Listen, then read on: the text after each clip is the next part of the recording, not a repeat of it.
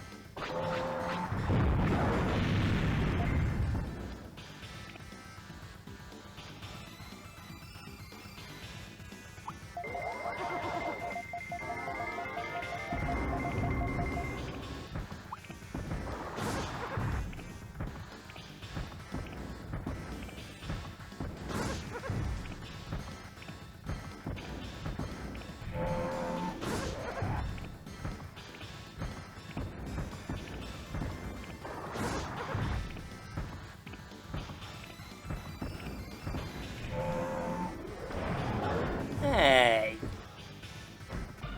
His HP fell to 0, so I stopped moving, but he still managed to produce his Buster Dive and get a hit at me. Now there's that old joke about why did the skeleton cross the road, and the answer, to get to the body shop. Well, what if the skeleton didn't cross the road? Would the joke be, why didn't the skeleton cross the road?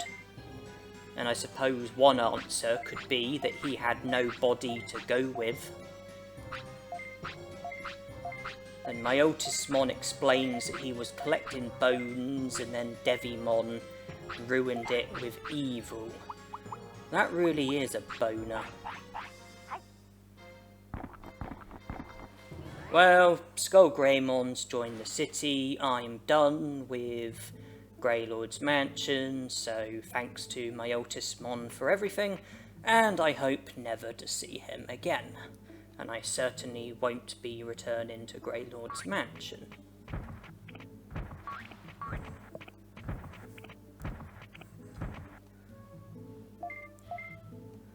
There is Article 7 about Myotismon. So we now have all 8 articles. And I don't believe that we need to remain as Vegemon anymore. I don't believe there's anything that needs to be done that can be done with Digimon, which can't be done with Piximon. I think that with the stuff that we've got ahead of us, I believe that Piximon is fully capable of seeing to what needs to be seen to.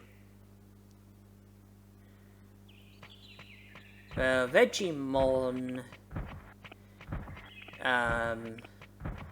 might not quite be old enough in order for Digivolution to happen. Okay, I guess not, because he hasn't Digivolved, even though we've got the happiness, the stats, and I guess we've got the weight as well. Well, if it's a case that we simply haven't been as Digimon for long enough in order to Digivolve, then we can pass the time by training our HP and MP. My weight is within the range, but the sweat bubble really hasn't helped matters.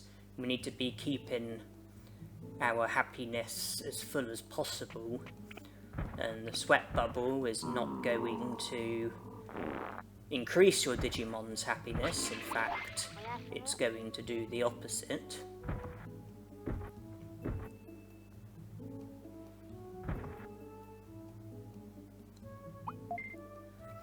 Well, that's taking care of tiredness. Our weight is comfortably within the range as of present. Our happiness might have fallen a tiny bit short, but we can refill that by feeding Digimon when he wants to eat, taking him to the toilet when he needs the toilet, and just trying to be a good tamer on the whole.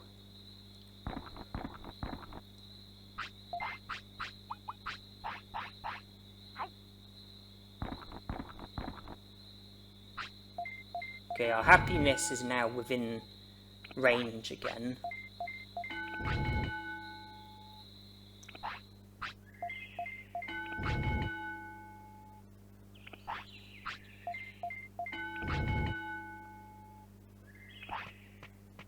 He needs the toilet and he needs food. Not a problem.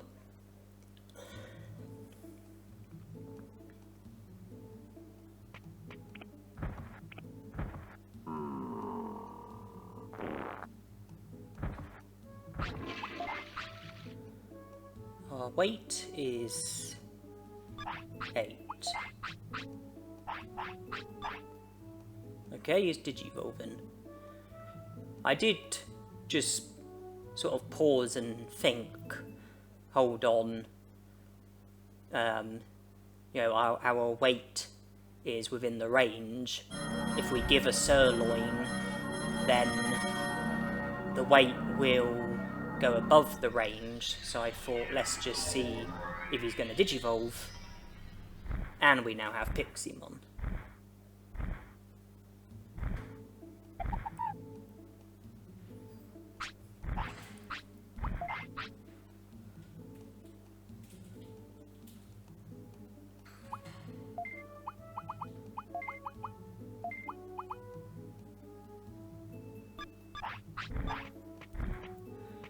Well, Misty Trees is a place we need to go to. Factorial Town is a place we need to go to. Gecko Swamp has to be left alone for now, but once we defeat those particular Digimon in the Misty Trees, I will then be able to see to the Gecko Swamp, So, you know, defeat Otamamon, be taken to the Volume Villa. I'm choosing to do a bit more training first before I do anything else. HP and MP are both at 4,000, attack and defense 400, speed and brains 500.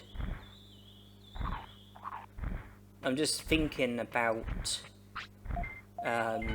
timing, because when I go to Misty Trees, I want my timing to be correct so that I'm able to tie Kokatorimon in with the random Digimon that I'm going to be battling. I'm going to enter the Misty Trees from Friesland. I will have to defeat Digimon in the first area, and then the second area that I go to, there's one path that I will use, but since we haven't spoken to Shogun Gekomon yet, I think there are two different places that it might take me to. One of them is where you battle Kokatorimon, and the random Digimon there will be Goborimons, and I do need to defeat the Goborimons and Kokatorimon before I will be allowed to proceed further from that area. It's currently 1 AM. I think Kokatorimon first shows up at 4 AM, which is 3 hours away. So, by training like I did and making it up to when Piximon wanted to sleep, I've been able to get myself so that I'm going to the Misty Trees at 1 AM. So I should have plenty of time to defeat the random Digimon that I will have access to before needing to worry about Kokatorimon. And by the time I'm done with the random Digimon, I imagine that either Kokatorimon will be available, or if anything, I might have to loiter for a bit.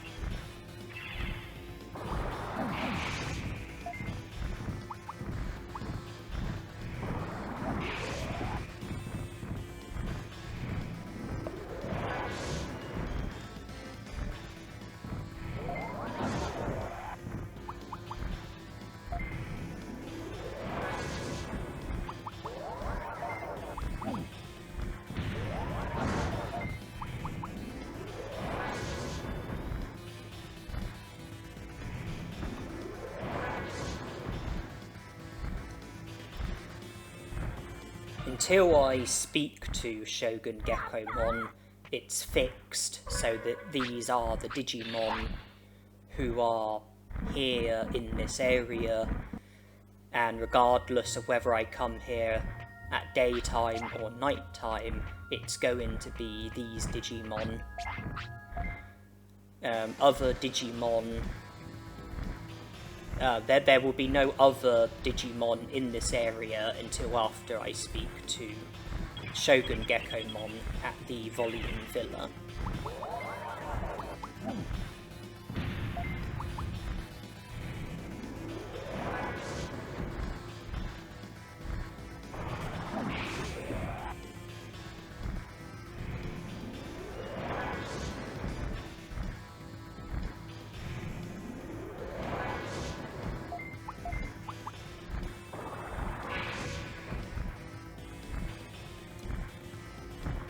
But that does it for Digimon in this area who I am currently able to encounter.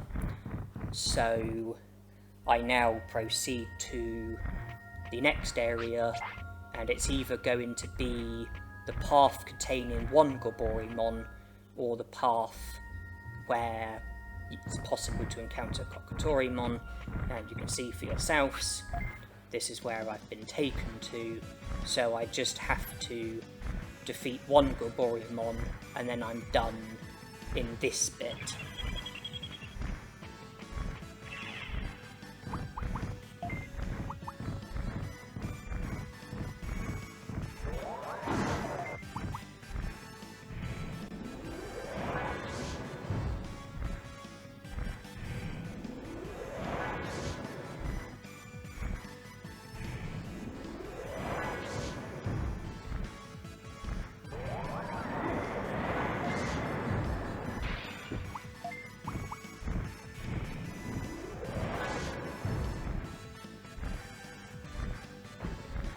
So that's the only Digimon in this area taken care of, so I'm now entitled to use the path and go down to wherever it will take me.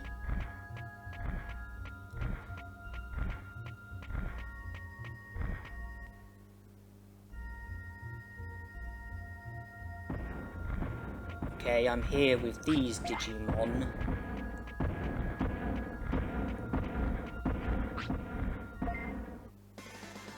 And only one of them is battling, which is annoying.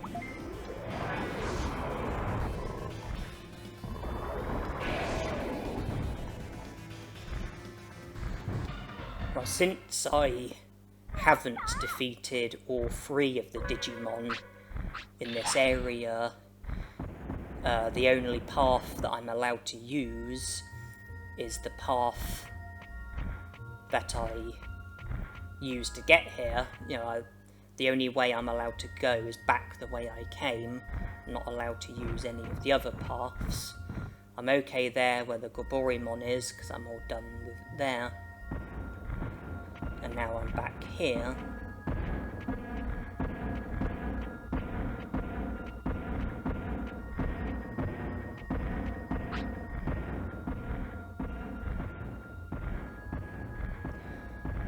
Well, the other one said something different, so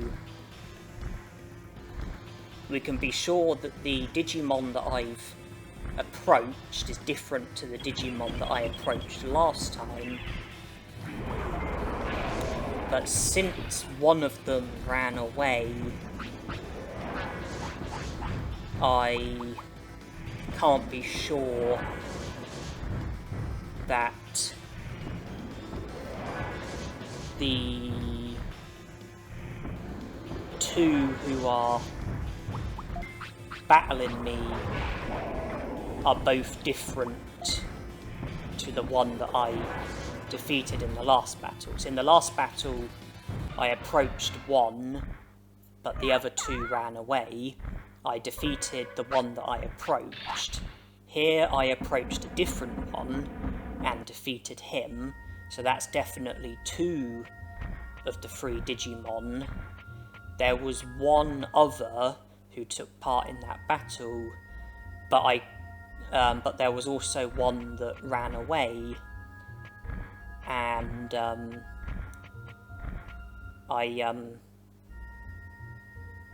I can't be sure that I've beaten all 3 of them.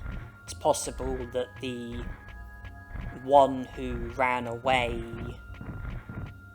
the first time is the same as the one who ran away the second time. But, well, so I'm aware that I'm not done in that area yet, but one bit of good news is the fact that I have been able to come here at the right time in order to encounter Kokotorimon.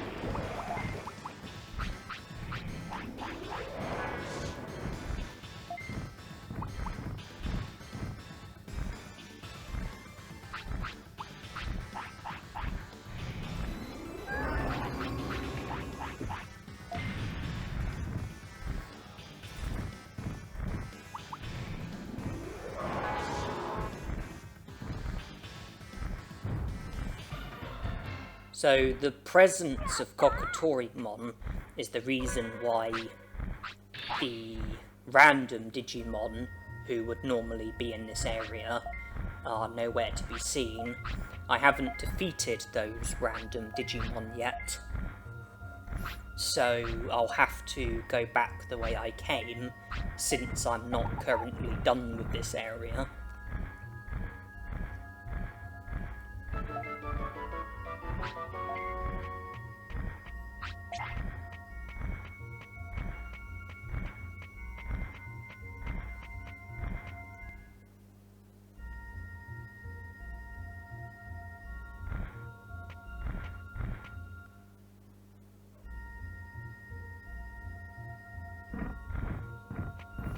So back here with the Goborimons, they're all taking part.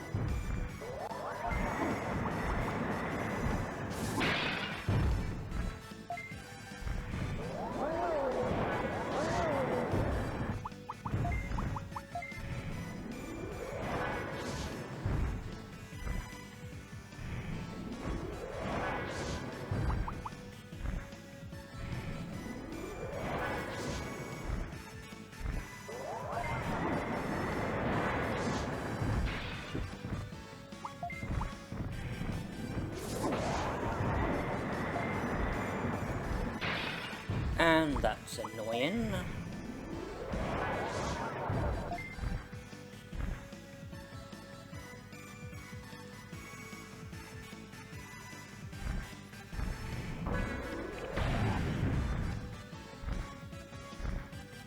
Well, I only defeated 2 of them, so back I go.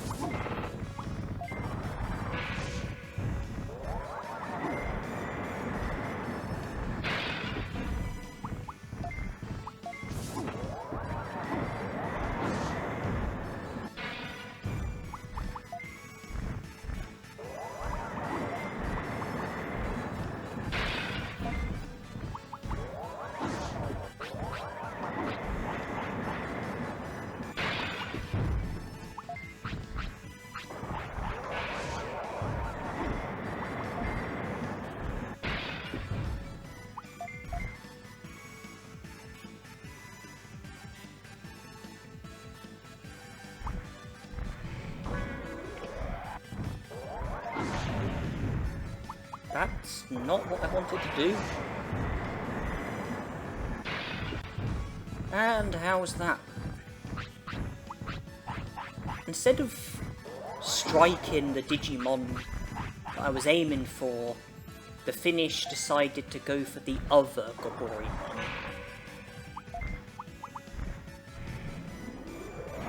And that ended up costing me, because the Goborymon survived and then got defeated by the other Goborymon's Winter Blast. So twice I defeated 2 out of 3 of the Goborymons. I suppose there's a decent chance that I have defeated all 3 of them, but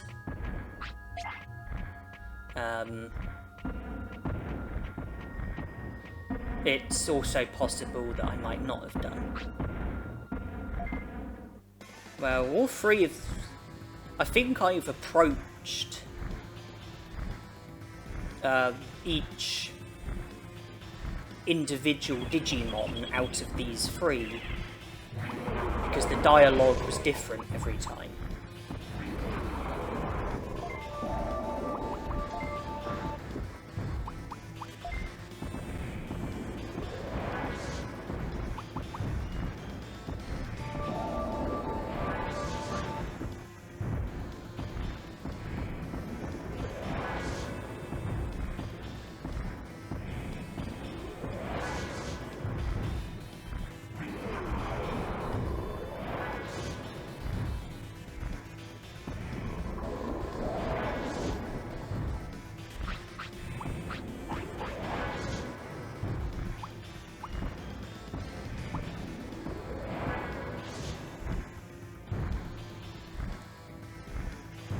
And that is us done in this bit, because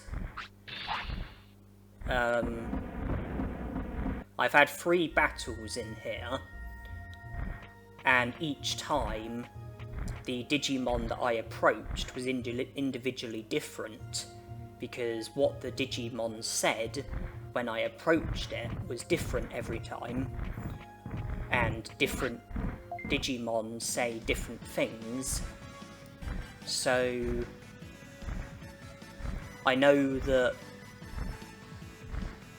between those 3 battles I did battle and defeat each of the individual Digimon in that area. That just leaves these Goborymons.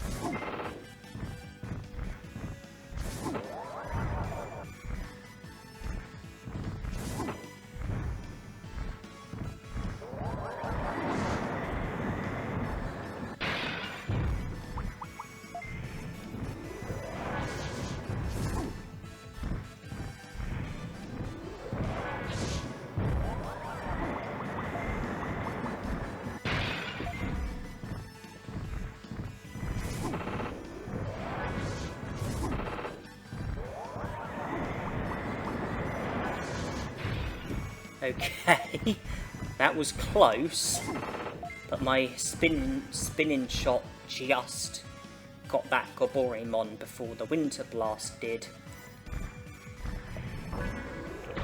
That one there has just been defeated by me, and the other was defeated by me.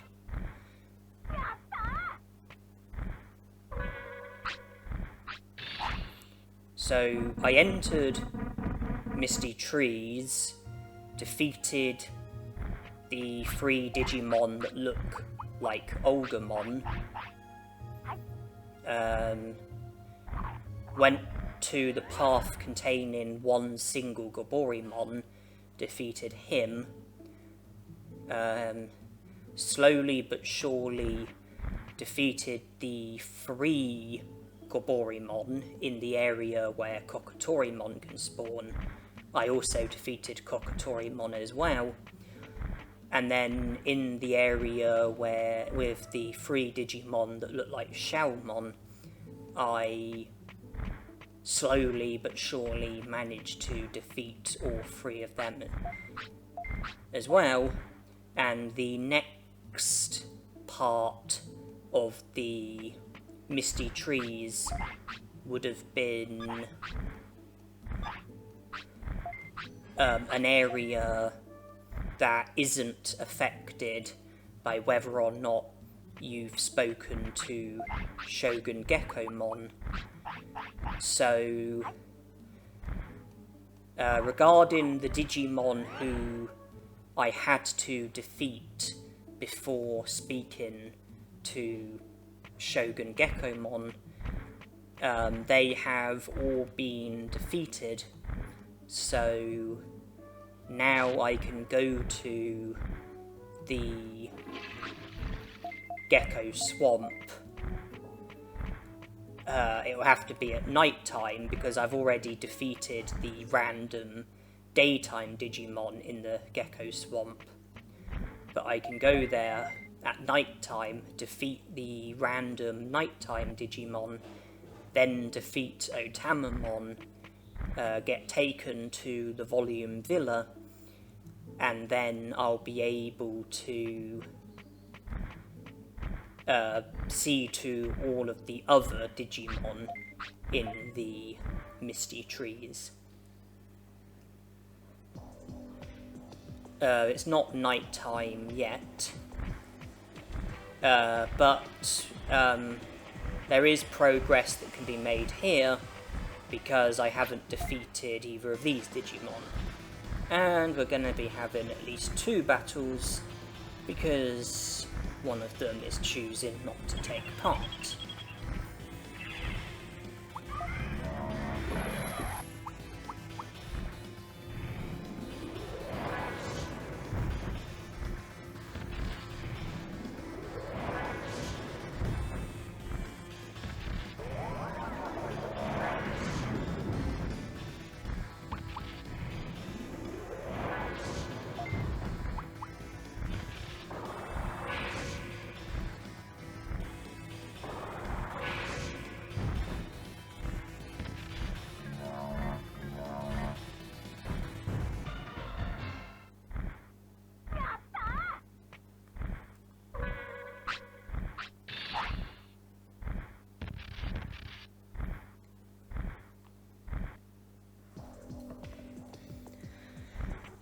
I'll have to leave and come back, approach the Guardromon who didn't take part in the battle, so that I can guarantee that he will get involved in the next battle if he's the Digimon that I approach.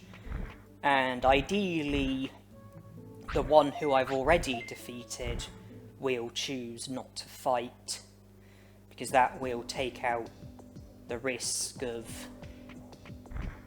them accidentally defeating each other, and it also make the fight easier as well. But typically they are both participating.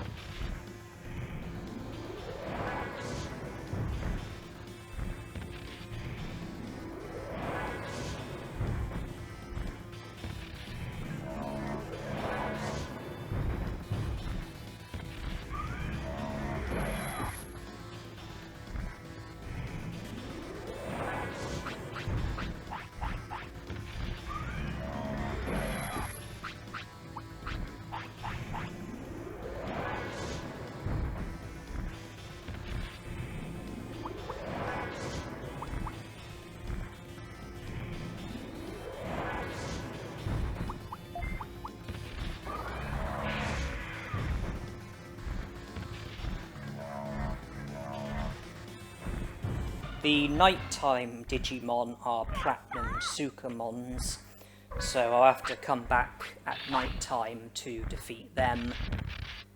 If I'm successful with that, I can go to the next room, which is where Metal Mumemon can spawn, and there will also be 2 sets of random Digimon in there as well.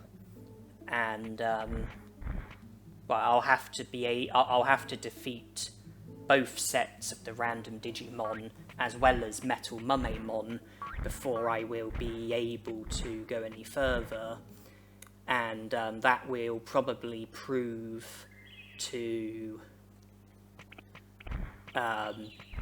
be a bit of an inconvenience, because like with Mumemon and Piximon, the chances of Metal Mumemon showing up are slim, so I'm probably going to have to repeatedly enter and leave and re-enter until Metal Mumemon eventually shows up, like with Mumemon and Piximon.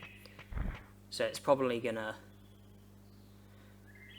slow me down quite a bit.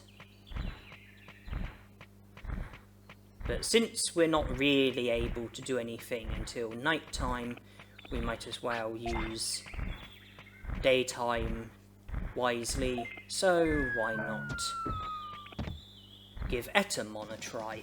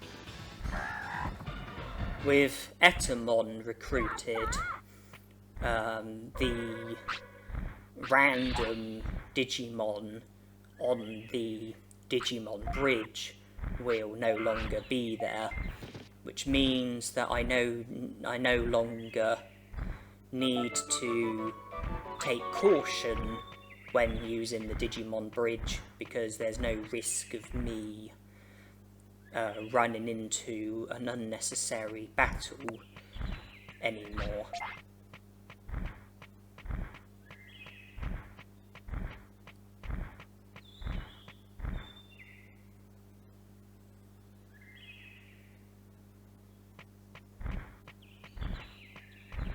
And we're lucky enough to find a blue apple.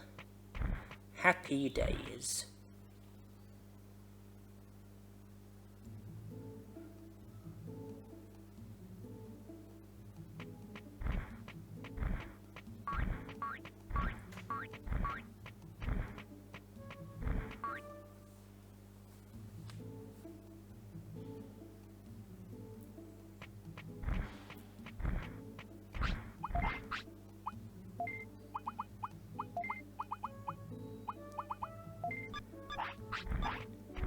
The Olgamon battle at Drill Tunnel is next on my mind, but there is the risk of the Agumons getting defeated by Olgamon, so I've taken the liberty of returning to the city so I can save before going to the Drill Tunnel.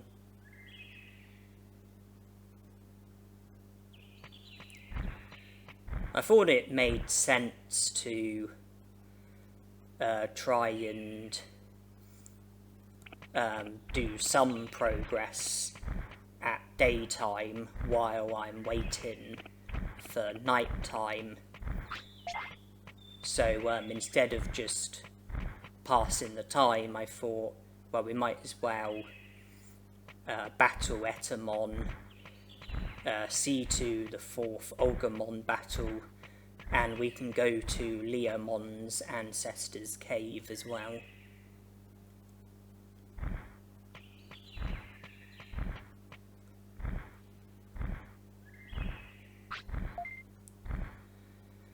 I've only got spinning shot equipped because I don't want to mess about. I don't want to do weak attacks. I just want to defeat the Digimon as quickly as possible with spinning shot. So hopefully I'll either defeat the Agumon straight away before Olgamon gets the chance, or I will defeat Olgamon first before he's able to defeat the Agumons, and then I'll have the Agumons left to defeat myself.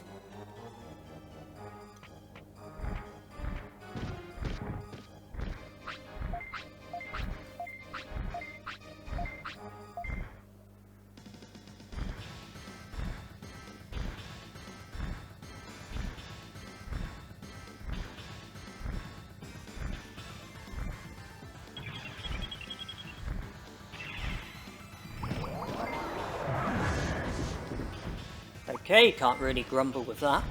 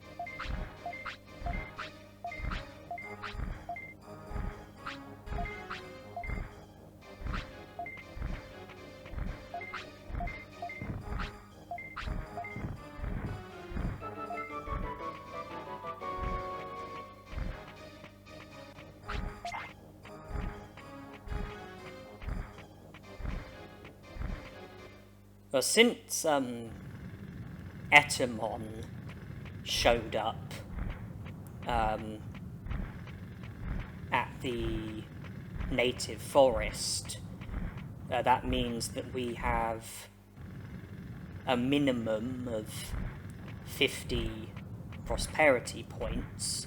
Before we even challenged Etamon, we would have had a minimum of 50 prosperity points. So if we speak to Digimon, then that will trigger Airdramon, and that will unlock Mount Infinity, so that's available to us. But we do have other places as well.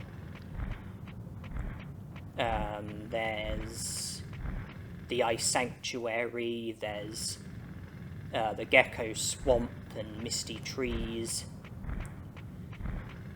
When I eventually speak to Cherrymon, I'll have access to Toy Town, and I'll need to go there with a Numamon so I can digivolve to Muncymon, speak to the robot Digimon who will unlock the door that leads towards where Waru Muncymon is. That will have to be done in a different lifespan, because only a rookie can digivolve to Numamon. So I'm not going to be able to complete the challenge in this lifespan.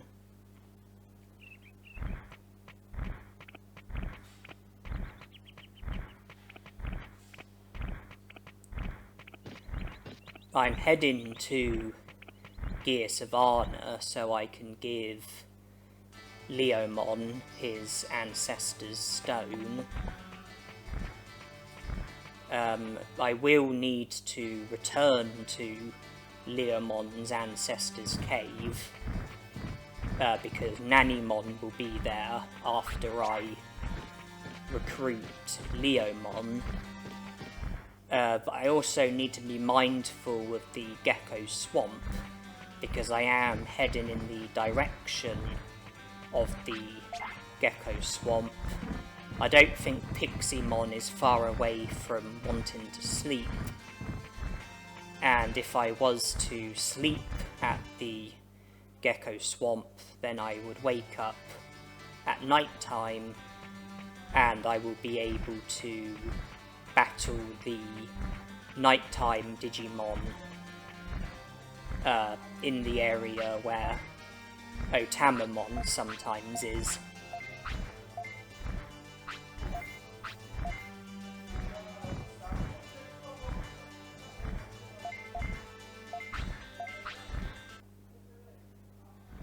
Oh yeah, where he said, "You can count on me," I had to go through that slowly to prevent my game from freezing, like with Meteormon in the Dino region and Devimon in Greylord's Mansion.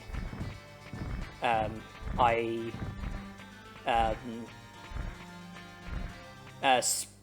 speeded the video up though, like I did with Meteormon and Devimon, and there's only one more scenario where I have to go through a bit of text slowly, and that's Devimon in Mount Infinity, the bit where he says, "We don't want a ruler, you're our only hope."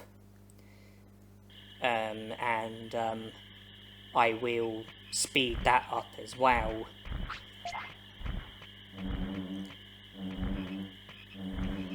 And my decision was to prioritise the Gecko Swamp. Nannymon can be done at any time.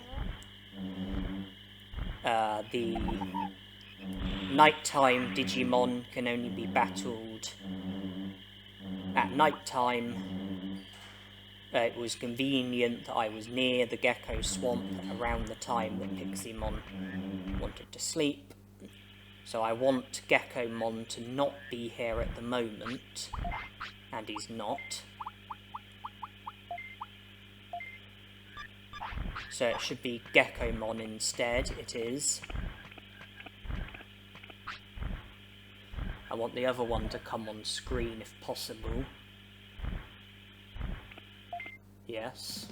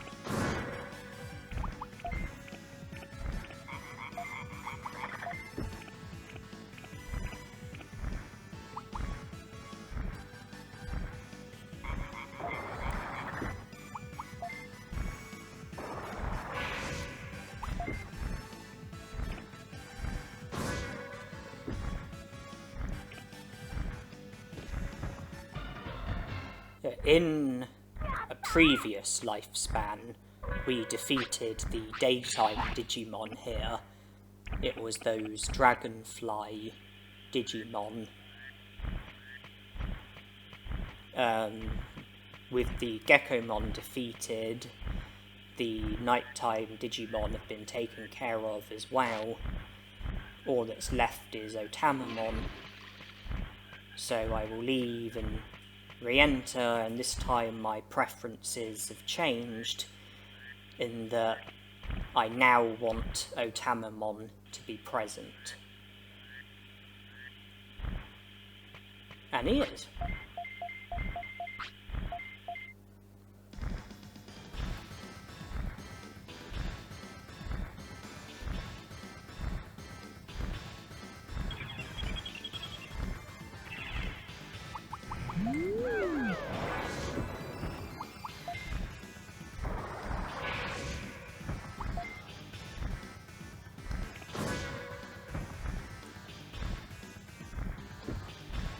After we speak to Shogun Gekomon, it will be possible for us to make it up to Cherrymon, speak to him. The Digimon in the Misty Trees will be different, so we will be able to battle, well, make a start with the Digimon in the Misty Trees who we haven't yet defeated. The ones who we have defeated will no longer be available at the Misty Trees. It will no longer be possible to encounter them, but it's okay because I've already defeated them. And I can also trade in my Digimon cards for merit points and get myself the amazing rod.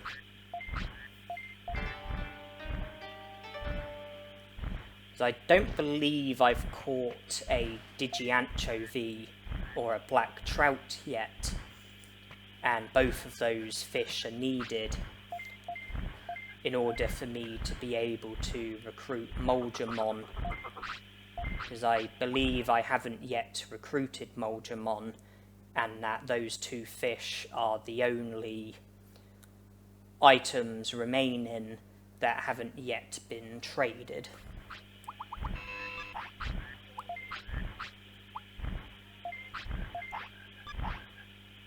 Not only that, but if I was to want to extend my Digimon's lifespan, then with the amazing rod I'll be able to catch black trouts and then use the black trouts to catch Digi sea basses. Because Digi sea basses prolong your Digimon's lifespan by 3 hours. So if I need to prolong my Digimon's lifespan, then there will be the opportunity to do that. Yeah, this is the area where the Digimon are not affected by whether or not you've spoken to Shogun Gekomon. It would be these... well, these are the nighttime Digimon. And if you come here at nighttime, it will be these Digimon, regardless of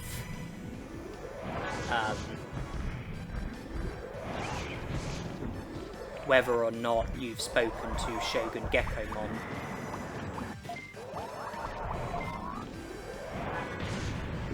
And that's just annoying. The blue Patamon wasn't defeated by me.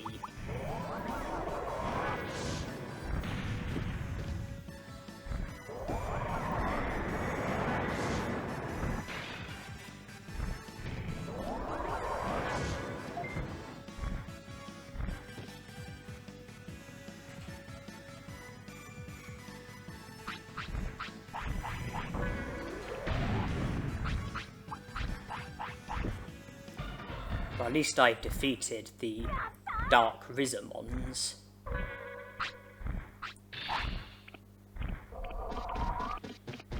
The daytime Digimon are different here, but once again, whether or not you've spoken to Shogun Gekomon has no influence.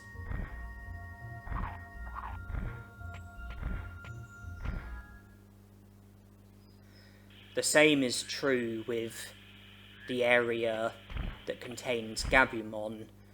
Once you defeat Gabumon, he'll be replaced by random Digimon who are not affected by whether or not you've spoken to Shogun Gekomon. The area where Cherrymon is, there are no random Digimon there. But all of the other places within the Misty Trees do have random Digimon, and it does make a difference whether or not you've spoken to Shogun Gekomon.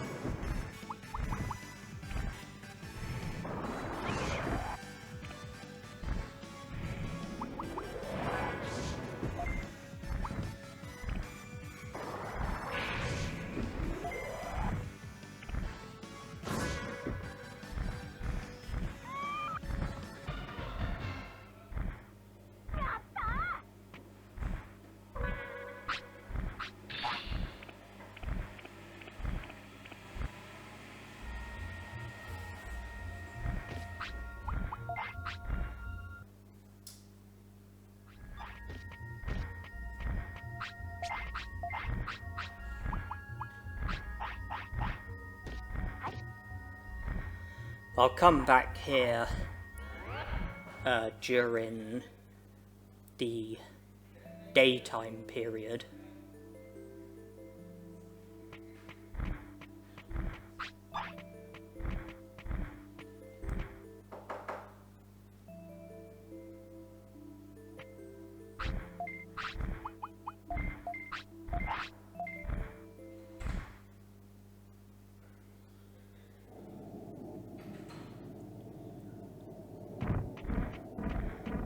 From the Gecko Swamp side, I can't currently go any further with the Misty Trees, but I can enter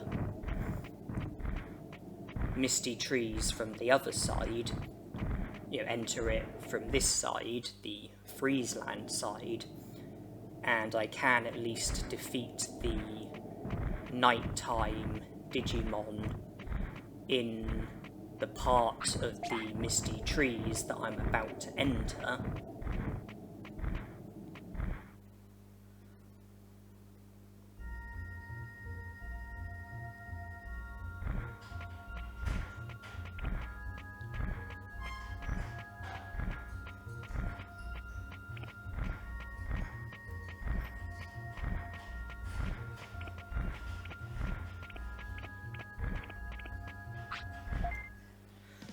So I've sort of got like two parts of the misty trees on go at one time.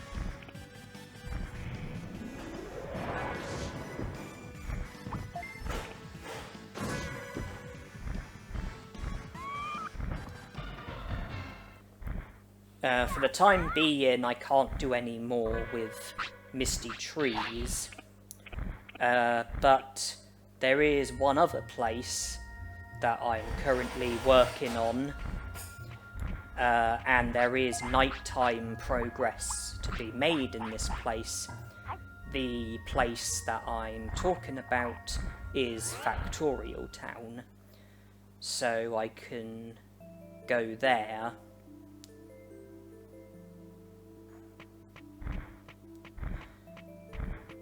And then when it's daytime, I'll be able to make more progress with both parts of the Misty Trees and Factorial Town as well.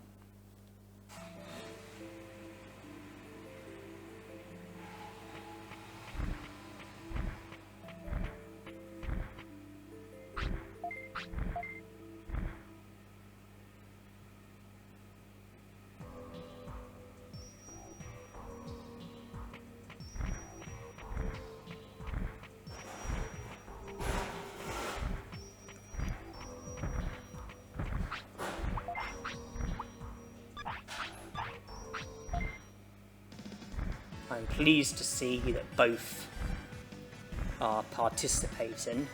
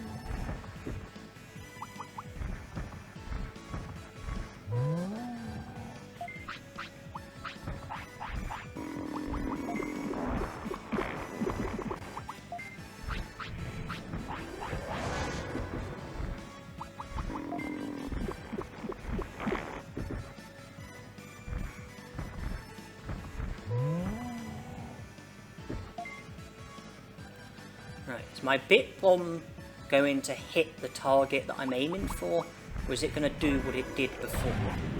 Okay, it did actually hit the target.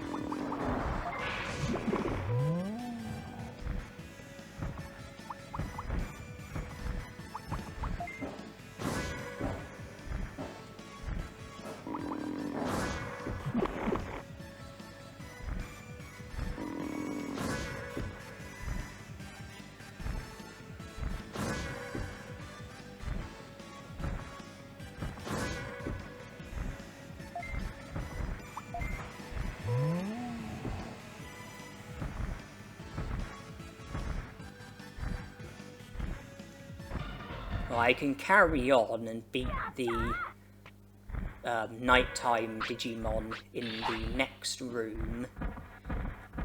There is the option of grinding for Metal Mumemon, but I do have to be wary of time.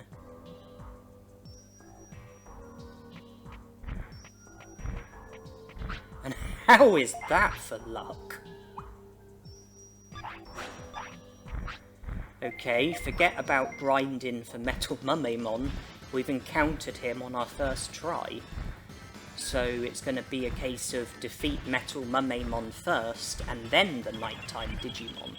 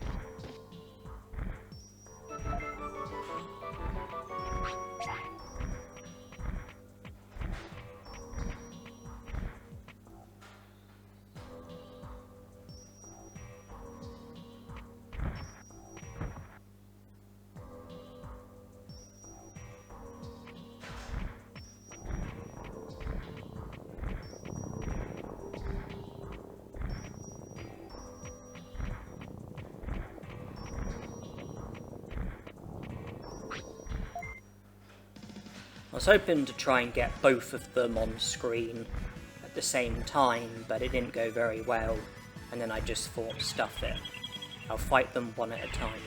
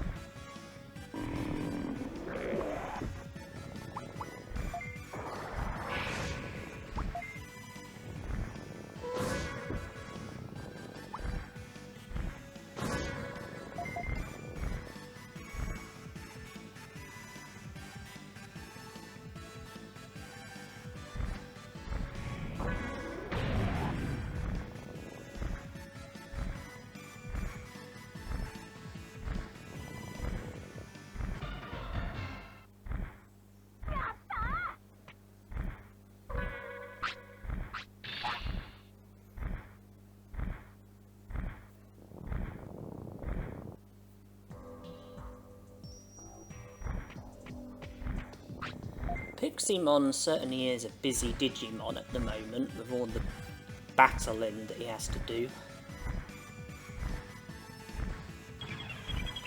Just non-stop, battle after battle.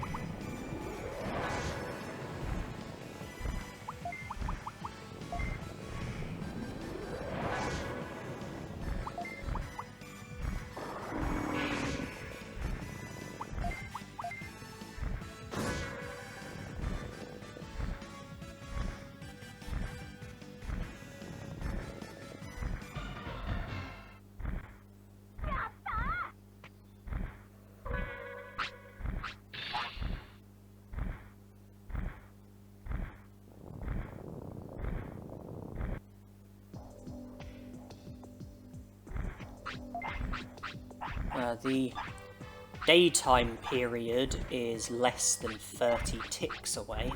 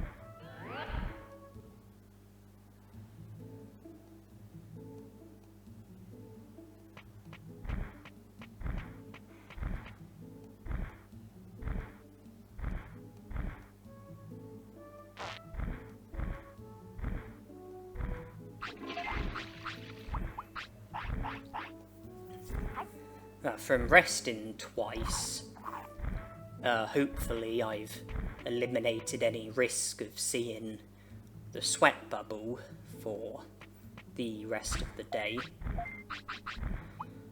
And I think I've also lowered the risk of Piximon getting injured from battles. Because I think having lower HP increases the risk of you getting injured from battles, and I also think that having higher tiredness can also increase the risk of injuries being sustained from battles.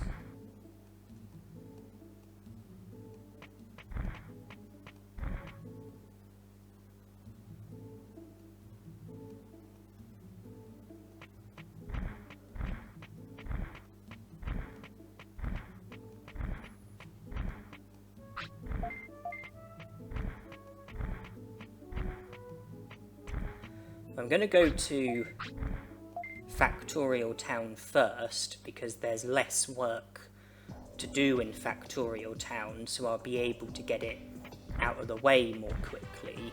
I just need to go back to where I fought Metal Mummemon, defeat the daytime Digimon, and then I can go to the next room and beat the daytime Digimon there, and then I'll be done for the time being.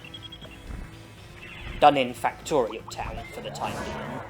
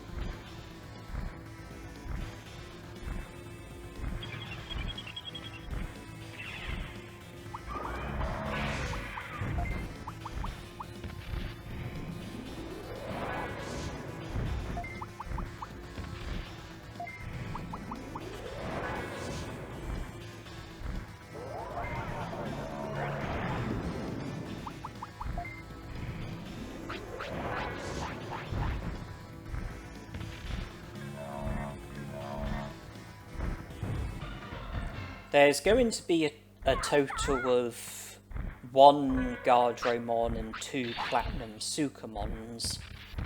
The Guardromon is close to 1 Platinum Sukamon, and then there's another Platinum Sukamon who's further away.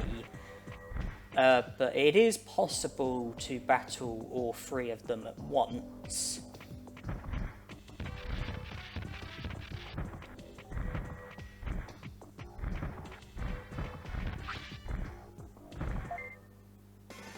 Like that.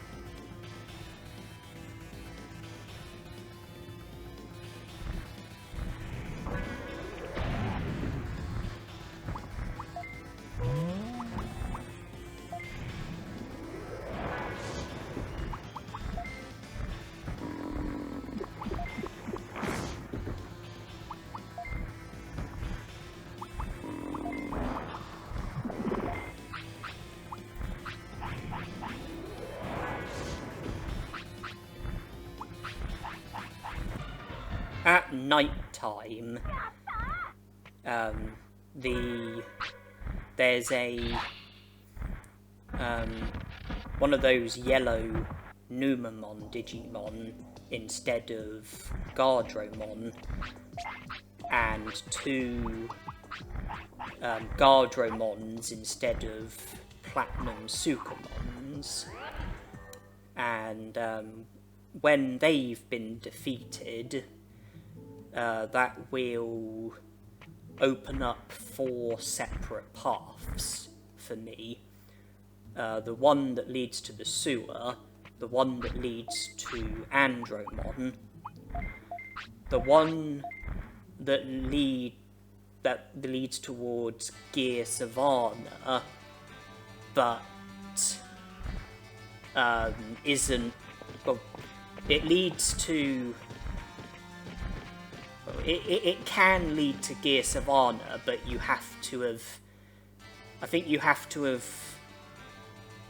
recruited Numamon first. But at the moment, you wouldn't be able to do it because there's like initial requirements that haven't been fulfilled, but eventually it results in you being able to get from a Vectorial Town to the Gear Savannah. The other path that will be available to me is the one leading to the 2 Guardromons, and you're meant to go to like the sewer and Andromon before being able to make it past the Guardromon, but it is possible not to have to go to the sewer or Andromon first, and to be able to make it straight past the Guardromon, and that's what I will be aiming to do, but I will have to go there either at midnight or midday.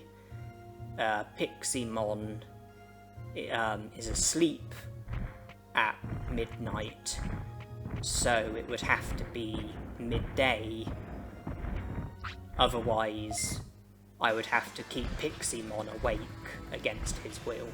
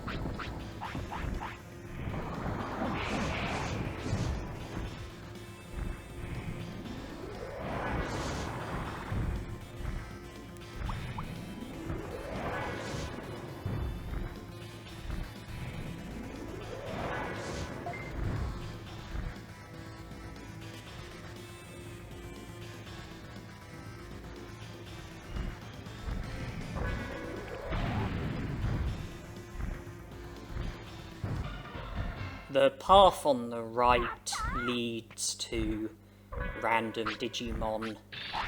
The upper path on the left, that leads to Gabumon. Well, initially it's just Gabumon, but when you defeat him, he gets replaced by random Digimon. I'm coming here first to take care of Gabumon.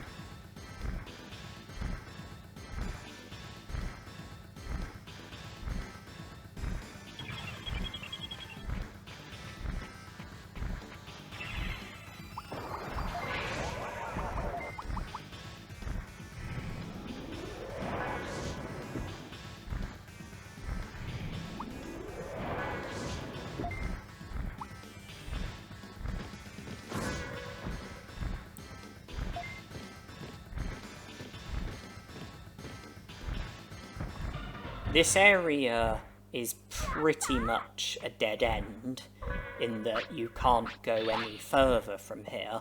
The only way you can go is back the way you came. So I don't need to defeat the Digimon here in order to be allowed to make any further progress. No, I don't have to defeat them in order to be allowed to go to a place that I couldn't previously go to, but they do still have to be defeated because it is a maximum kills challenge, and I wouldn't be honouring the rule of maximum kills if I was to not defeat every Digimon. So these are the random daytime Digimon who are now here instead of Gabumon.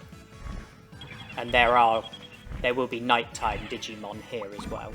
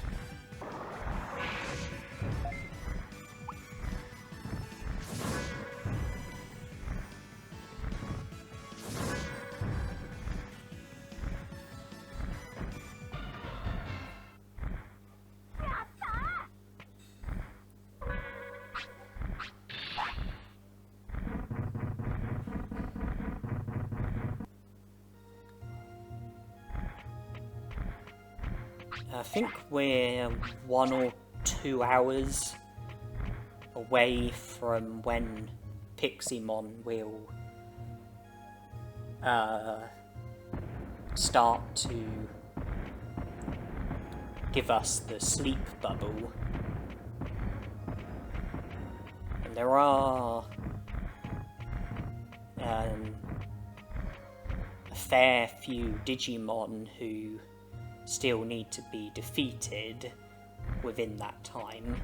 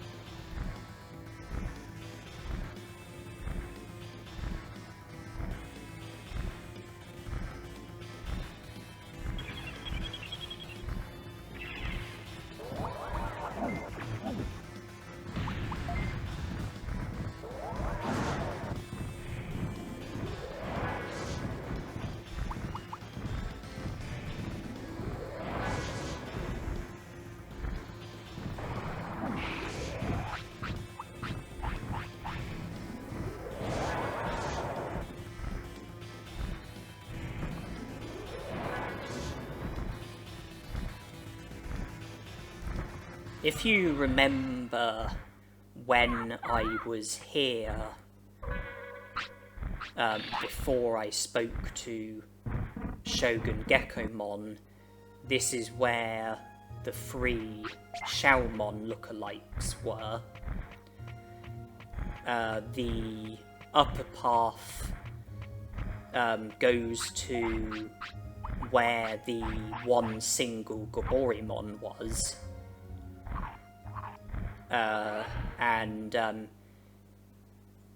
Having spoken to Shogun Gekomon, that path with the single Goborimon also leads up to where Cherrymon is. That was the upper path, and then there was also a path on the right, the area where I just was, where the Olgamon lookalikes were. The path on the right that leads to where Kokatorimon can spawn, where I battled Kokatorimon, where the 3 Goborimon were after I defeated Kokatorimon.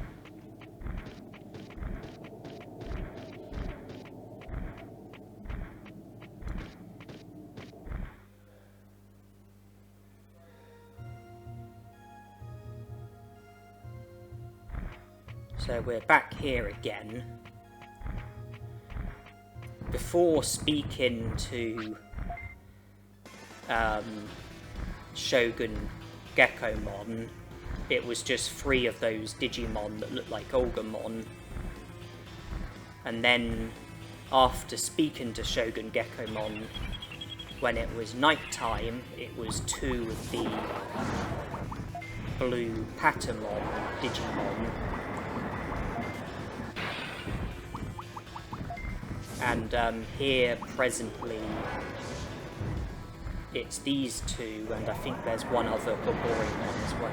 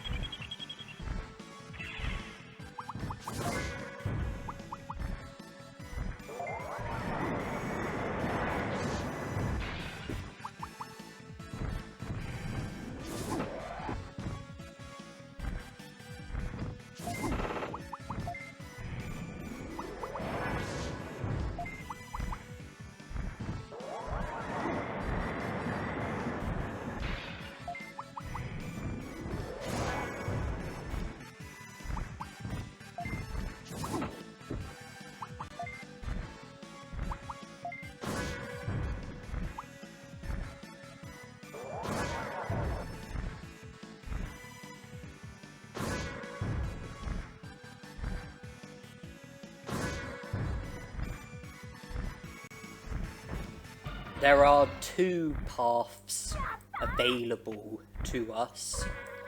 The lower path, which leads to where I battled Kokatorimon, and the upper path leads to where Cherrymon is. So I'm coming here first for these Digimon.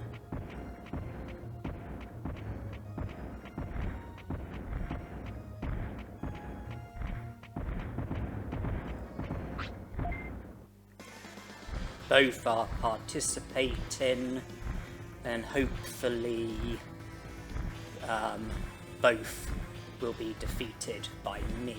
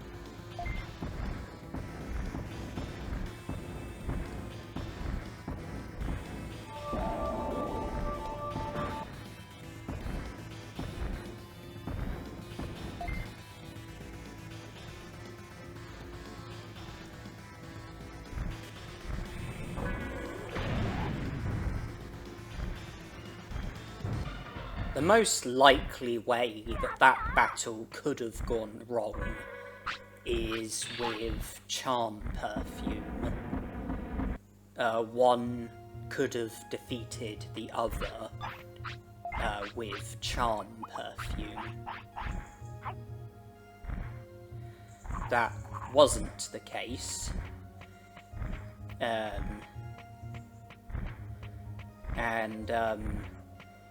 I do need to return to that area during nighttime, but before I let Piximon sleep, there is more usefulness that can happen at daytime. I've gone to where Cherrymon is, but I'm not going to speak to him yet.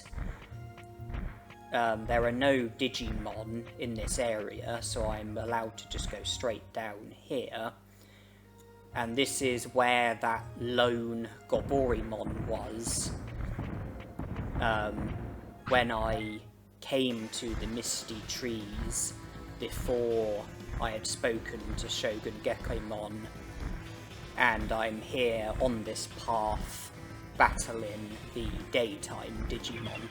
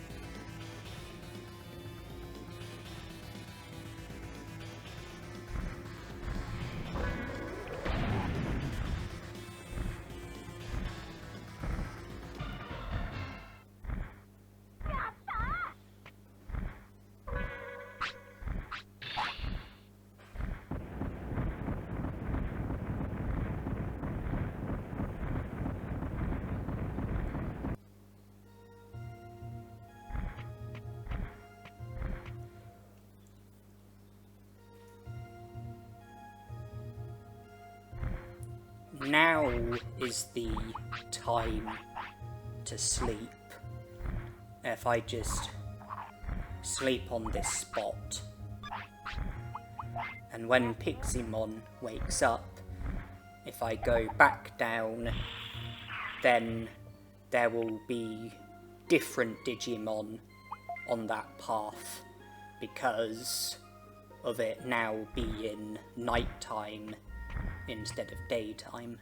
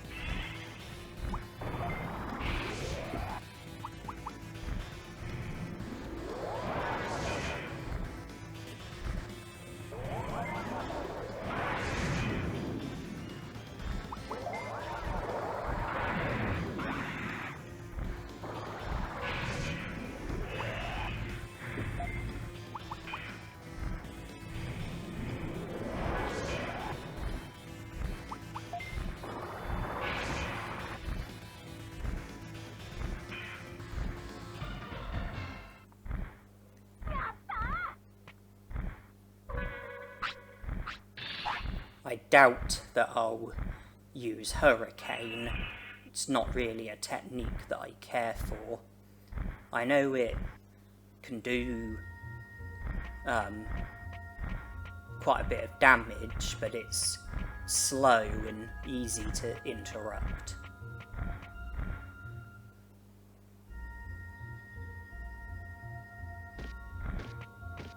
So we've been taken back to here. The path on the right leads to where I battled Kokatorimon. The path on the left leads nearer to where I battled Gabumon.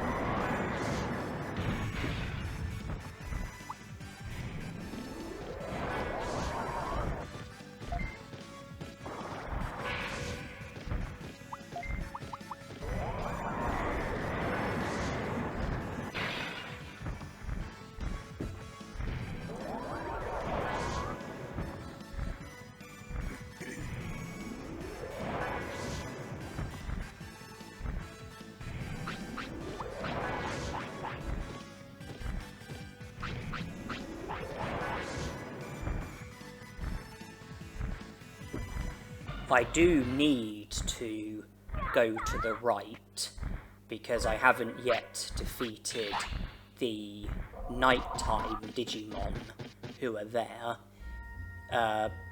and I will see to that, but initially I'm going to take the path on the left and go to where Gabumon was. Reason being, I haven't defeated the nighttime Digimon there, so I'm seeing to them first, and then I will go back to where I was and use the path on the right to go to where I battled Kokatorimon.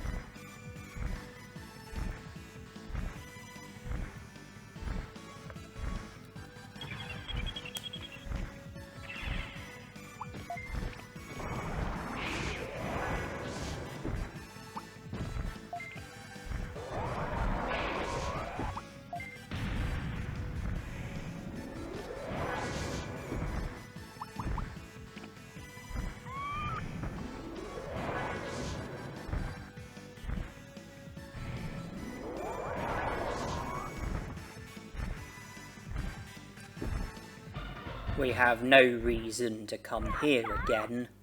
Gabumon has been defeated, as have all four of the random Digimon.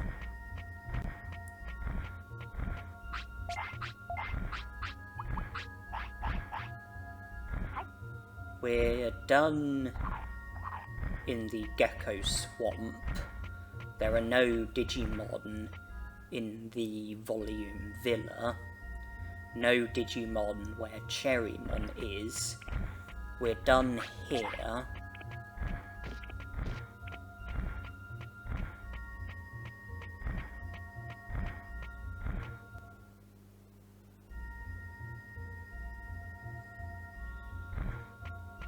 We're done here as well.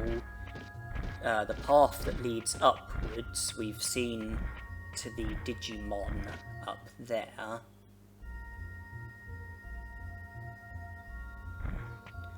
There's still work to be done here. Before we spoke to Shogun Geckomon, there were 3 Goborimon here. Now there are 2 Goborimon, and they are both different to the 3 Goborimon who were here prior to us speaking to Shogun Geckomon.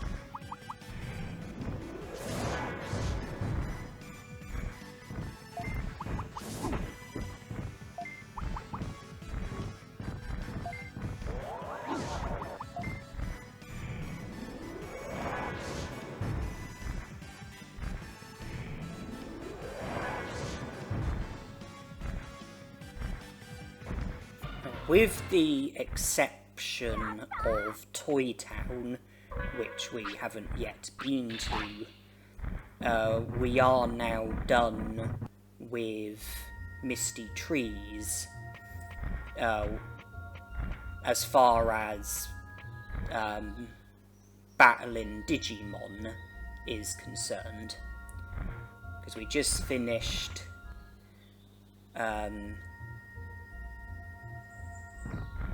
in here.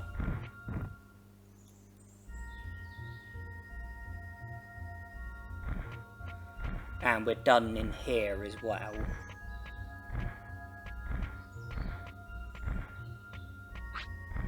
And I didn't intend on battling this guy.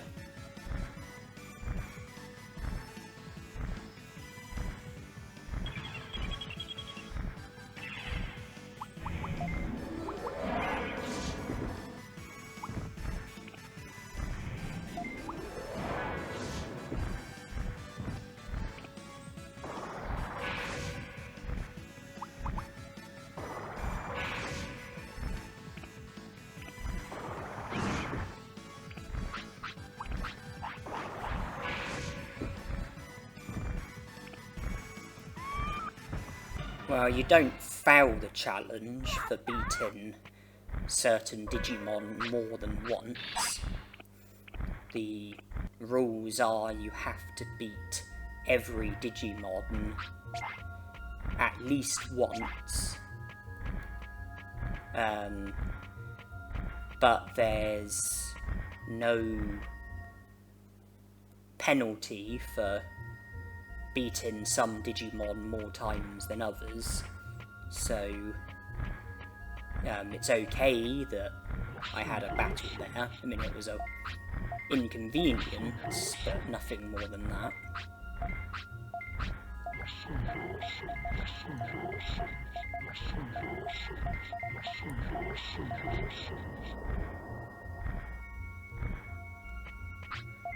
I'm not going to go to Toy Town until I have Numamon as my Digimon. The reason why I spoke to Cherrymon is because once you speak to him and he clears the fog, it's then possible to have Birdramon take you to the Misty Trees, and she takes you into the area where Cherrymon is, so it'll just make life easier later on when I'm ready to go to Toy Town.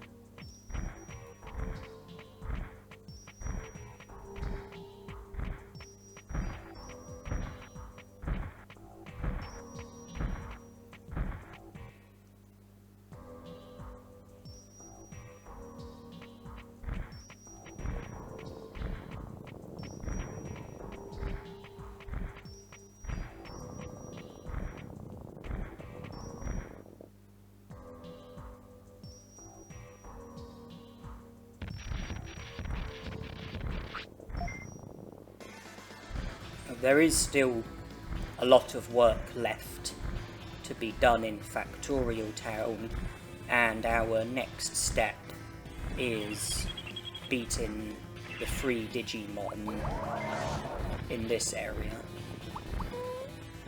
I'm battling 2 of them at the moment. There's 1 more to come.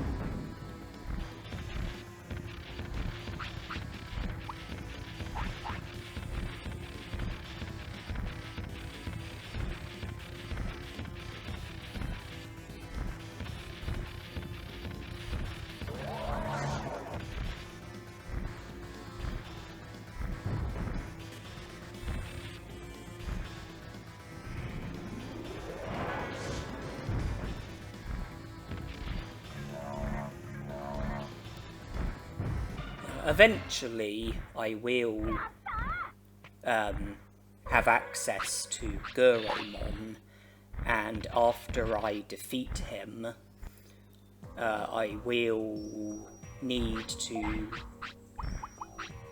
enter where Andromon is, which I'm currently allowed to do, and I also need to enter the sewer, which I'm also currently allowed to do, and I'm allowed to use the path that leads towards Gear Savannah when the shortcut has been created. But at the moment, the only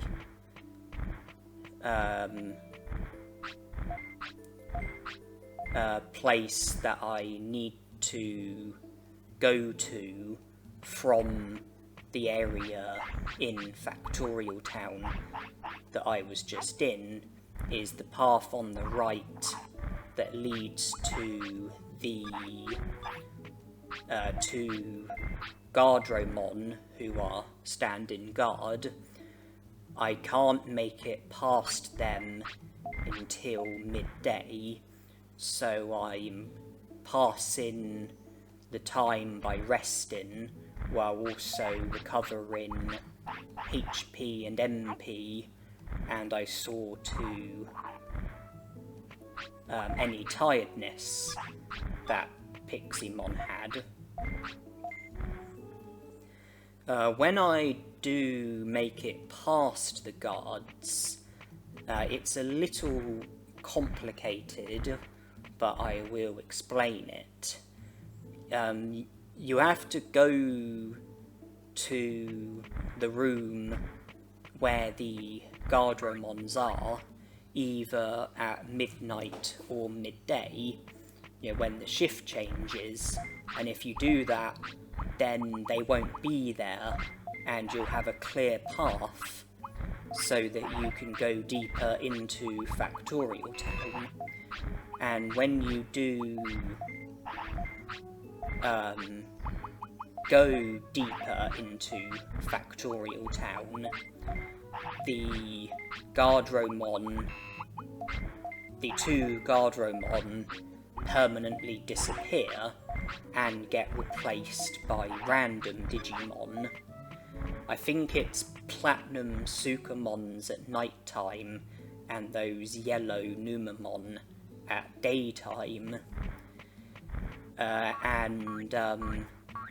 Well, they will all have to be defeated, but there's a bit of a complication, because in order for those Digimon to appear, the Guardromon have to disappear, because those random Digimon don't appear until after the Guardromon disappear, and the only way you can get rid of the Guardromon is by going there during the shift change and then taking the path that takes you further into Factorial Town.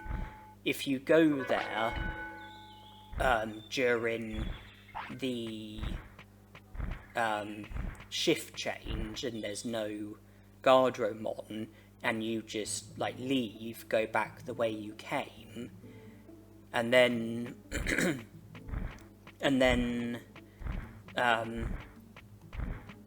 go back to the area after the shift change, then the Guardromon will be back on guard and you'll end up in the position that you were in just previously, where you'll have to come during the shift change in order for there to be no guards.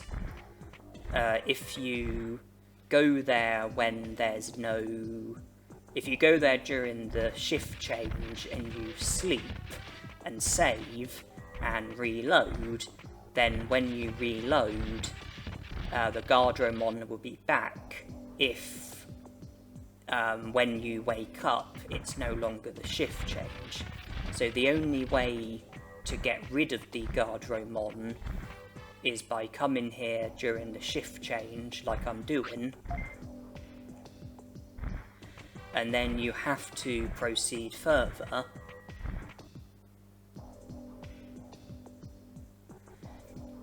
You have to wait until the shift change is over, because at the moment it's not over.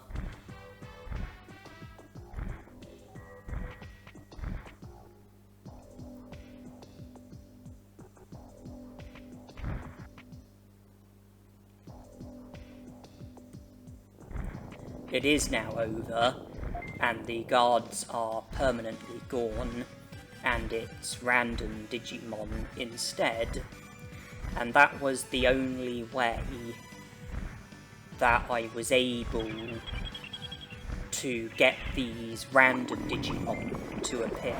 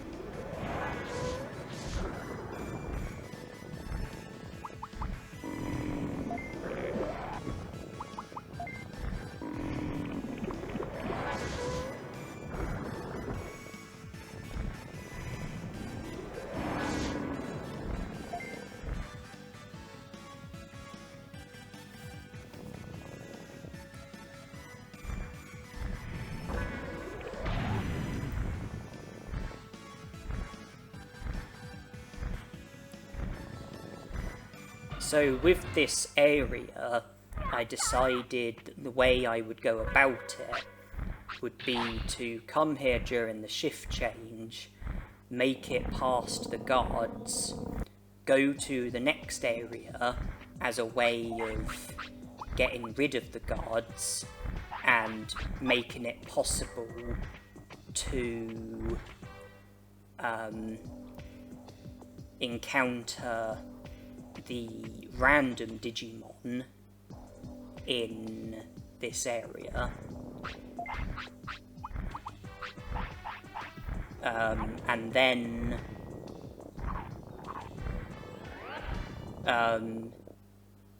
go by the rules of I'm not allowed to go deeper into Factorial Town until both sets of the random Digimon in that area have been defeated.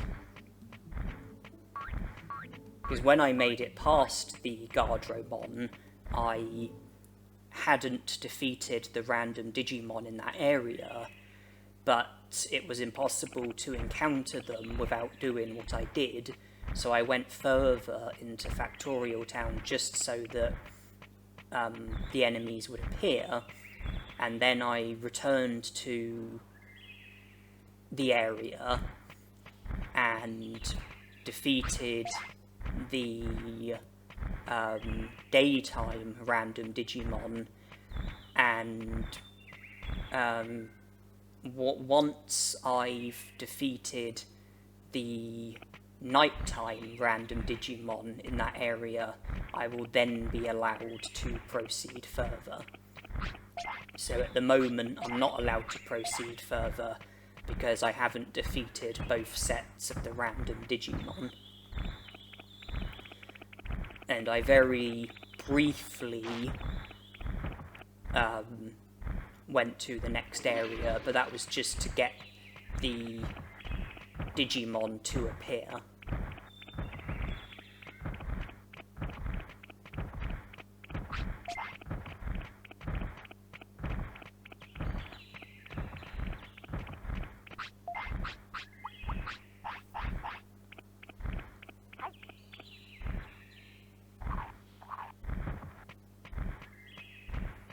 Because I remember a time when I was playing casually, and I went there during the shift change and there was no guards, and I then let my Digimon sleep. I saved, I then stopped playing, I returned like sometime later, so I reloaded and the Guardromon were there, and I then had to come back during a different shift change in order to make it past them. I also remember a time when I went there during the shift change and I went beyond where the Guardromons were, but still remained in the same area, but I was past the Guardromon.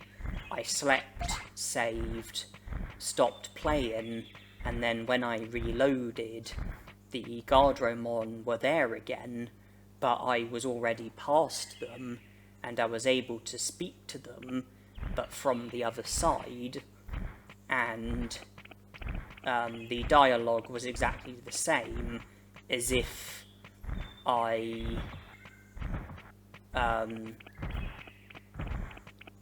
hadn't made it past them, and then by going to the next area and returning, the Guardromon were then gone.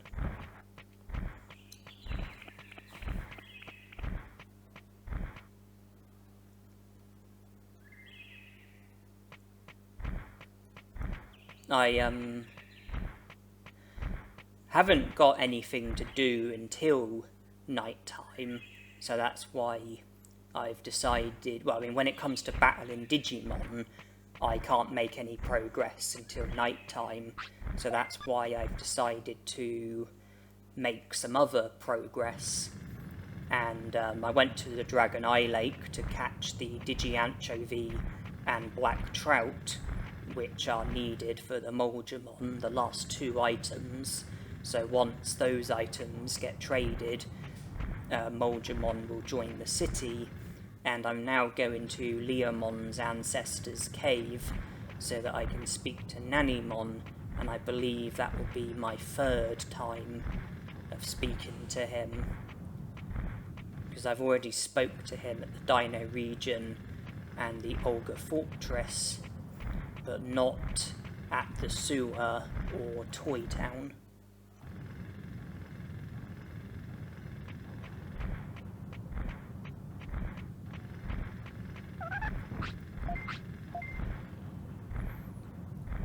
When I do defeat the Platinum Sukamon, I'll be able to go to the next area. There are random Digimon there as well, and I can defeat them, but I will only be defeating the nighttime Digimon. I would then have to return during the day and beat the daytime Digimon as well before I would be allowed to make any further progress. And I'm just thinking if there's anything else that I can be doing as well as Factorial Town, because its progress is going to be slow. You know, like go to an area, like having to like go to an area and then leave and then come back later and make like a bit of progress, and then have to leave and come back later and make a bit more progress, and so on and so on. Yeah, it's going to take a while to make it through Factorial Town, and I am trying to think if there's anything else that I can do. There is Ice Sanctuary still, and I should be able to do that in just one visit, because the Digimon are fixed no matter what time of day it is.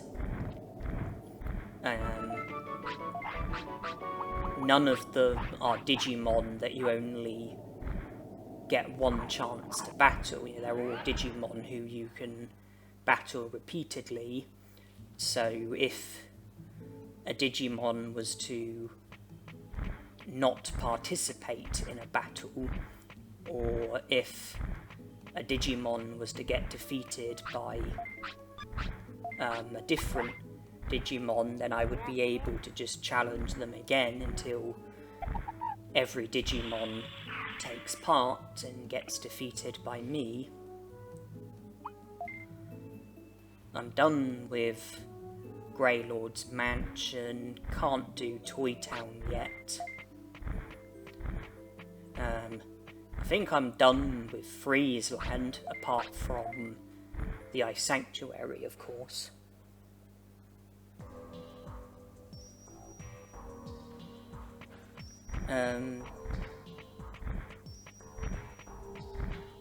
If I was to speak to Digimon, then I could battle Airdramon and then have access to the Mount Infinity. And the Digimon in the Mount Infinity are fixed.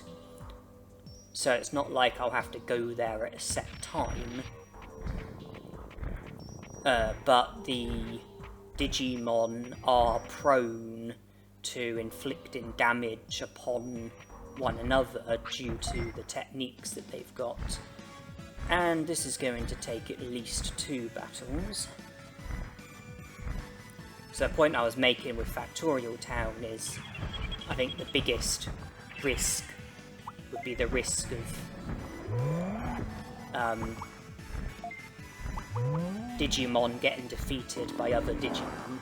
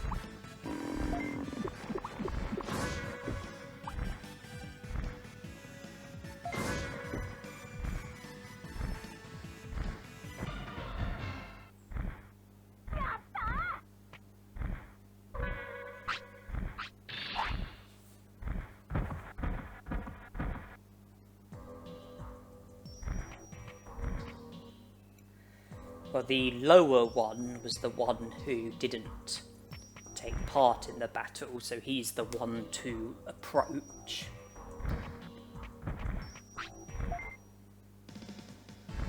And it would have been nice if the other two could have chosen to flee.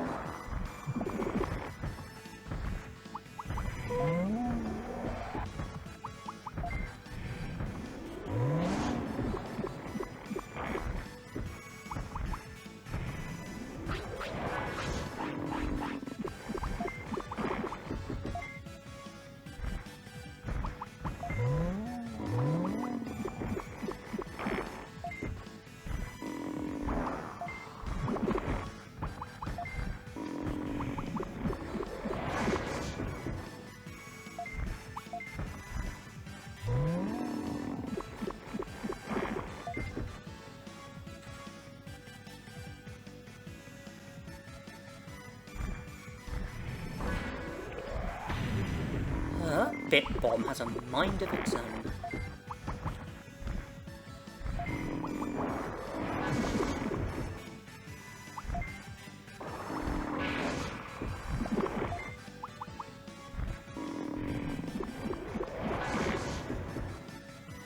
Okay, well that one was defeated by my spinning shot.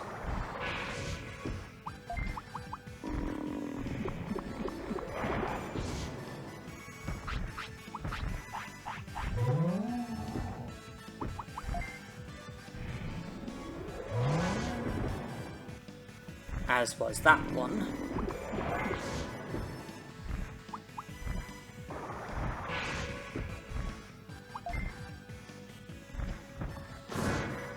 And he was defeated by me as well.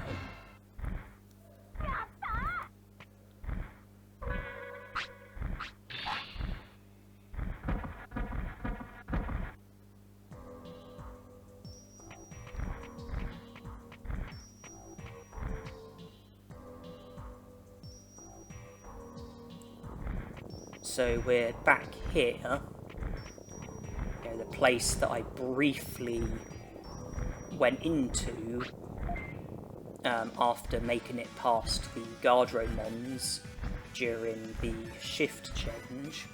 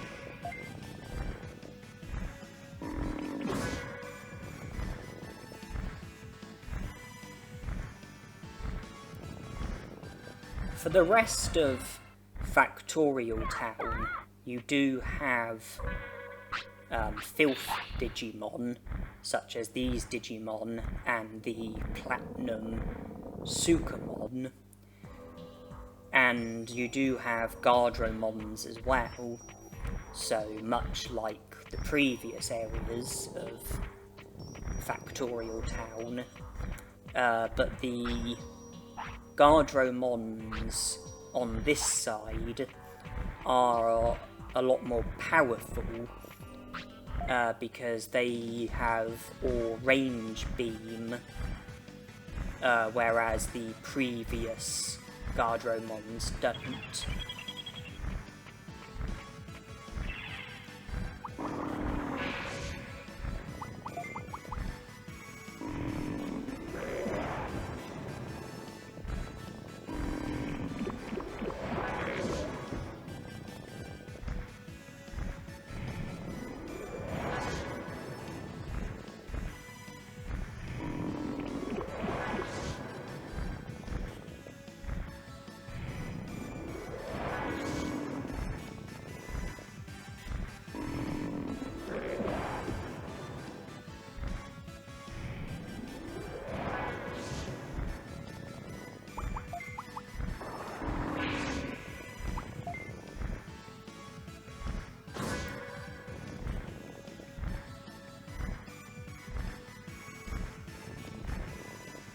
All range beam is a powerful attack which hits all targets, and the reason why I've brought that up is because it's something that does have the ability to be an issue in a challenge like this.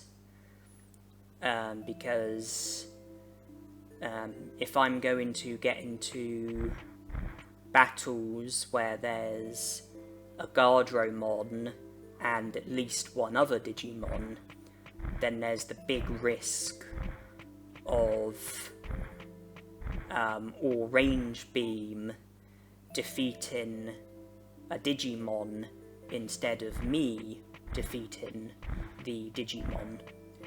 And there are some areas where there's Guardromon where it's impossible not to have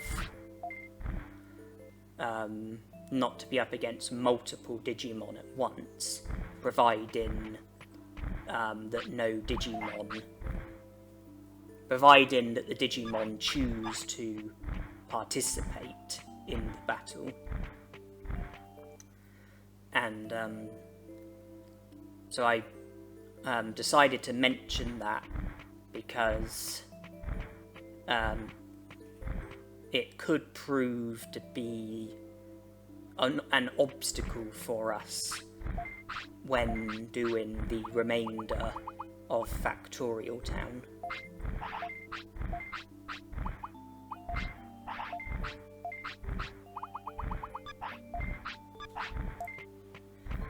There's one room where there's 3 Guardromon, and it's always those 3 Guardromon, no matter what.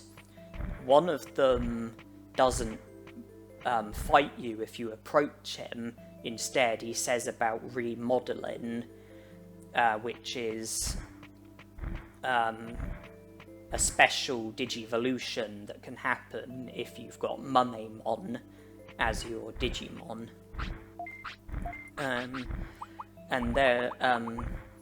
So that Guardromon doesn't battle you if you go up to him and speak to him, but if you get challenged by one of the other Guardromon when that particular Guardromon is on screen, then he does join the battle.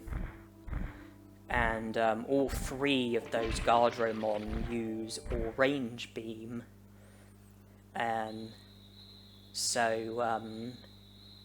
Yeah, that's one of the places that I'm most worried about.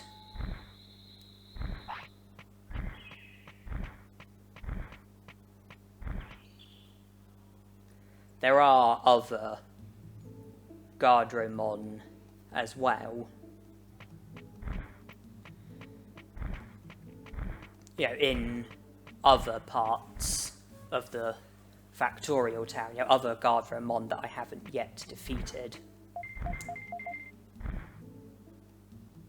Because you saw where I made it up to, and that area and all the other areas, there's one area which contains Guromon and no random Digimon. There's the area containing the 3 Guardromon that I mentioned, and the other areas all contain random Digimon.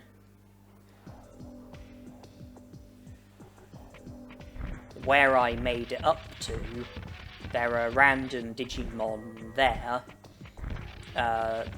In the next place, there are random Digimon there as well, and there are 2 paths, one containing Guromon and one containing the 3 Guardromon.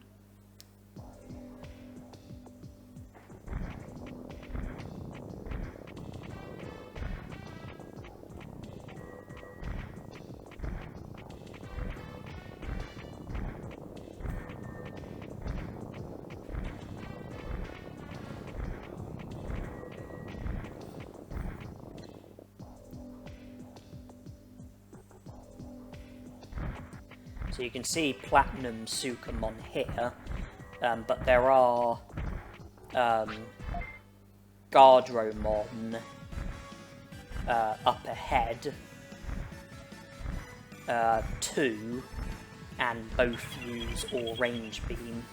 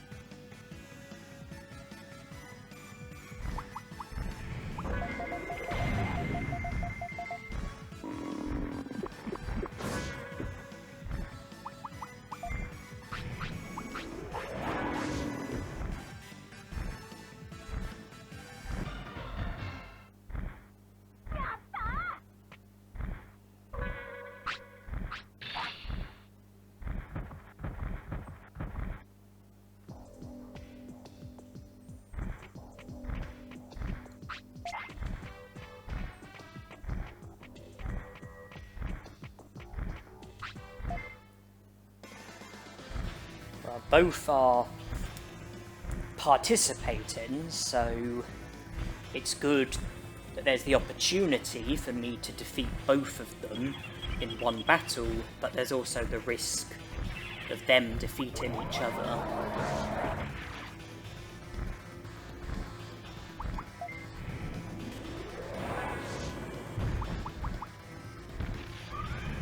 And there's already...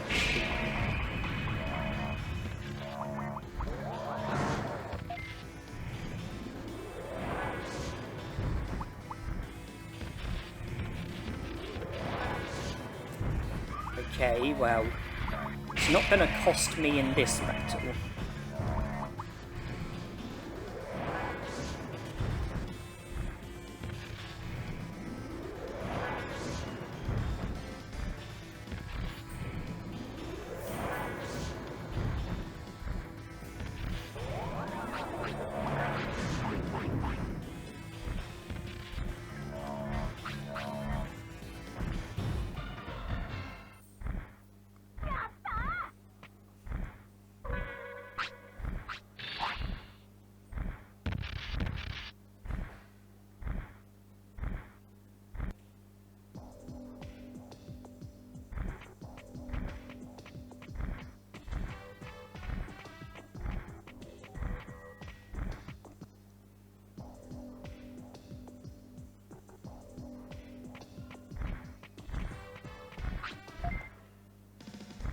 With just one Digimon in this battle, at least there's no risk of a Digimon defeating another Digimon.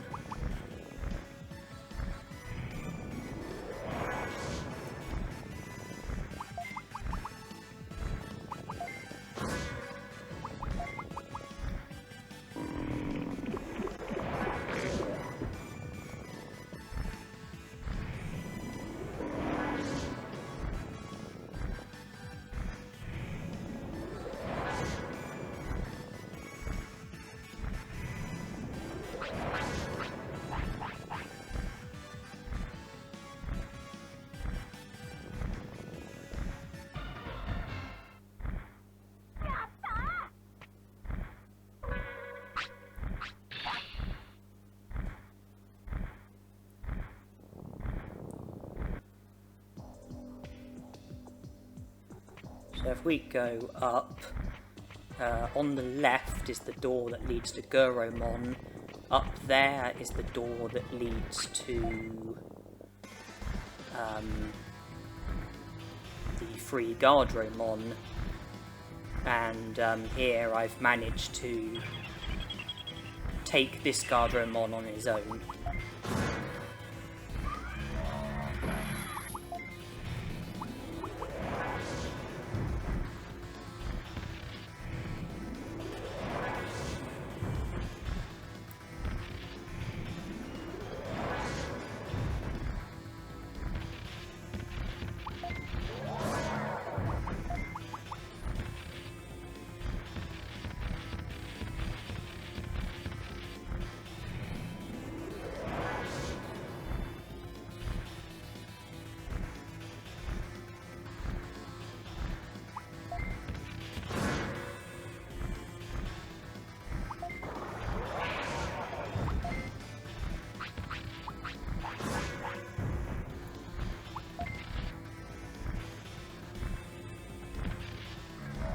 I wasn't helped by the fact that we were confined to a cramped space. It was making it difficult for me to find the space to do all range beam.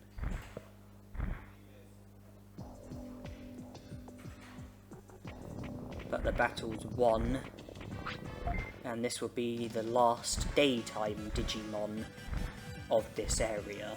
Unfortunately, the nighttime Digimon are different, so we're not going to be able to go any further here and now.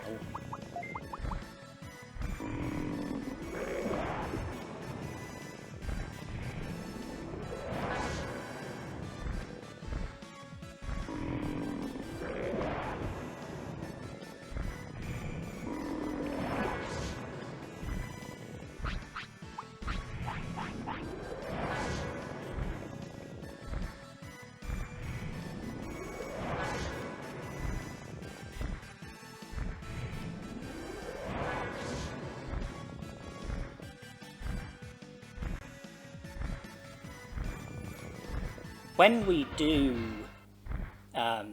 come back here at daytime, once we're done with the random Digimon in this room, we would be able to use the door on the left to go to Guromon, battle and defeat him. We would also be allowed to use the upper door, go to where the 3 Guardromons are,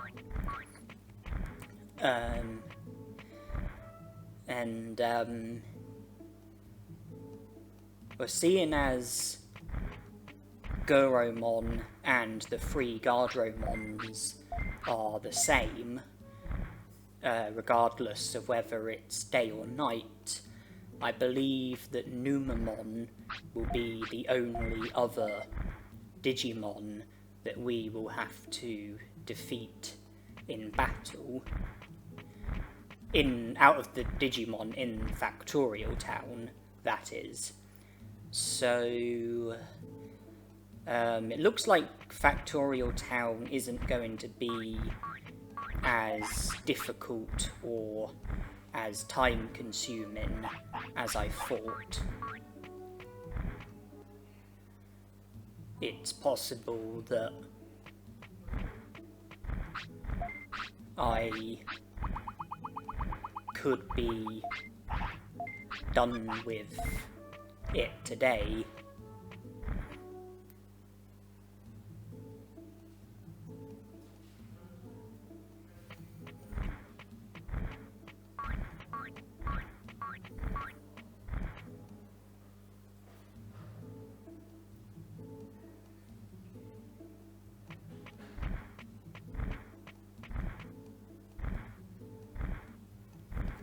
Actually, wait, I'm getting a bit, I'm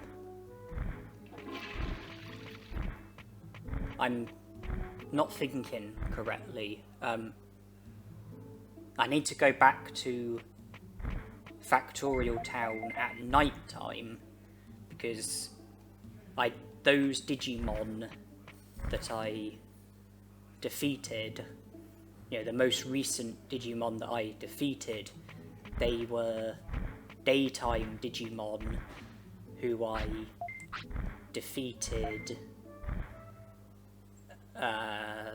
during the day, so I need to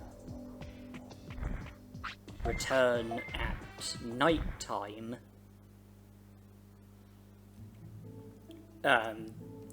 defeat the random Digimon.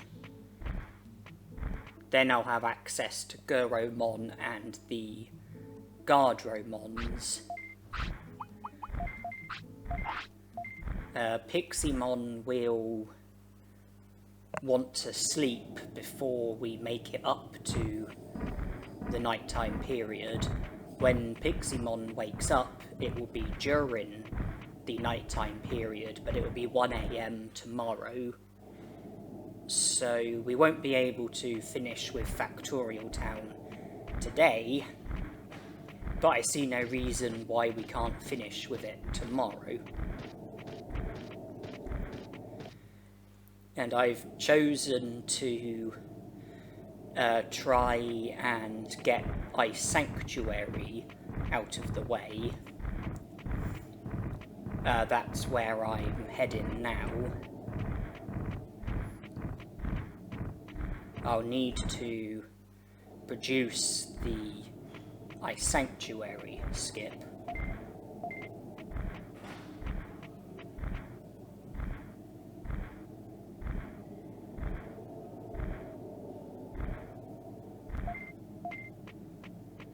And that's no good.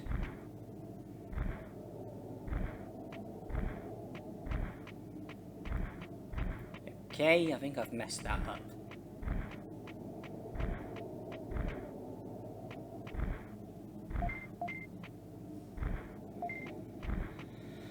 Yeah, that wasn't very good.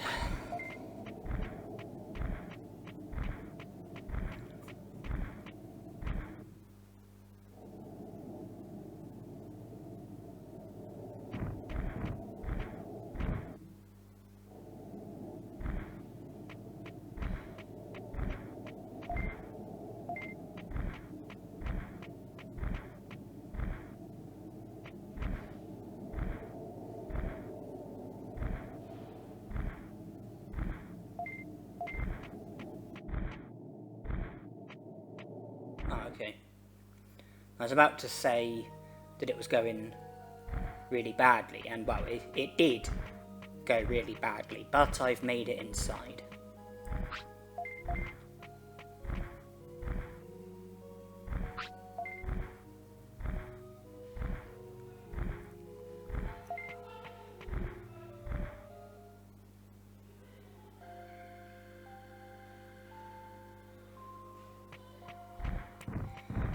In principle, the rules are pretty straightforward. Defeat the Digimon, recruit Angemon. But in reality, it might be a little more complicated than that.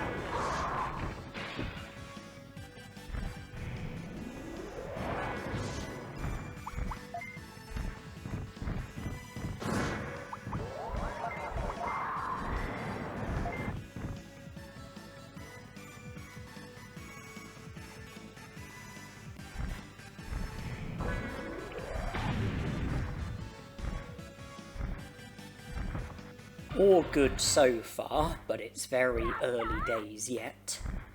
Much more to come.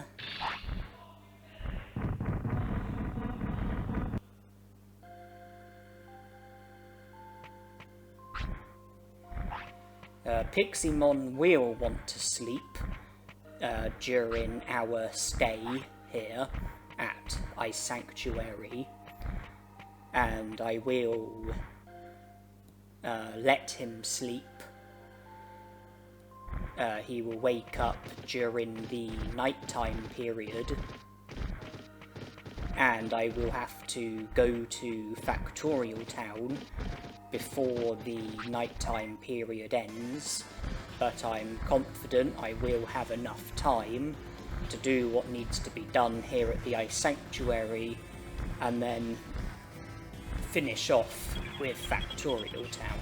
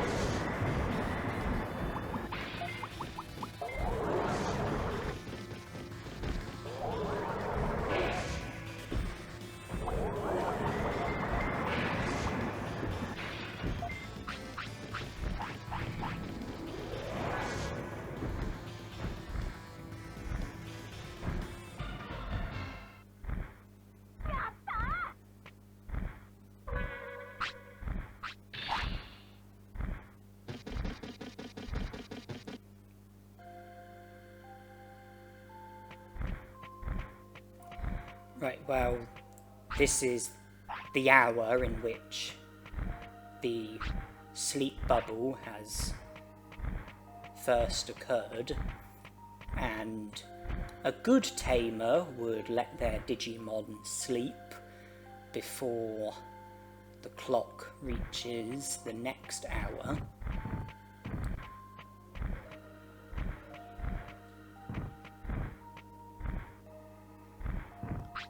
Can I get all 3 of them?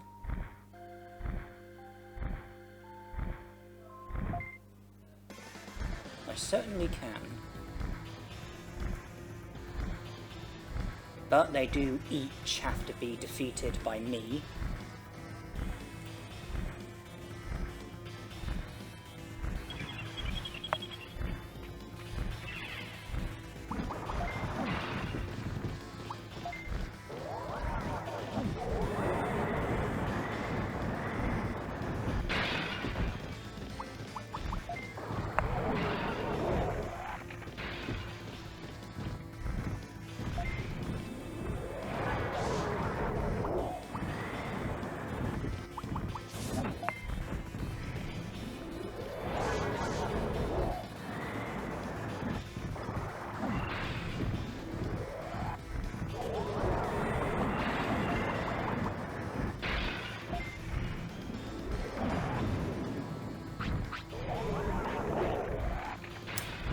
Okay, this is going to take more than one visit.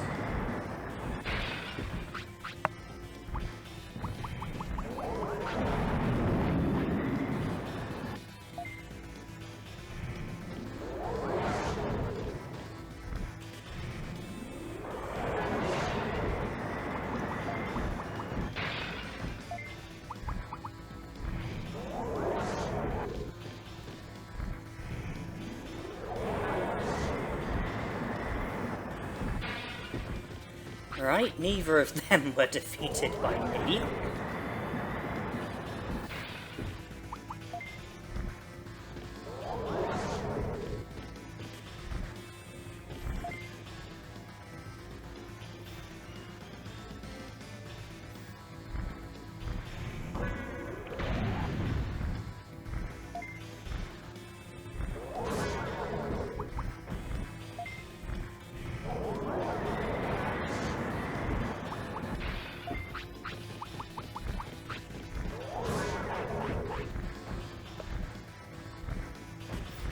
Well, consolation, I can be confident that I did defeat him. But there's 2 Digimon I definitely didn't defeat.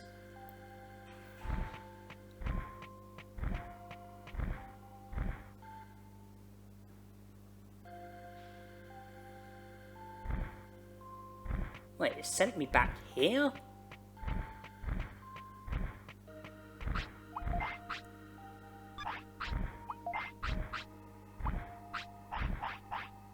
Right, I'm gonna do that to produce an animation, because the clock was about to strike a new hour with my Digimon wanting to sleep. I need to make it back to where I was. It would have been really simple if backtracking like I did simply sent me to the room that I was in previously, but no. Decided it needed to be a lot more complicated than that, and it sent me to where the gym was.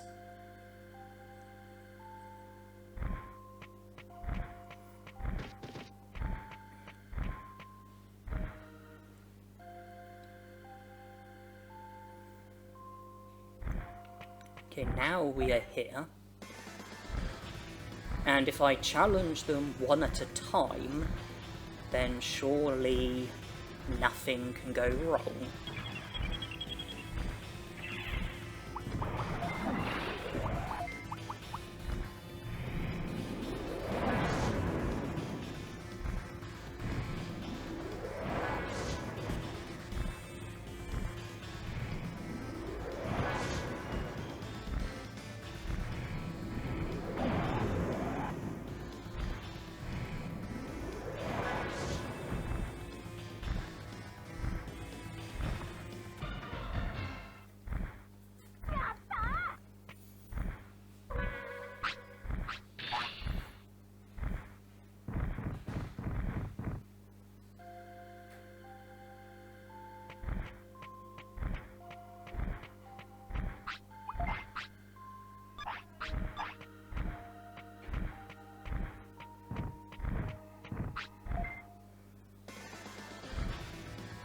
Cool.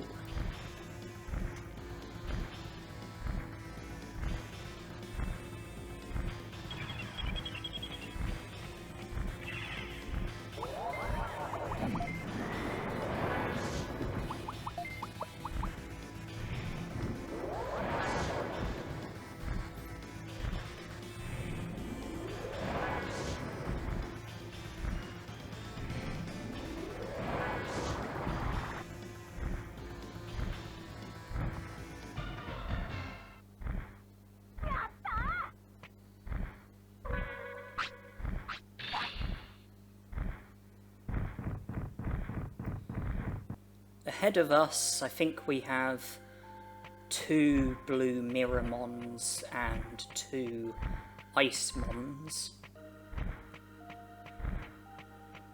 That's going to take at least 2 battles, because you can't fight 4 Digimon at once. The maximum number of Digimon that you can be up against in a single battle is 3. So if you've got 4 Digimon on screen, when you get challenged to a battle, then at least one of them will flee.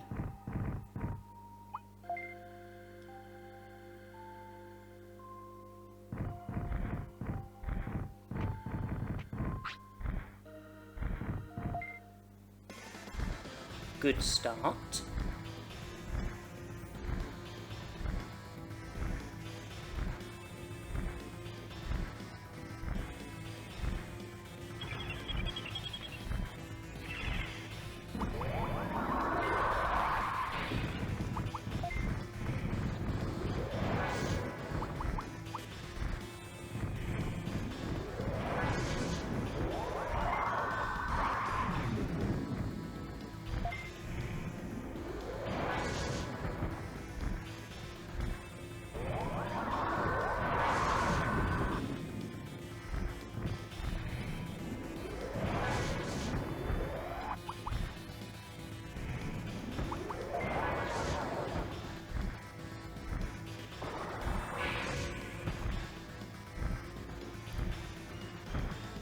Defeating 2 Icemon should prove to be easier than defeating 2 blue Miramon, but I won't take anything for granted.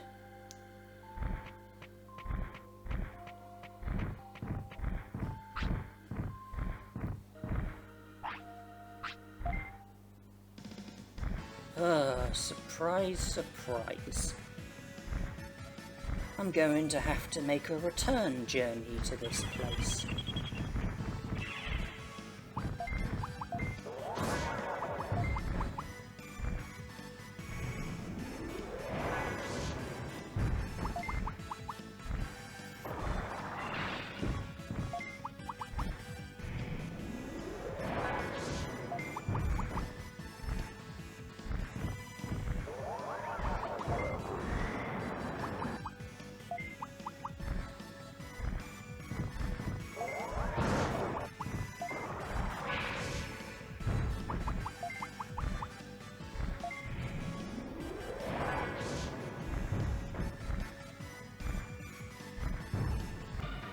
Well, logically, you would think that backtracking would just send me back to the previous area, but after the way I got sent back to the gym, I'm certainly not going to hold my breath. Alright, how far back am I going? Huh, okay.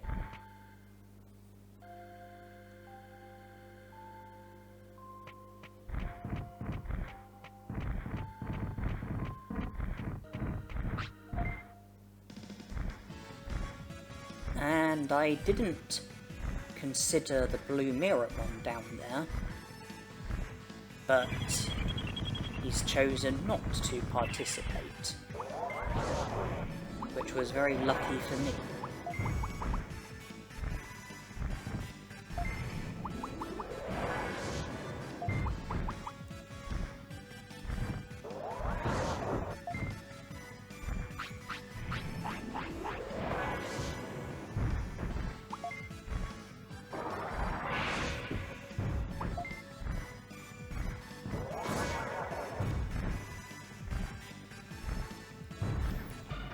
we are now done in here. The next room is the last room. There are 3 Digimon in there. It's not a guarantee that all 3 of them will choose to fight. There is also the risk of them damaging and defeating each other.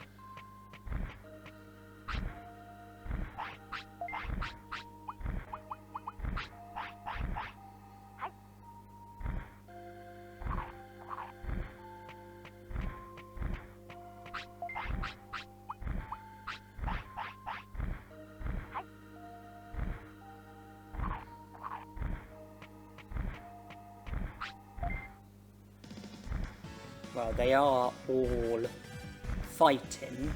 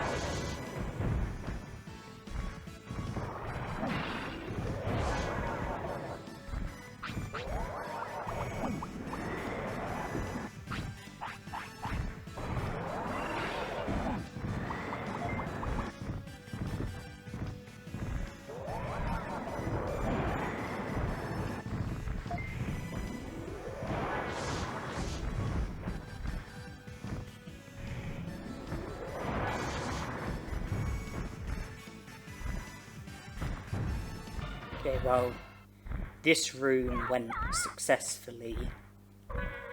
A couple of the previous rooms didn't go quite so well. Success wasn't immediate. But we've defeated all of the Digimon in the Ice Sanctuary.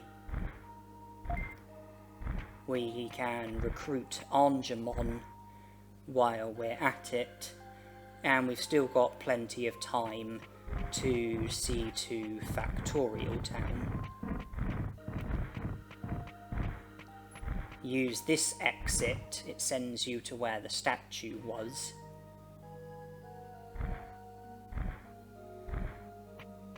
Re-enter.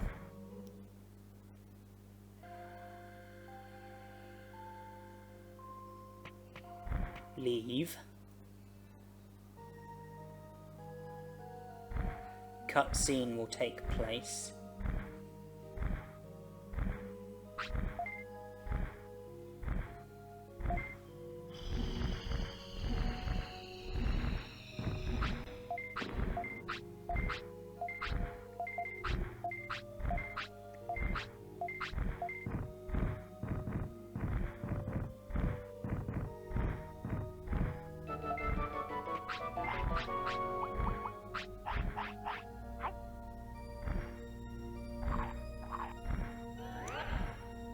Don't need to return to the Ice Sanctuary.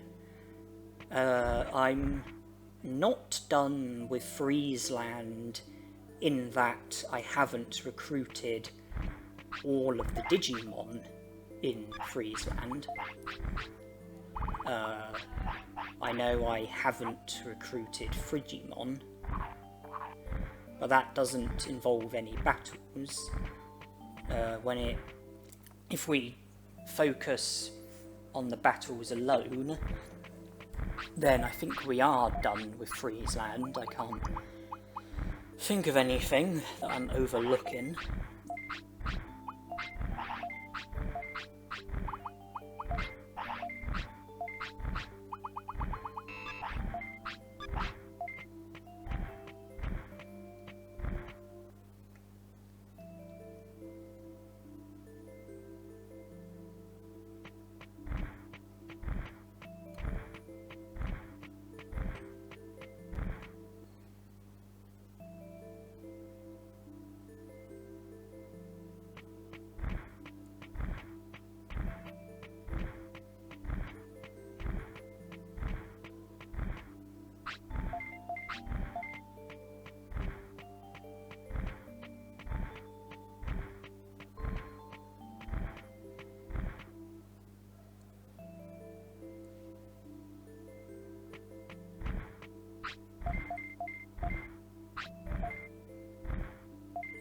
Frigimon, Monochromon, Numamon.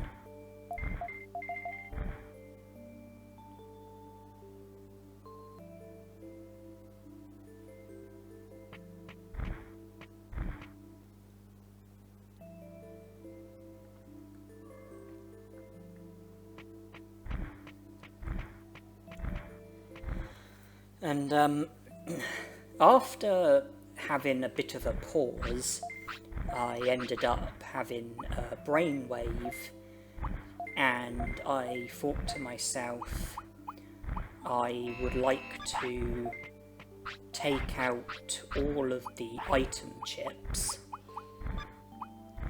and give them to my current Digimon, Piximon, as well as the Dulux mushroom, which is also a stat boosting item, a food item, so best give it to a Digimon when your Digimon wants to eat. Boosts HP and MP by 100, and boosts attack, defense, speed and brains by 10.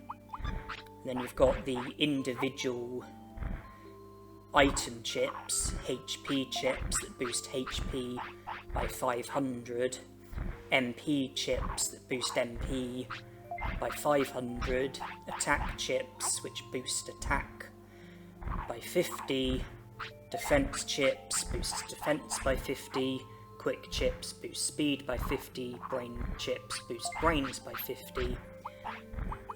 My brains was at 500, so I thought that there wasn't any point in having any brain chips, because I've already got the enabled technique and I don't think I'd get anything extra from having a higher brain stat. And after boosting my stats, I then go to Beetleland because I suspected that my stats were good enough in order for me to be able to learn Bug from Carbalterumon. So I thought, make my stats better in the interest of making Piximon better, and also so that I can learn Bug. I held on to the item chips initially because I wasn't sure like how much progress I was going to make in this lifespan with Piximon. I wasn't sure if I would live for long enough in order to see to the remainder of the game, excluding Toy Town, of course. But after making some progress, I decided that I did fancy my chances with being able to do the rest of what needs to be done with Piximon, or at least I fancied my chances with getting the hardest of things out of the way. So I gave all the item chips to Piximon, and now I'm going to Factorial Town, but my stats are a lot higher than before, and I have Bug.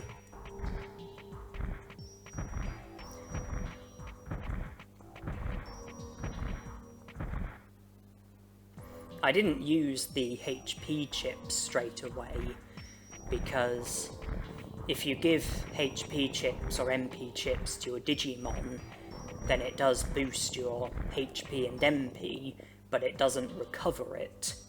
And if I'd given the HP chips to Piximon, then his HP would have gone up, but wouldn't have recovered, and so my current HP would have been a lower percentage of my max HP, and that would have increased the risk of injuries, and it would have required me to use recovery items to recover HP and reduce the risk of injury. And I thought I would delay using HP chips until Piximon wants to sleep. So give the HP chips to him just before he sleeps, and then hopefully he would reach full HP from sleeping.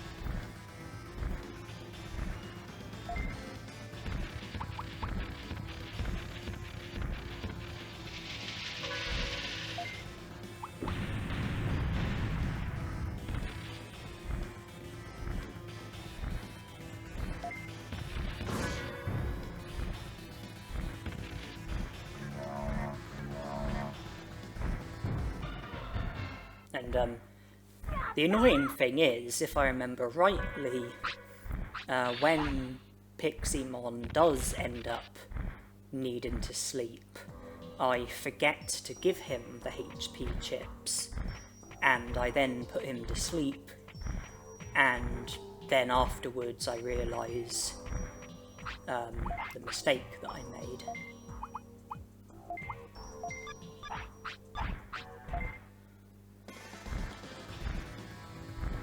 And so I then had to, I think I then gave him the HP chips afterwards and then just recovered HP with recovery items.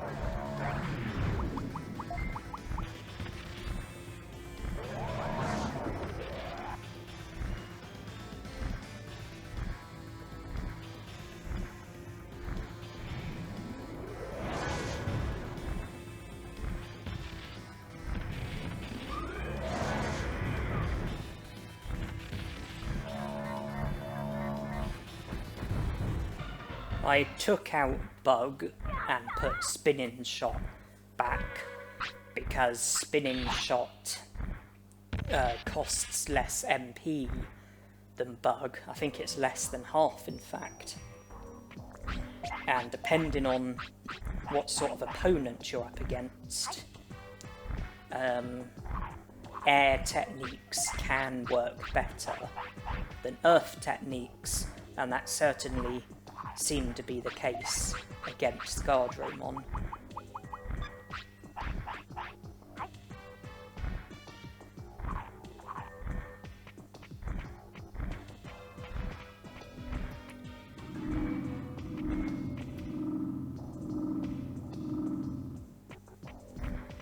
And this is where we could have some real fun. The separate Guardromon won't battle you if you talk to him. You have to talk to one of the other Guardromons.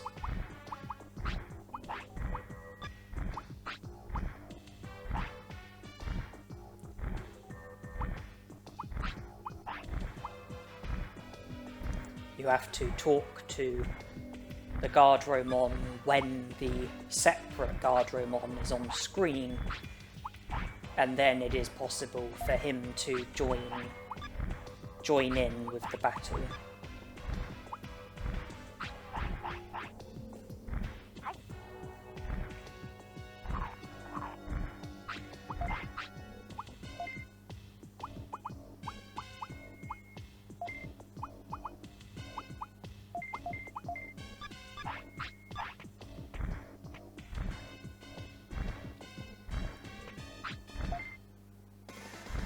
I wanted powerful moves, so I've got both Bug and Spinning Shot equipped.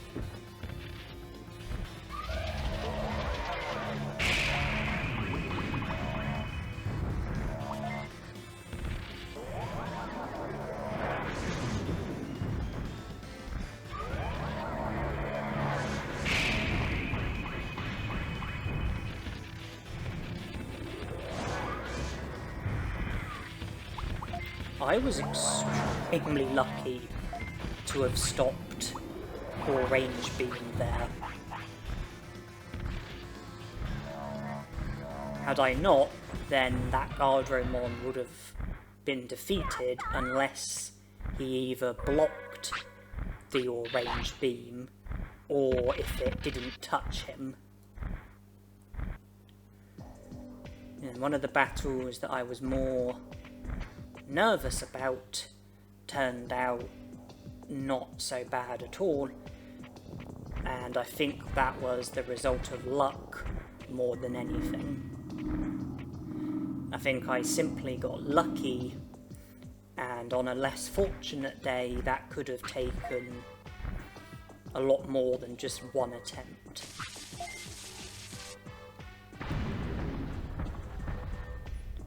Guromon here, Numamon in the sewer, and then I think that will be every battle in Factorial Town out of the way.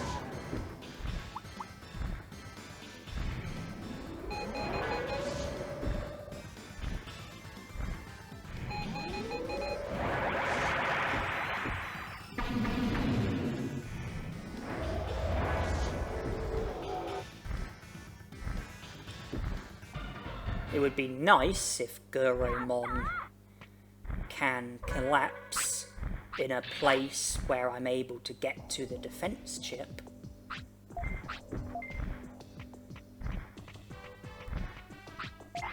Okay, and I could get to it. Just sometimes, depending on where he is when I defeat him and where he collapses after the battle, sometimes the defense chip can be unreachable, and I then end up missing out on the defense chip. In that case, though, I was able to get to it.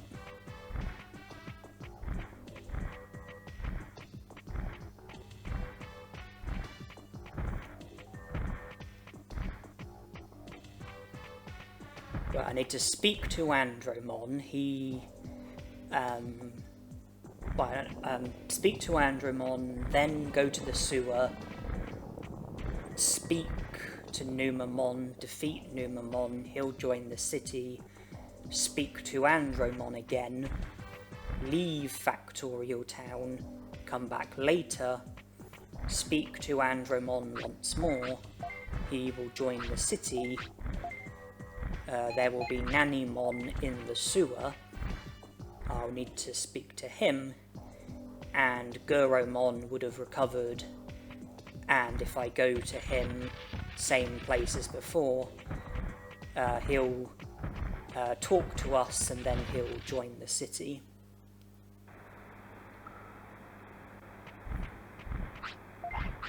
And I have an opportunity to use the Dulux mushroom.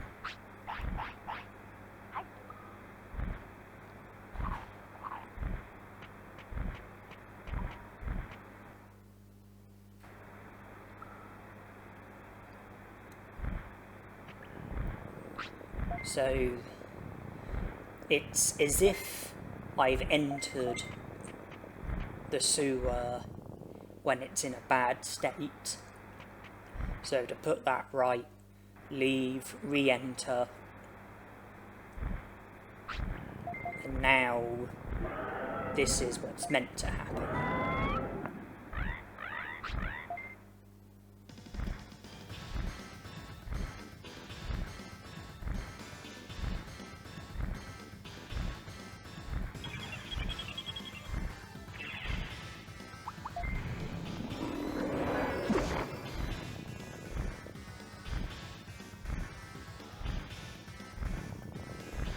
I do sometimes wonder if the battle against Numamon is meant to be like a joke battle because of how ridiculously easy the battle is.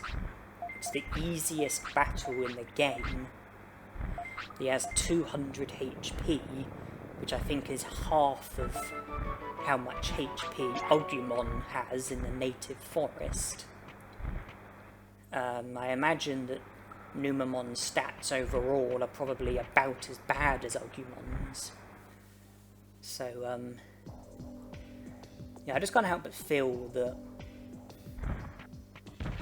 the Numamon battle is like a joke battle, like something that was just done for fun.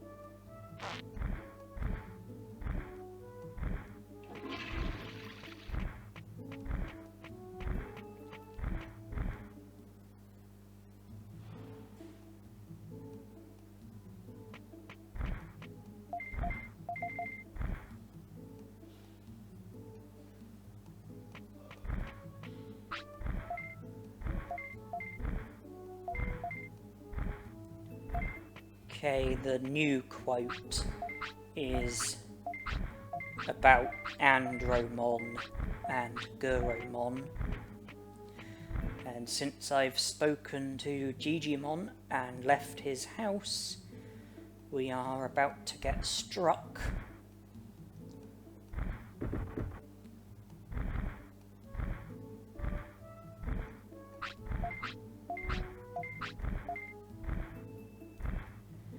Get this battle out of the way, and Mount Infinity will be available to us.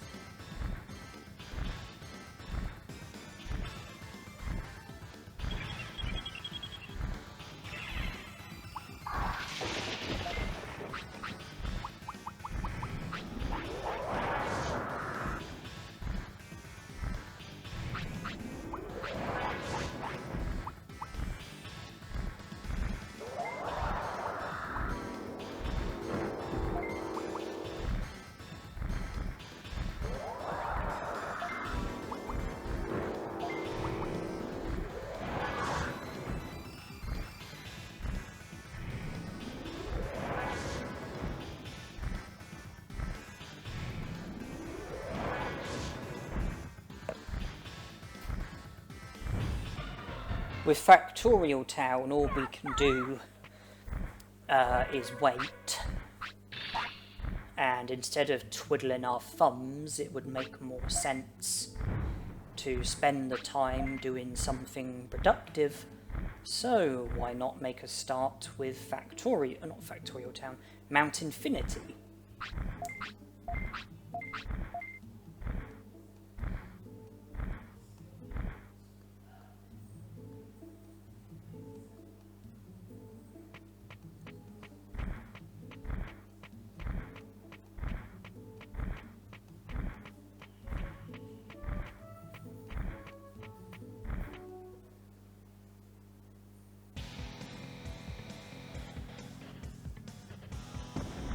There are 5 Digimon here, so you're not going to defeat them all in just one battle. But I've got 3 of them. That just leaves 2 others. So we might be able to do it in just 2 battles, which would be best case scenario.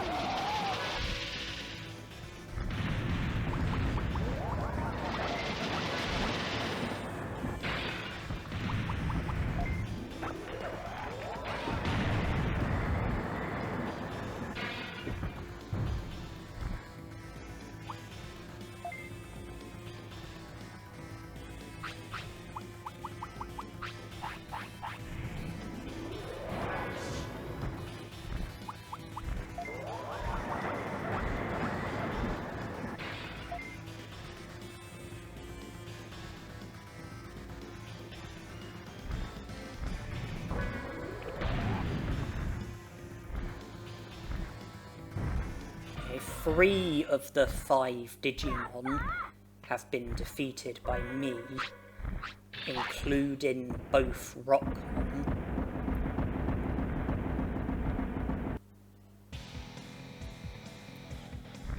Less importantly, we can come here and help ourselves to an Omnidisc.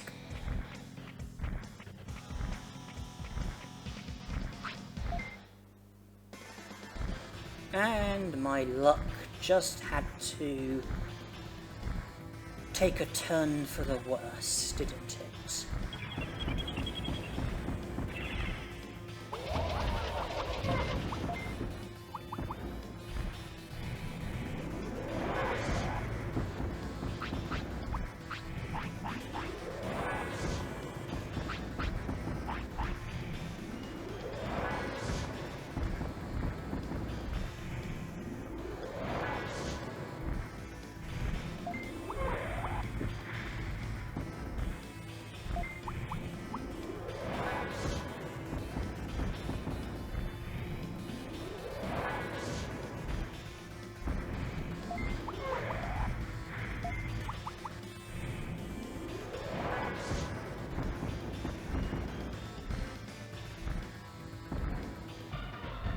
Out of the 3 Monochromon lookalikes, I've defeated 2 of them, but I'll have to go back so that I can defeat the other one as well.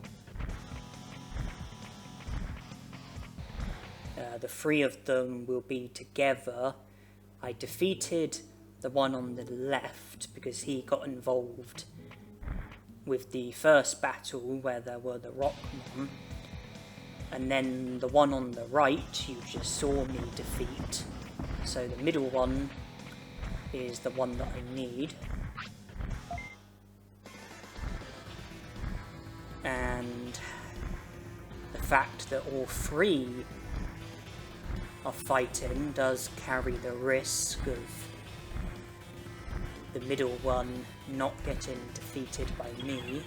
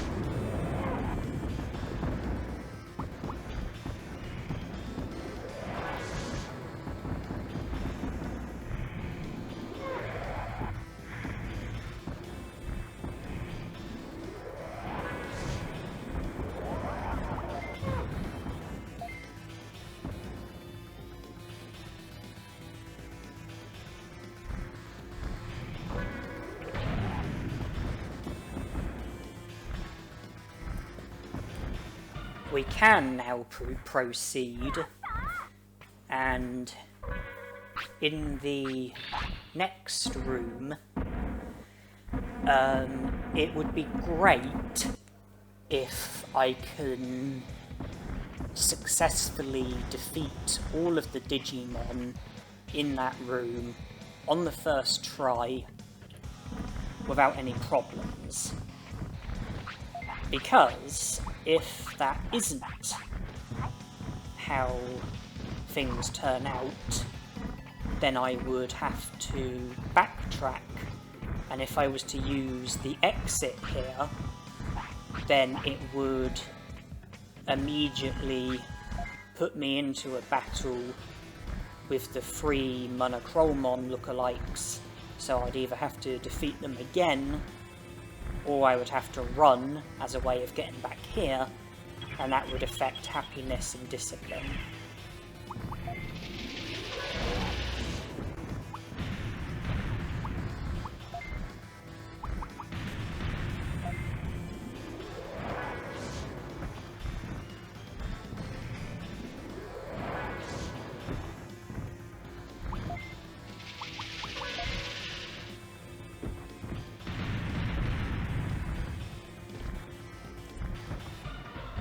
I very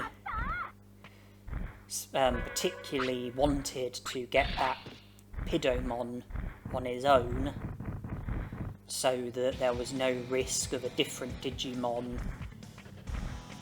being on screen and choosing to run off, because that would have shot me in the foot. And I also didn't want the risk of the Pidomon defeating a different Digimon, or getting defeated by a different Digimon, because that also would have shot me in the foot.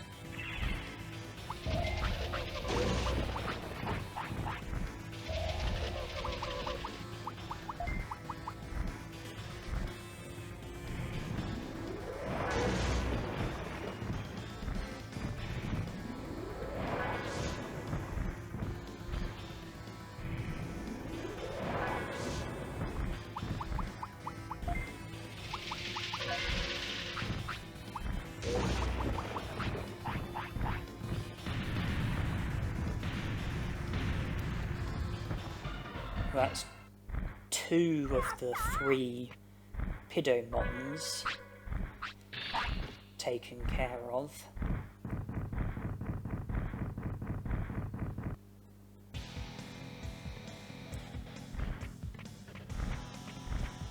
That leaves one more Pidomon and two of the Digimon who look like Garulamon.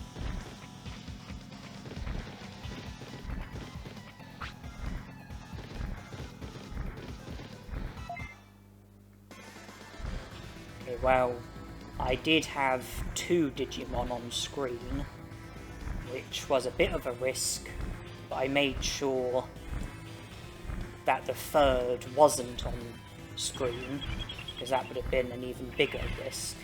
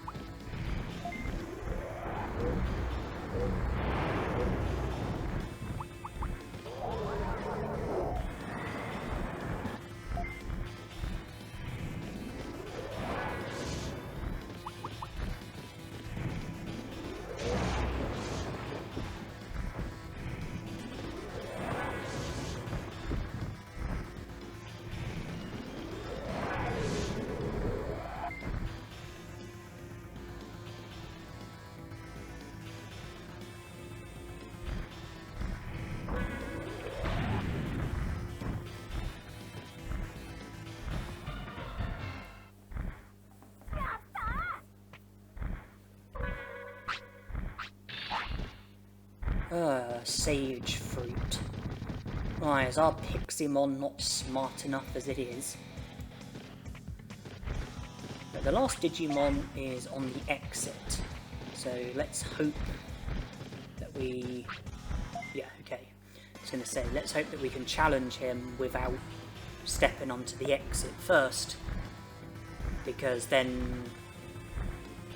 well, that would be against the rules, because we would have left this area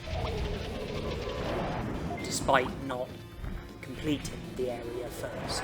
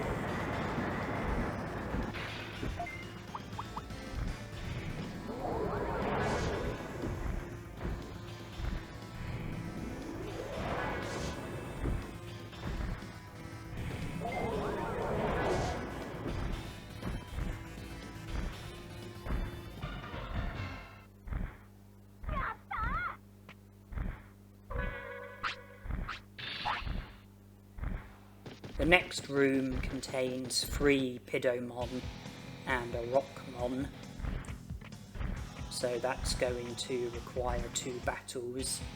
And I think this is where I sleep, and without using the HP chips first. It is indeed.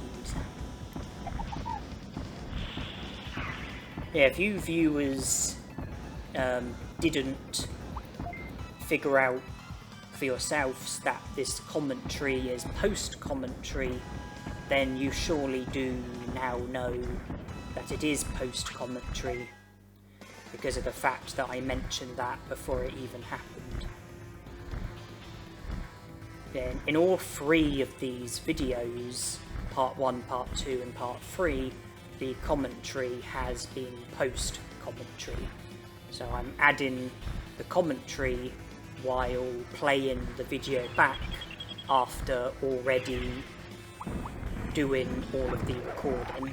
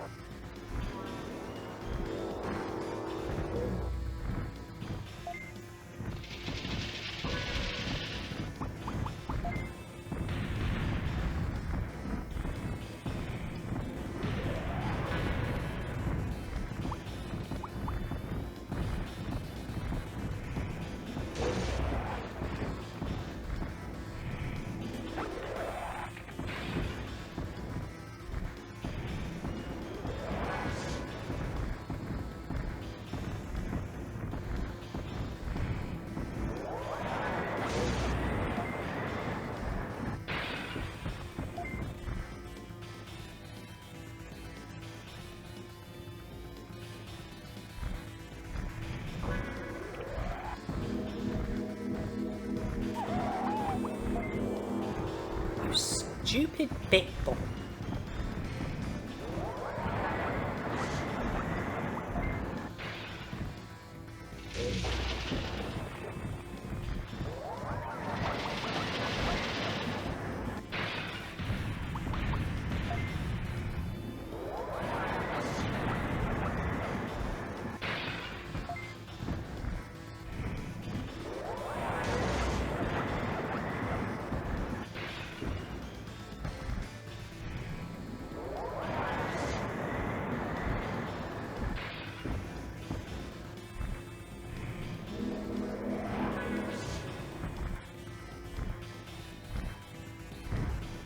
Just one Pidomon remaining in this room.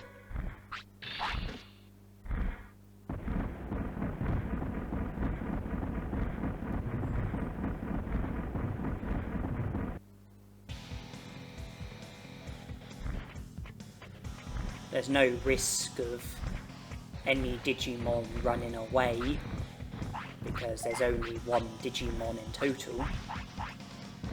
And this must be where I decided to use my HP chips.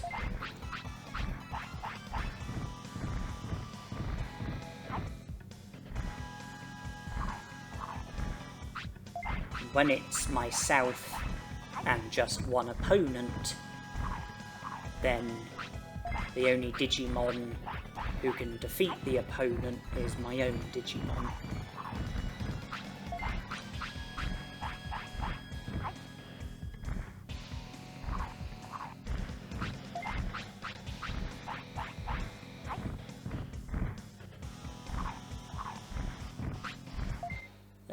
Pidomon, do you mind?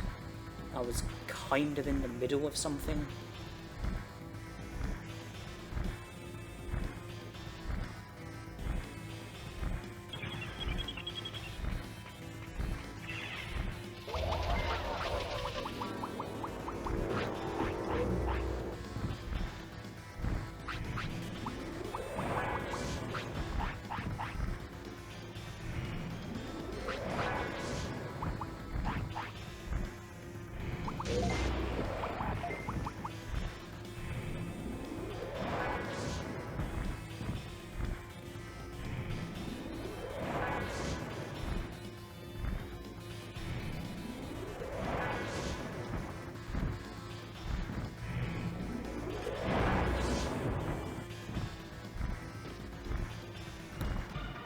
as I was saying about commentary, it's been post-commentary the whole time.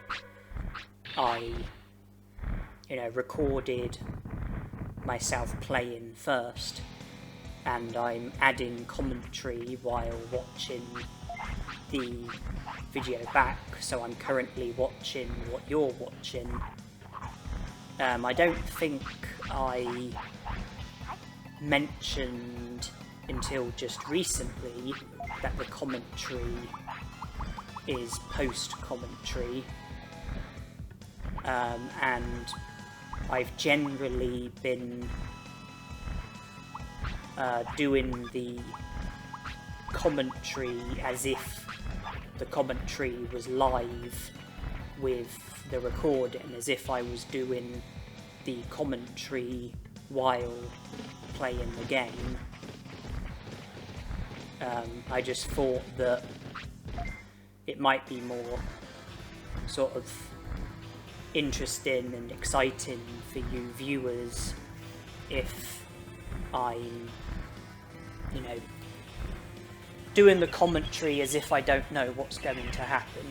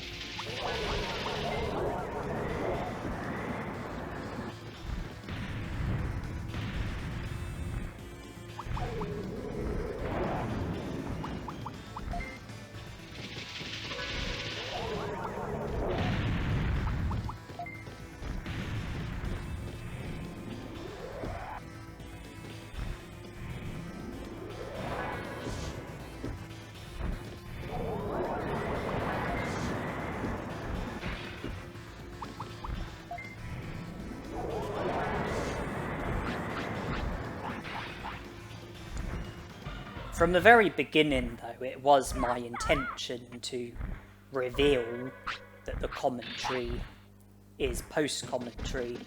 I just wanted to leave it until it was quite late on.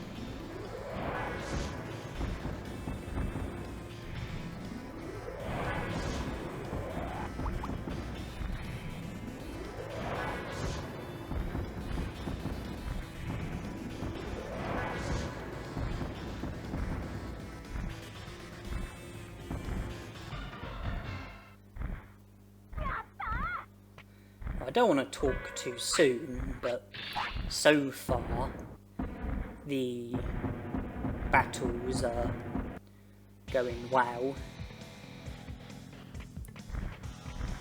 But we're still in the earlier parts of Mount Infinity.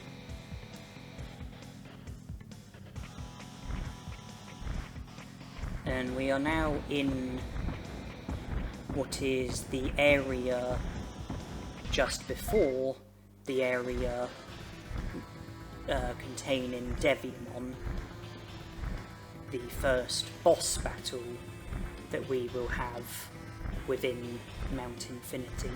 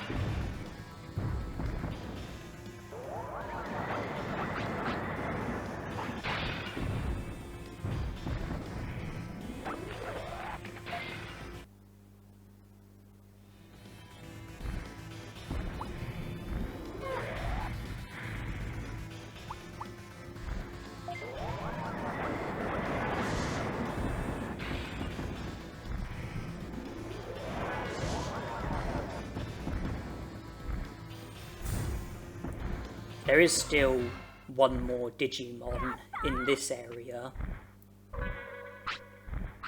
Take him out and then we can go to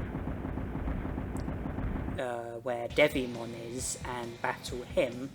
But it's very crucial that when we defeat Digimon, we don't just carry on, we don't just carry straight on, because Digimon gets replaced by random Digimon, so instead we will have to backtrack to this area, then go back to where Digimon was, the random Digimon will be there, and we will have to defeat those random Digimon before we can carry on.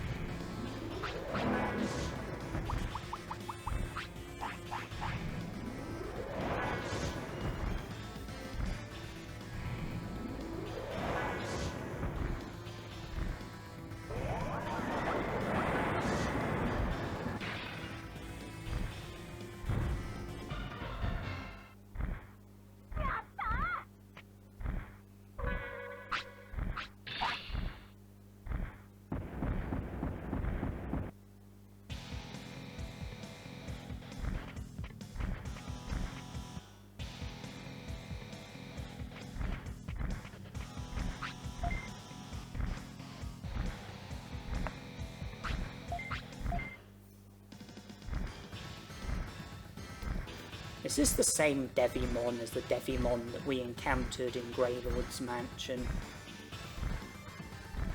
I'm honestly not sure.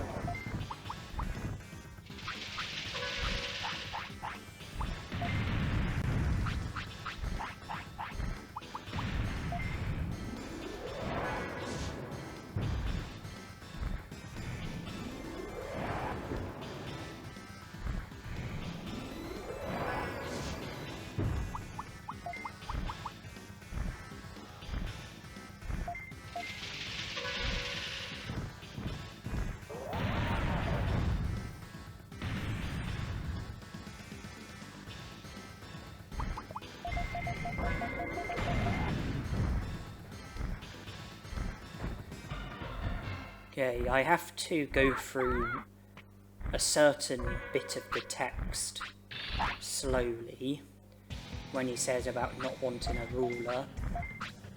There it is. I went through it slowly but speeded the video up.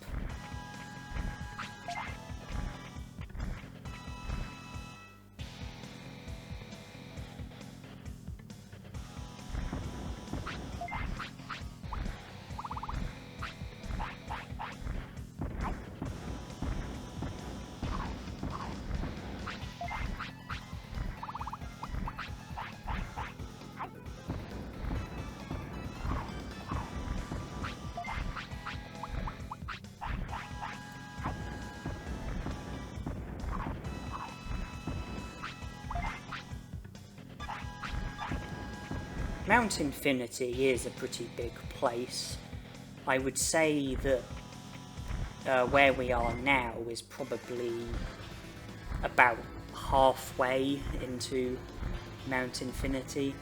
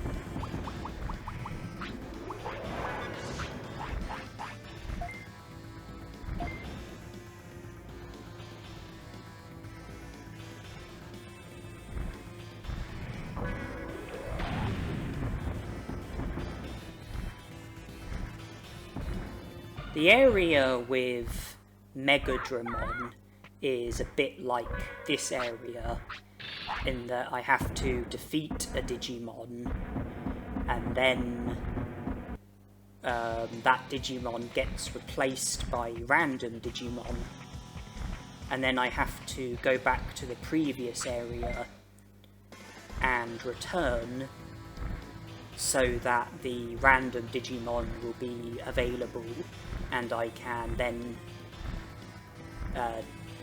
defeat them and would then be able to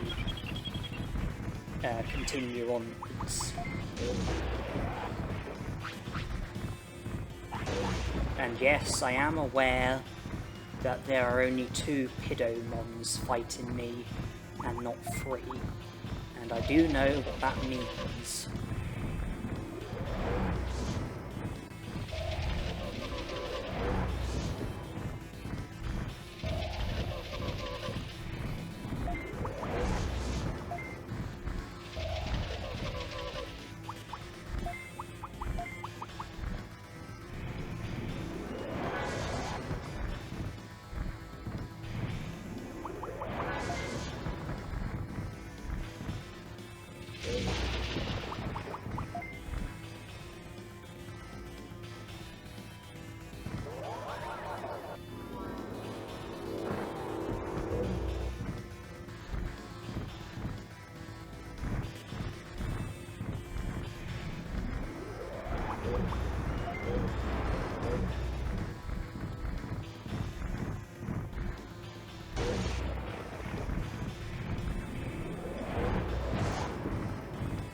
Okay, that Pidomon managed to evade 2 spinning shots.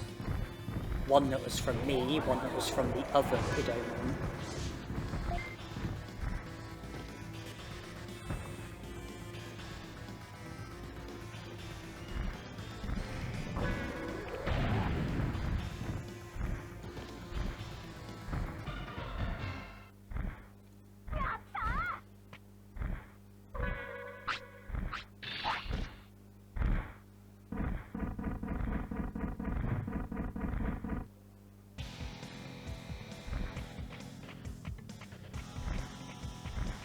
So the exit there is off limits until the other Pidomon gets defeated as well. This might surprise you, but I'm actually given an autopilot to Piximon and then return into the city, and the reason why I'm doing that is because I don't think it would be wise to try and do the whole of Mount Infinity without resting. I think there would be quite a big risk of your Digimon getting tired and the sweat bubble appearing, so I decided to return to the city so I can rest, and that should eliminate any risk of Piximon getting the sweat bubble.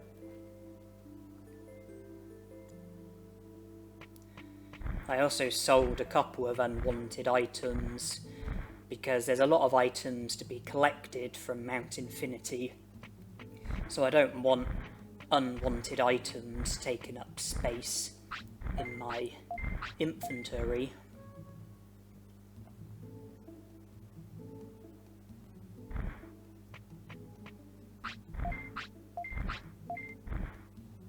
Okay, that should have put his tiredness back to normal.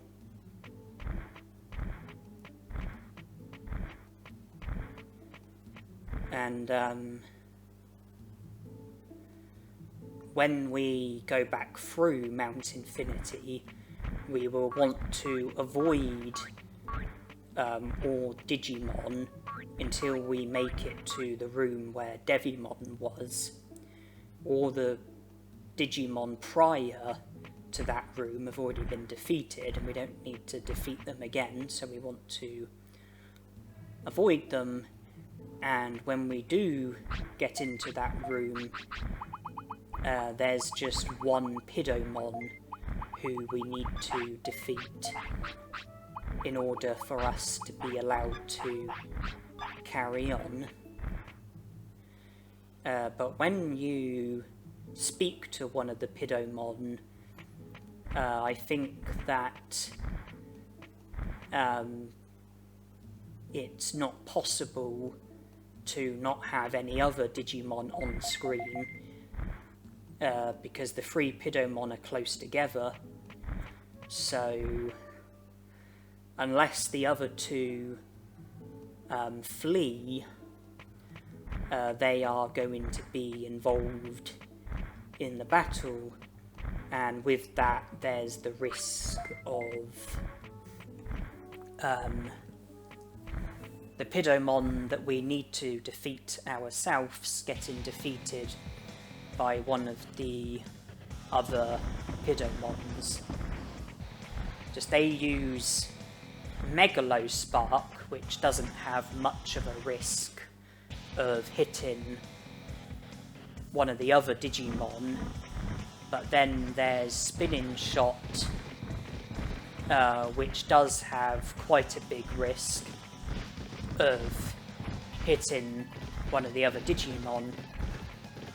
Hurricane, which is likely to hit one of the other Digimon, and Confusion Storm, which is certain to hit one of the other Digimon.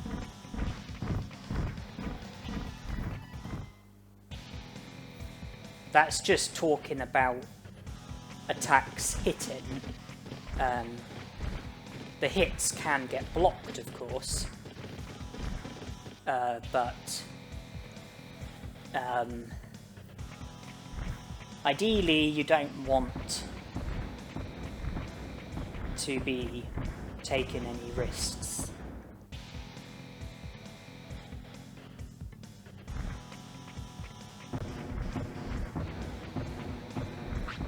And I did a terrible job at avoiding those Digimon, both of whom I've already defeated. I guess there's some consolation in the fact that only one of them is fighting.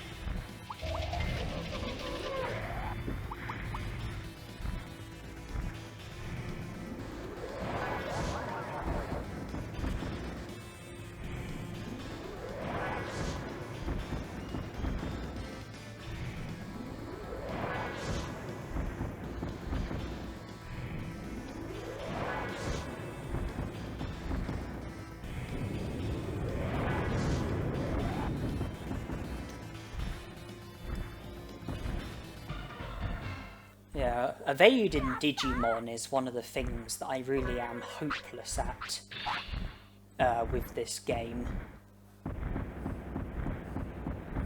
I'm hopeless with glitches.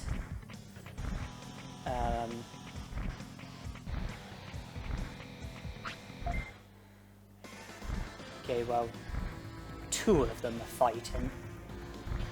Yeah, I'm hopeless with pulling off glitches. I'm hopeless at evading Digimon.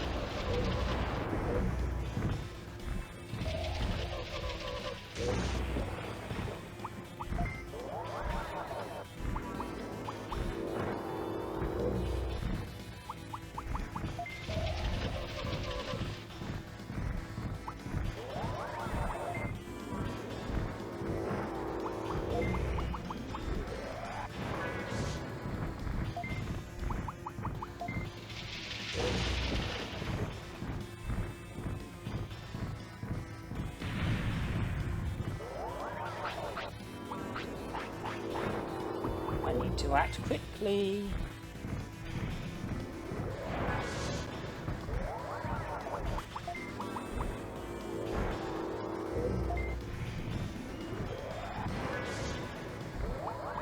Oh wait. Oh. Damn it.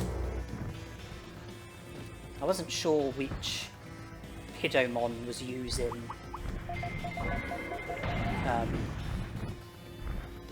Confusion Storm. Turned out it was the one that I didn't want.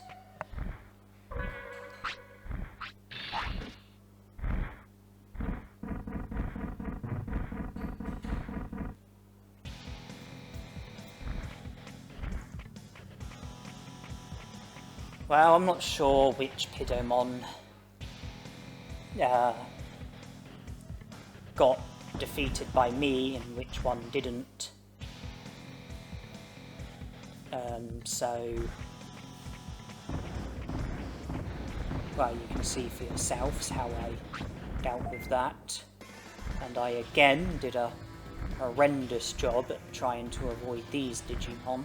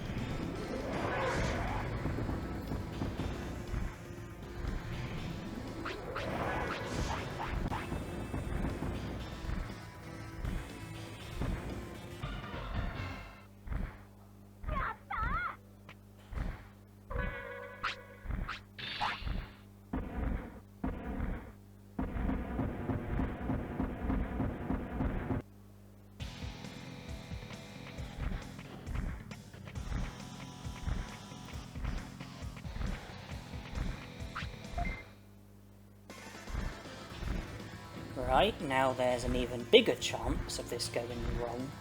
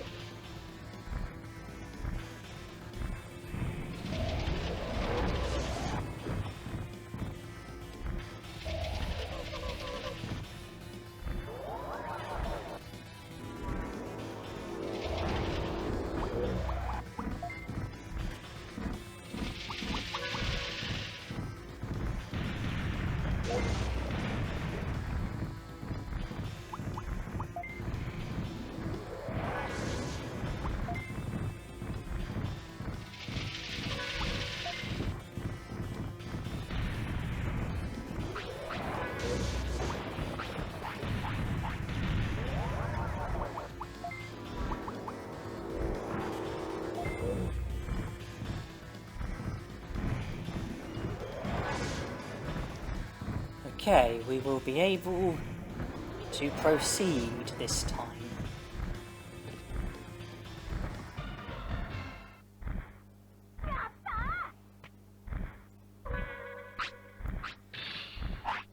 Okay, well,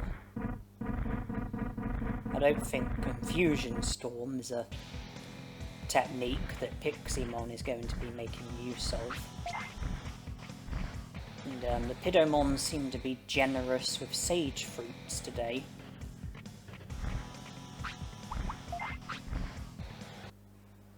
Okay, I paused here. And I speeded the video up. You can see by the timer how long I roughly pause for.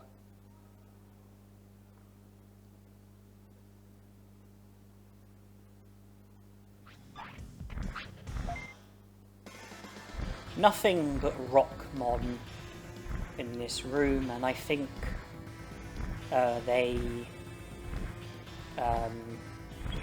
can all be battled individually.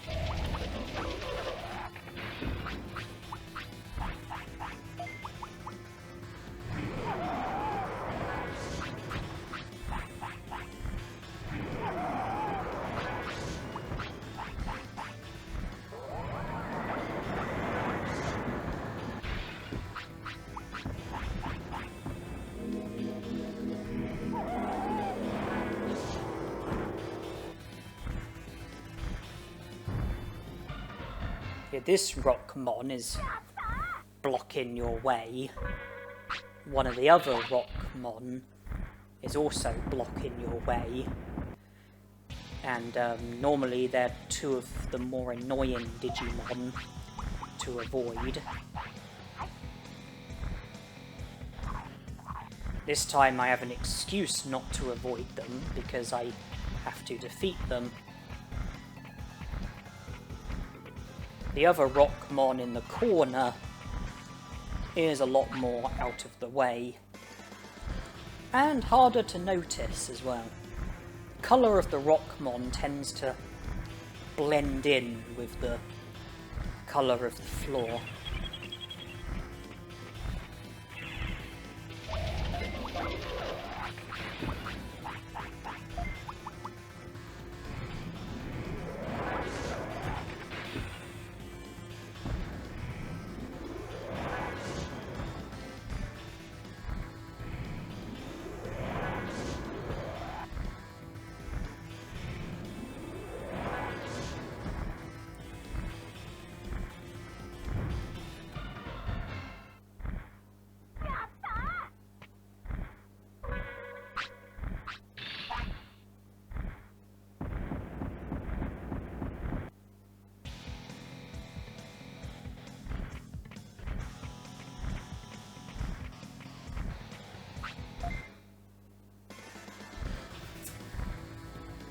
We don't need to worry about having to make another journey back to the city in the interest of resting, because Piximon is getting close to when he wants to sleep, so we will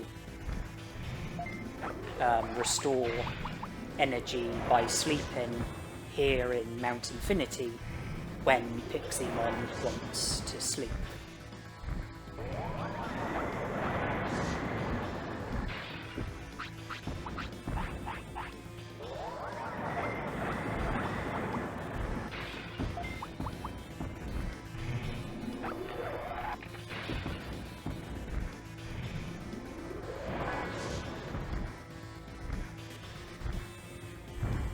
I can't help but feel that some of the Digimon who I've defeated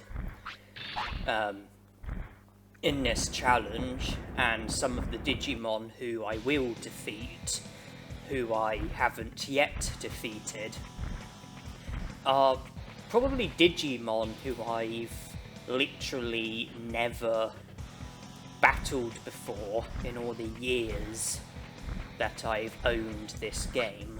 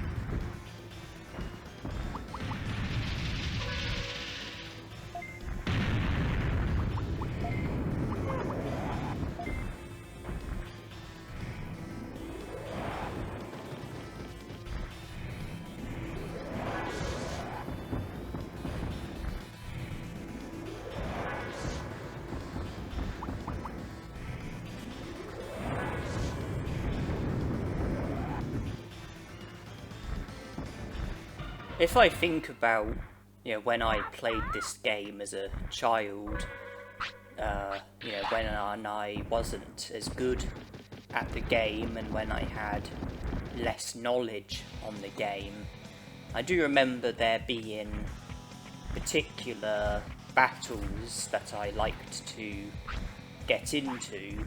Sometimes it was because I simply enjoyed the battling, sometimes it was because of the money that you could get from winning the battles.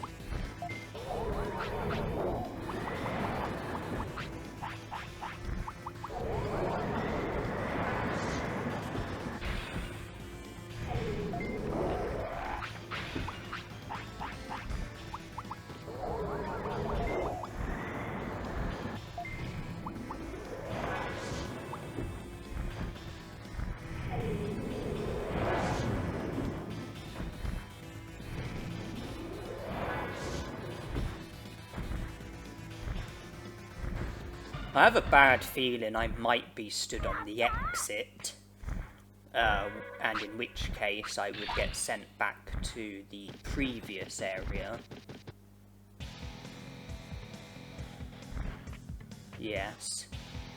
Well, as long as I remember which Digimon I've defeated from this area, and which Digimon I haven't, that shouldn't be a problem.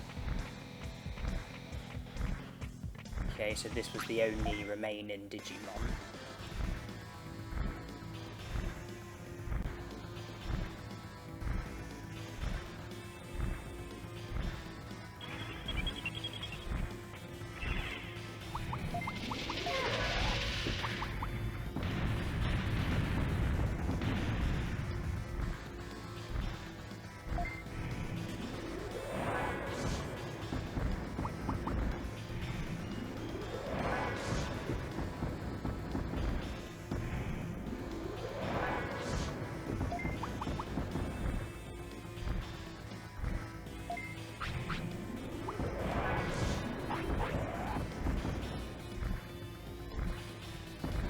I was talking about the battles that I would have in this game.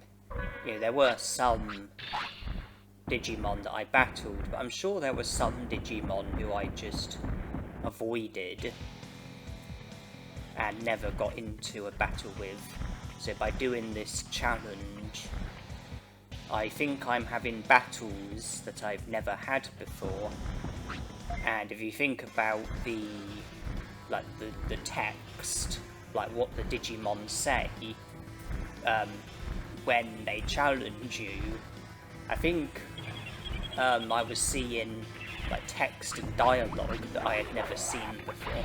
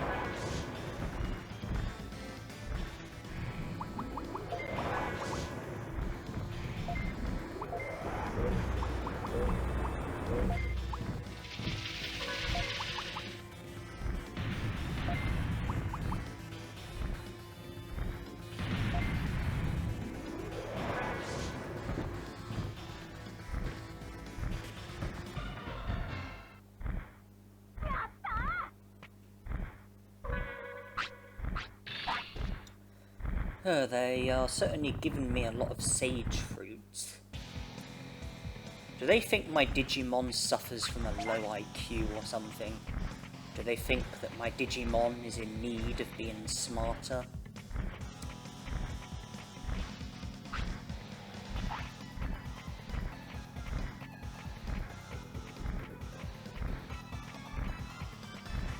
The last Digimon of this area is a Pidomon, and this is a Digimon that I will have to battle at least twice.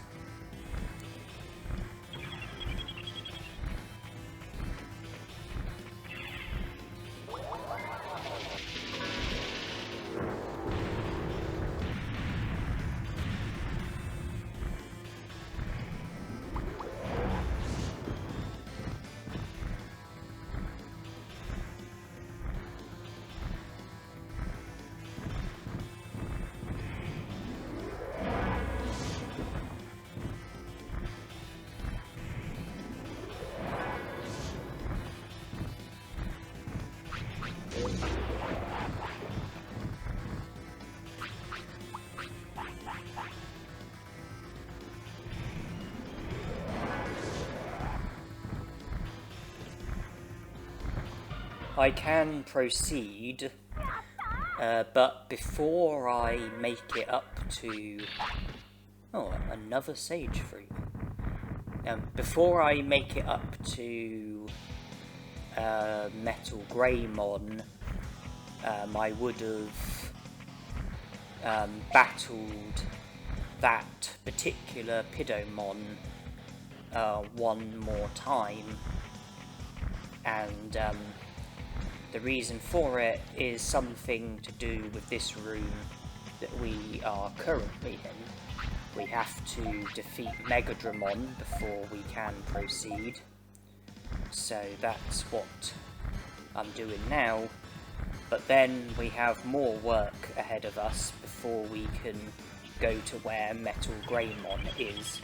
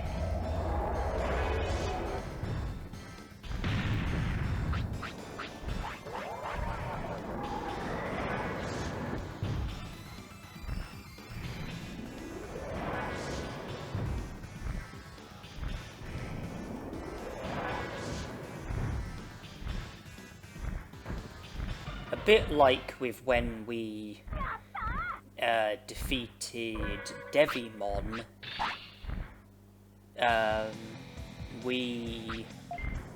if you remember, we defeated Devimon, and that meant that there were then random Digimon in that area, so we had to go back to the previous area and then re-enter so that the random Digimon were present.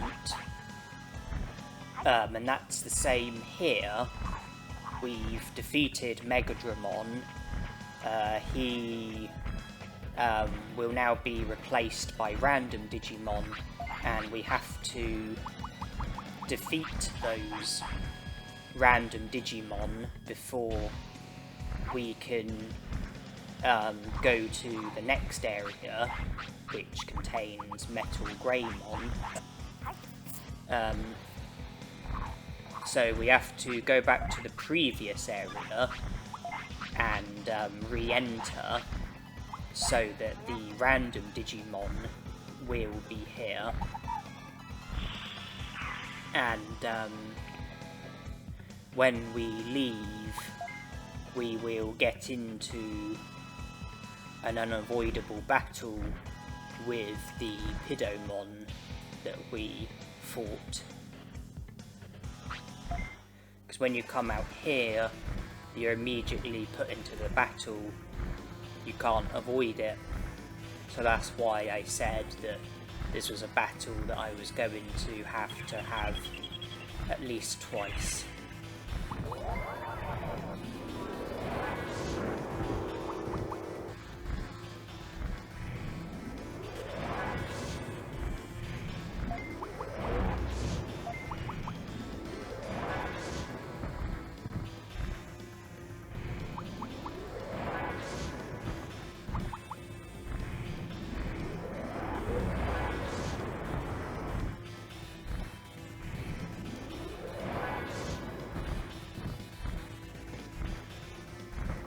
When I slept and saved, I suppose I could have just reset the game, you know, reloaded, and then when I returned to play, the random Digimon would have been there. But I didn't want to reload, I just wanted to carry on, so I had to do things the way I did. Suppose if you wanted to, you could just have reset, but that would require good timing with the sleep, because it would require you to need to sleep at the right time so that you could produce the trick.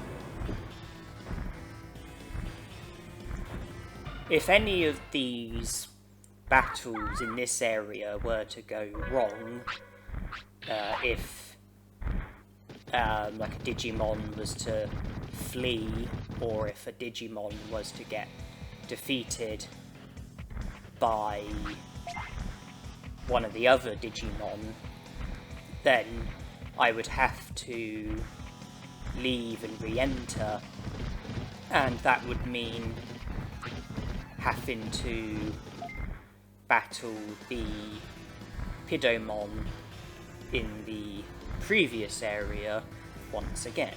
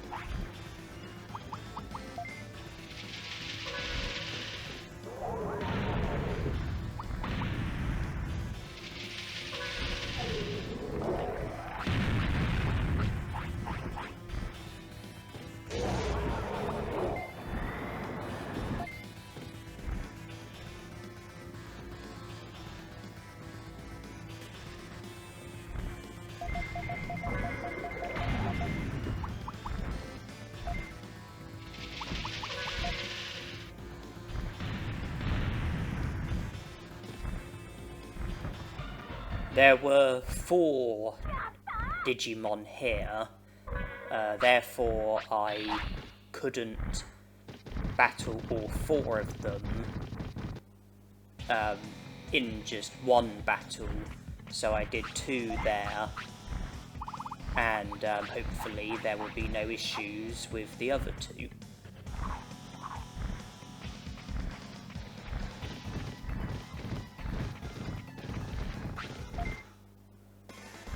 Both participating, so we're successful with the first requirement. The next requirement is for both of them to be defeated by me.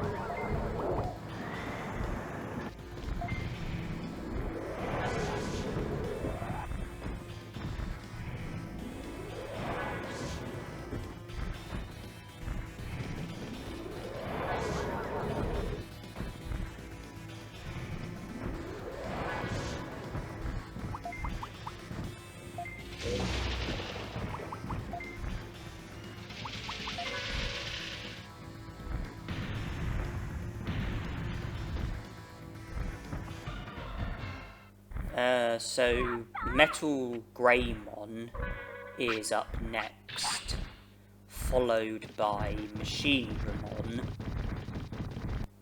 There are no random Digimon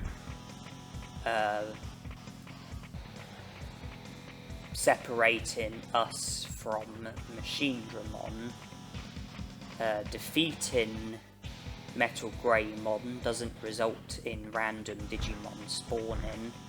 Same with Machine Dramon.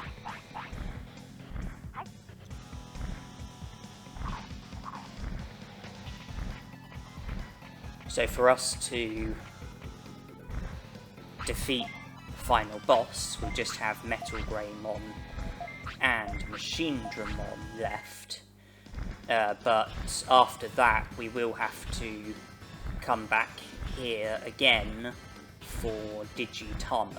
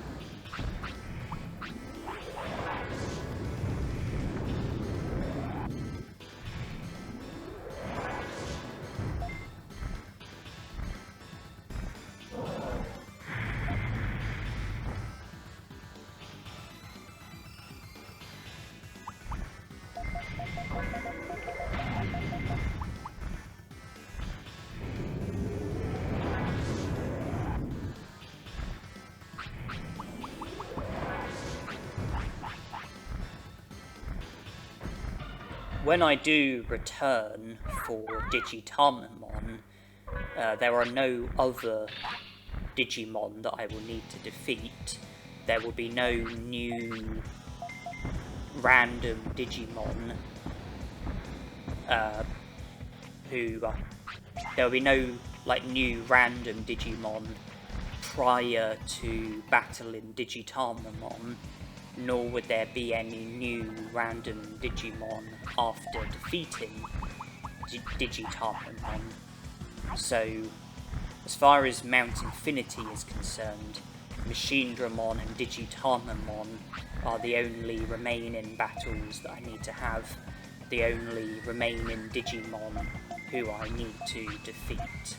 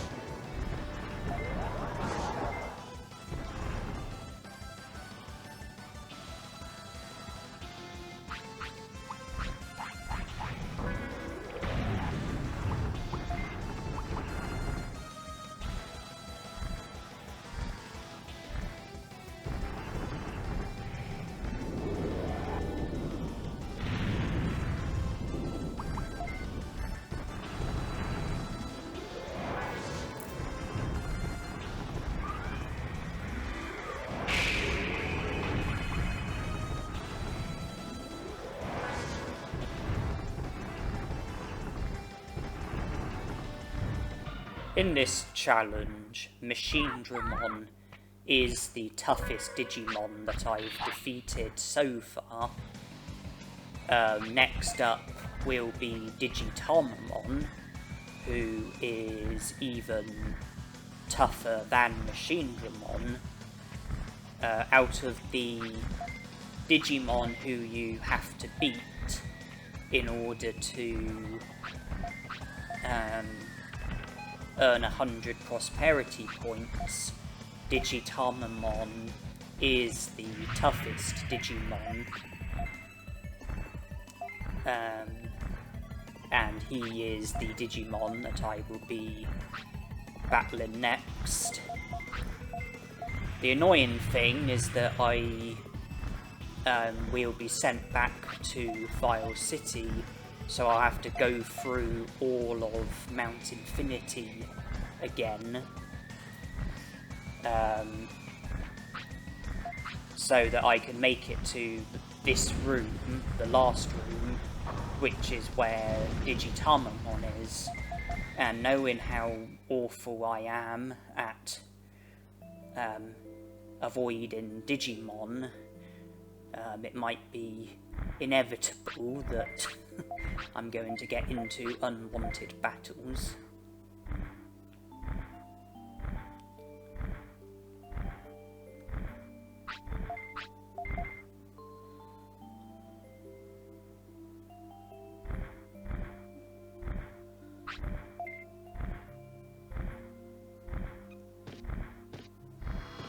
Disappearing. Returning.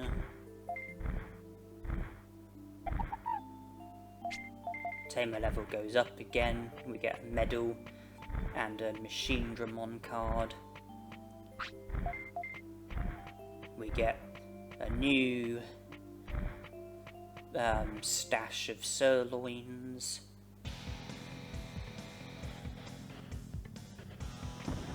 And we have to go through the whole of Mount Infinity for just one Digimon.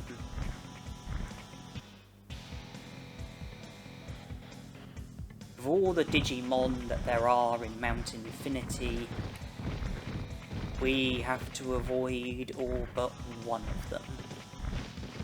Well, we don't have to avoid them, but it will probably be helpful if we do avoid them. Because any unnecessary battles are just going to be an inconvenience.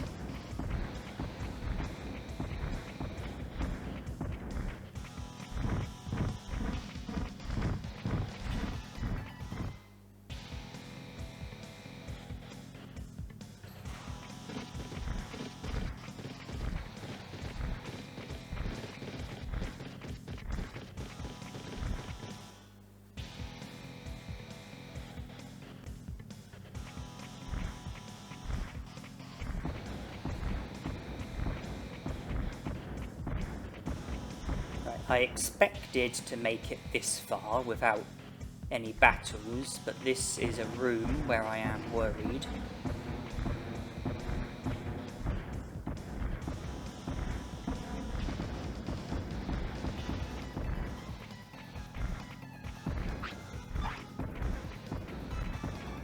Okay, well that time I get lucky there.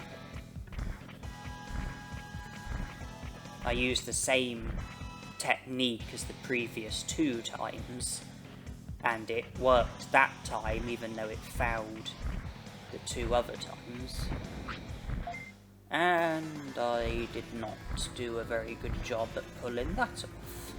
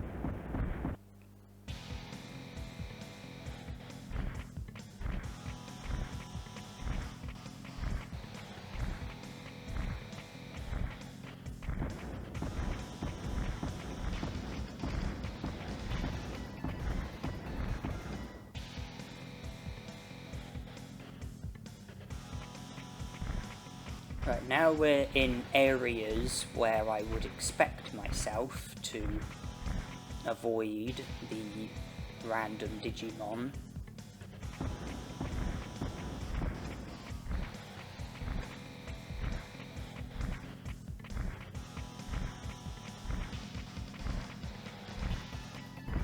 Now we're entering a room where I would be a little bit nervous.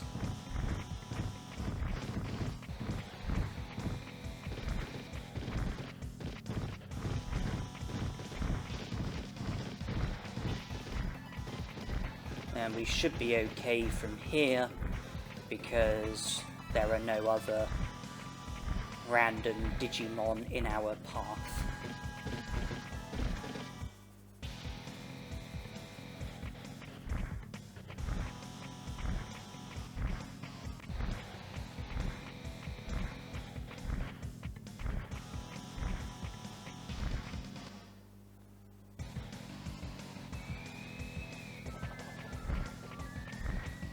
In the first season of Digimon, Digitamamon would be no match for Machine Dramon, Machinedramon would annihilate Digitamamon, but in this game, Digitamamon is more powerful than Machinedramon, somehow.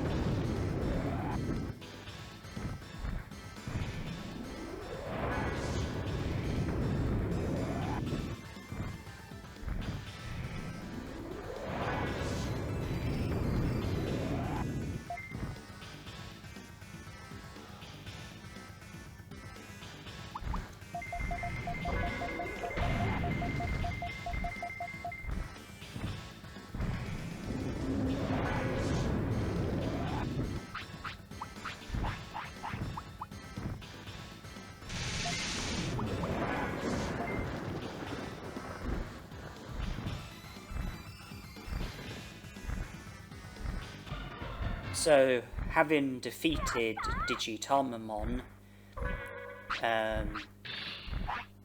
we now only have... we would now only have easier battles ahead of us, or so you would think. We do actually have a battle ahead of us against a Digimon who is even tougher than Digitamamon, and well, that might seem a bit strange, but the Digimon that I'm talking about is Machinedramon.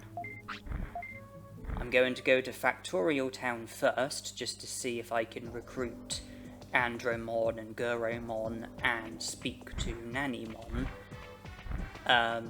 But we do have a battle against Machinedramon ahead of us, and that might seem strange because we've already defeated Machinedramon.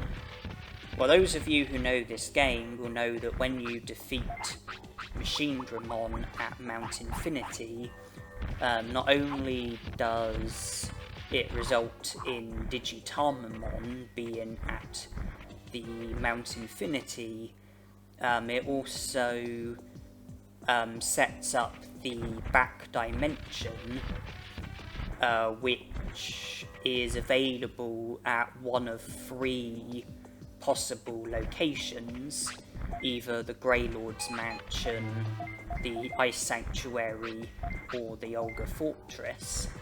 We have defeated Machinedramon at Mount Infinity, so there will now be the back dimension, and there is Machinedramon at the back dimension, as well as a load of random Digimon, and they all count as well. What I mean by that is I have to defeat those Digimon as well. I have to go to the back dimension and defeat the random Digimon who are there, as well as Machinedramon. I only have to go to the back dimension once, because the random Digimon are always the same. Machinedramon is always the same, so the Digimon are fixed. So it's only something that I have to do once, but it is still something that has to be done,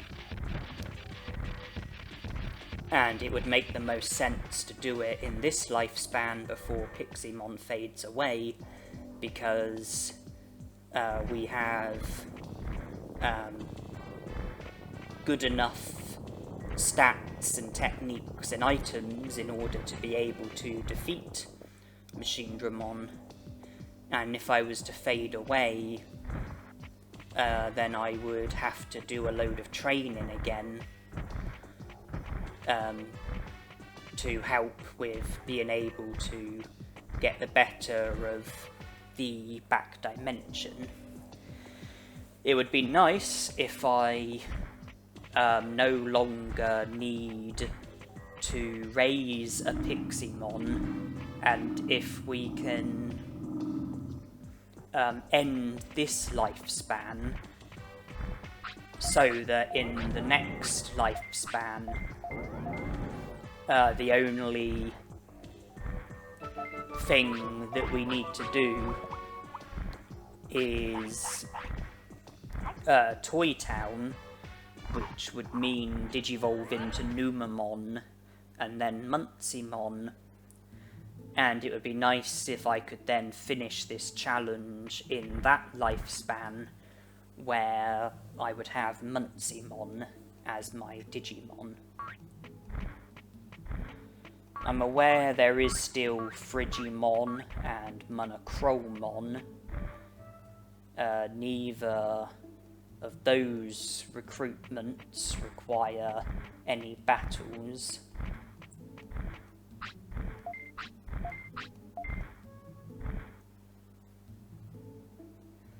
The back dimension doesn't earn you any prosperity points, nor does it earn you a medal or make progress towards any medals, but there are a load of items in the back dimension. There are random Digimon who you can battle if you want, powerful Digimon, and you can get a fair bit of money for defeating some of them. And then, of course, the battle against Machinedramon, which is the toughest battle in the game overall. And if you're successful, then you get a chain melon, a food item, Frigimon, Monochromon, nothing else. This is the mention of Machinedramon. So we go through all of the recruitments. 92 prosperity points. Monochromon would make it 94. Frigimon would make it 96. Toy Town, you recruit Muncymon. You also speak to Nannymon as well. We've spoken to him at his other 4 locations, so speaking to Nannymon will result in him joining the city.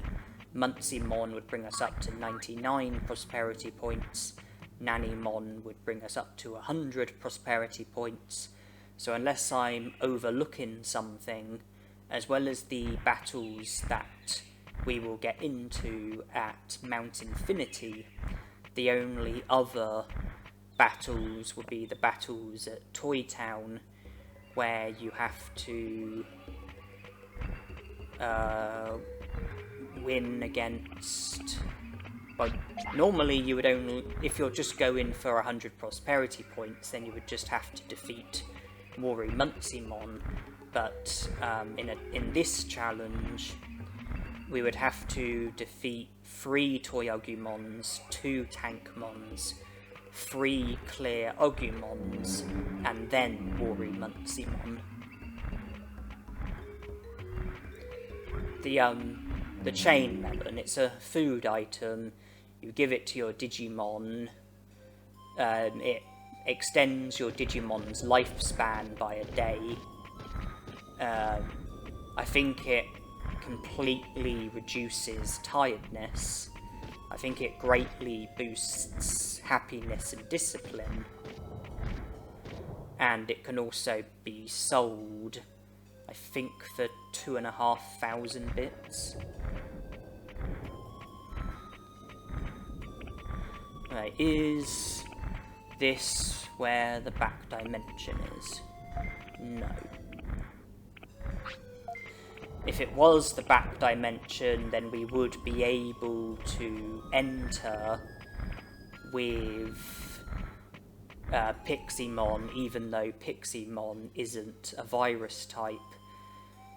Like with the Ice Sanctuary, if that's where the back dimension is, then I would be able to enter naturally, despite the fact that Piximon isn't a vaccine type.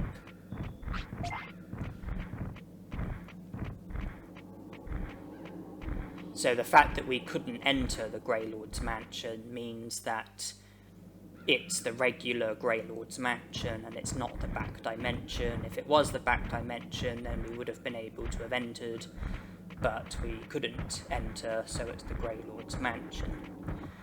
I'm now going to try the Olga Fortress, and if that's the back dimension, then great. If it's not the back dimension, then by the process of elimination, we will know that the Ice Sanctuary is where the back dimension is, and we would be able to enter with Piximon, no problem.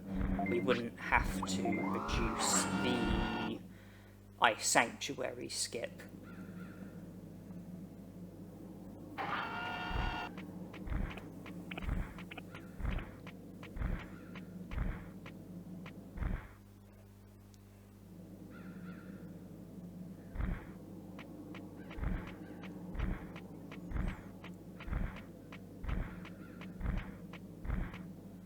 Looks like we have to keep travelling.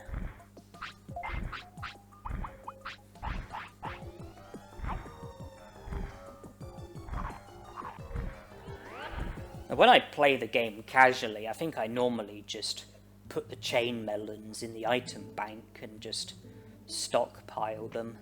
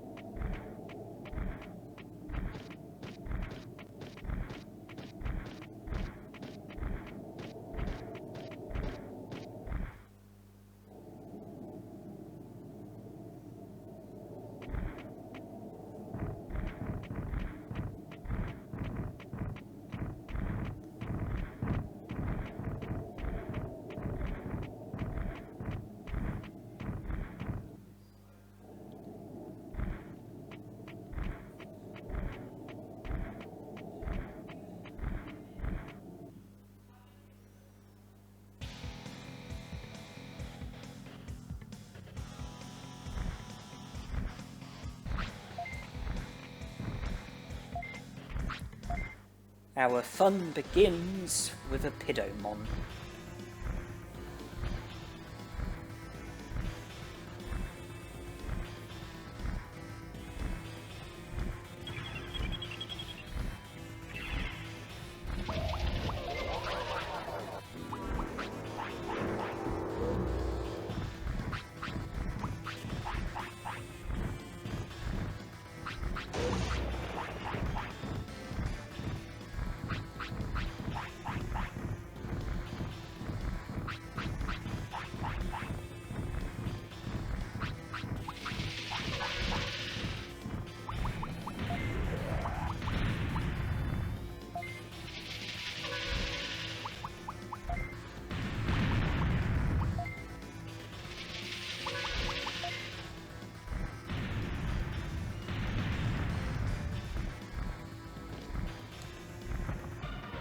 Are we going to get yet another sage fruit? Well, not from him, anyway.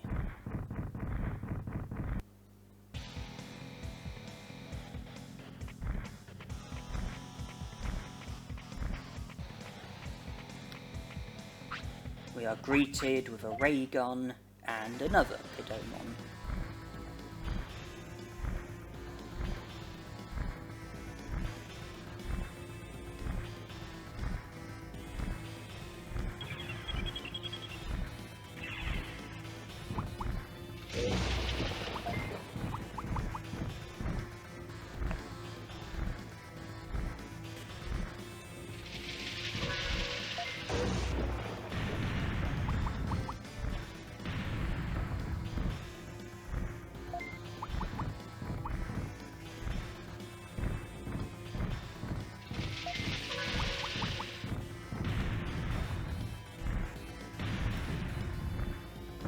Will this one insult my intelligence by giving me a sage fruit?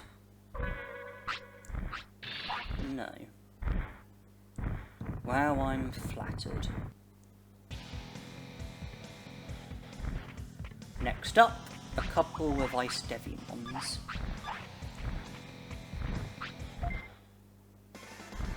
Or maybe it's just one Ice Devimon.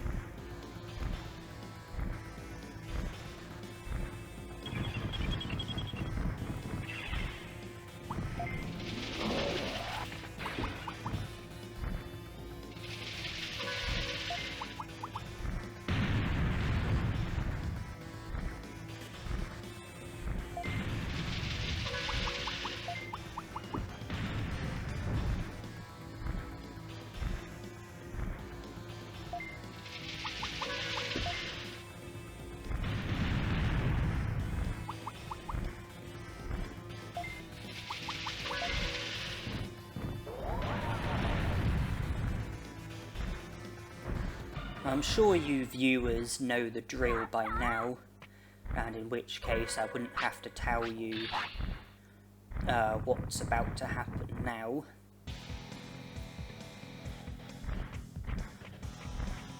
Is there a Digimon down here? No, there definitely is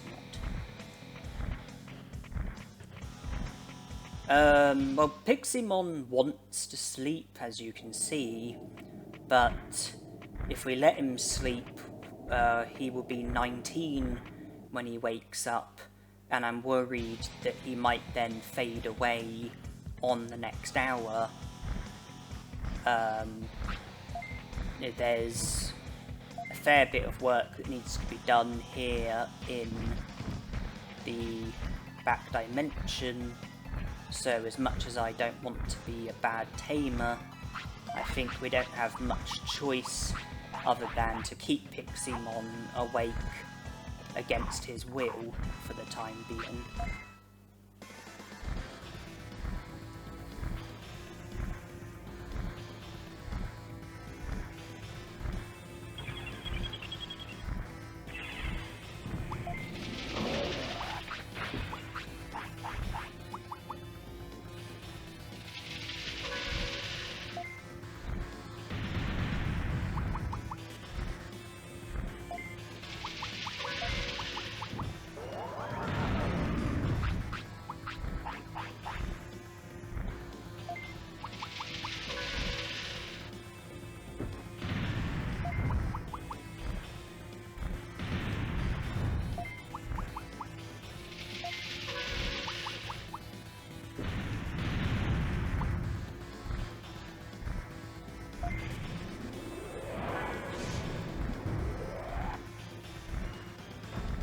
The next area contains 2 Blue Miramon and 2 Tekamon, and one of the Blue Miramon doesn't actually battle you if you just go up to him and talk to him.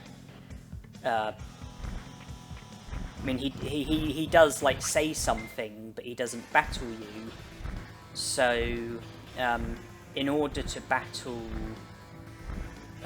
the Blue Miramon, you have to battle one of the other Digimon while the Blue Miramon is on screen, and hope that the Blue Miramon participates.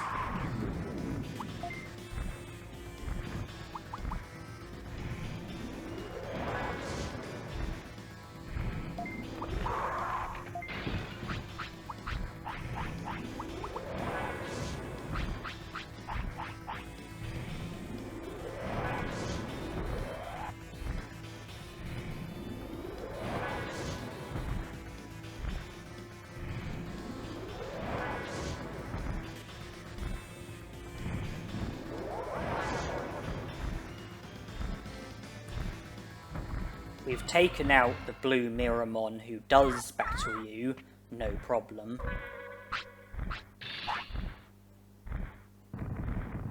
And we've got remaining 2 Tekkamon who also battle you, no problem. And a blue Miramon here who is a bit more difficult.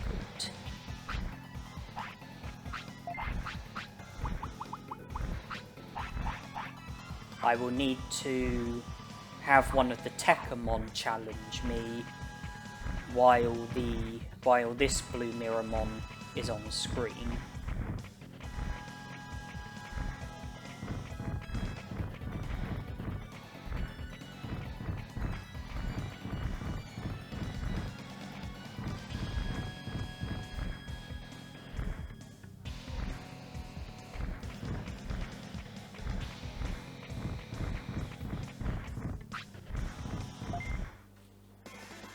Okay.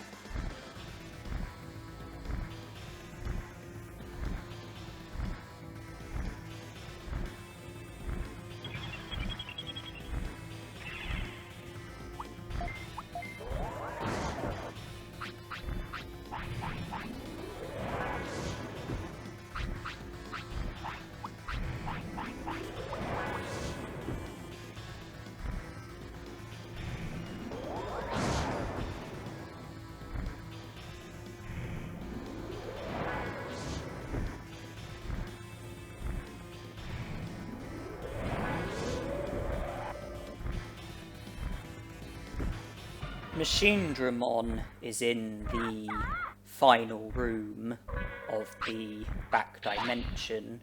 We are about to enter the second last room.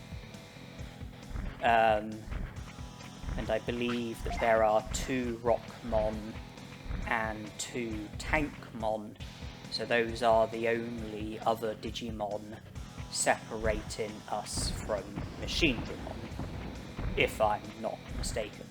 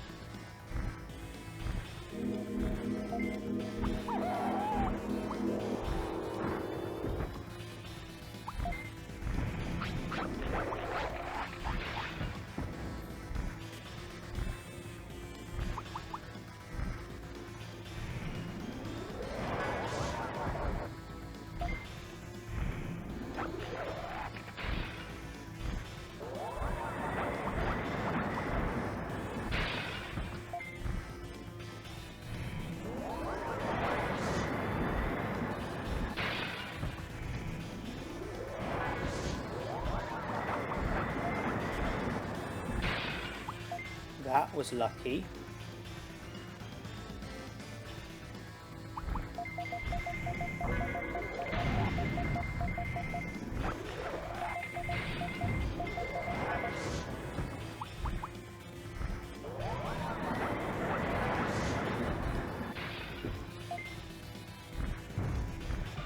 The two Tankmon are quite a way apart from one another, so it's going to be two separate battles, both against one individual Tankmon, and not us fighting two Tankmon at one time like we did with the two Rockmon.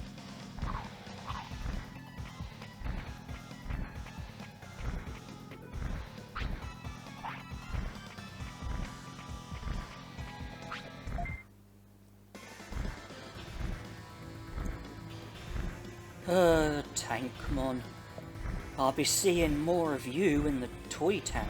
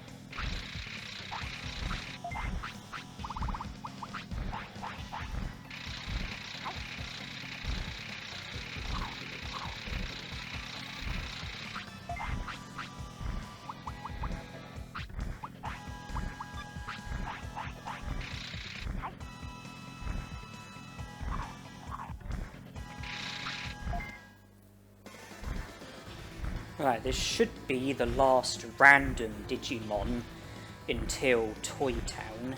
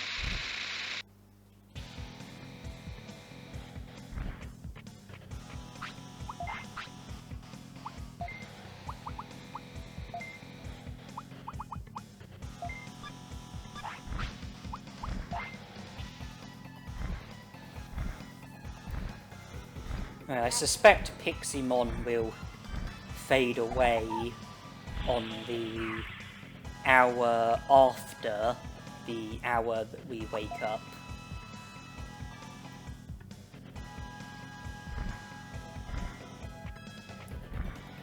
Plenty of time, because all we have to do is win one single battle. Then I thought it would be a good idea to equip Poison Claw, because Poison will take a lot of HP from Machine Dramon, considering his HP starts at 9,999.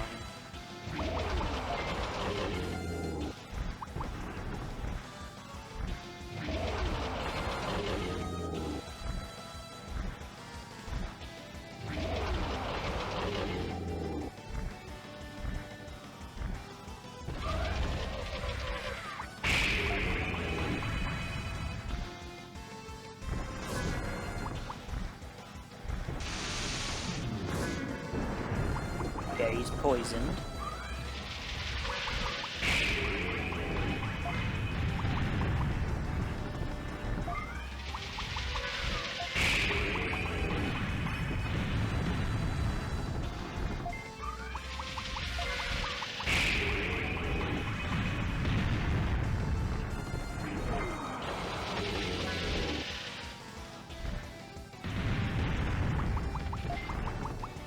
And he's not going to be able to hurt us while he's flattened.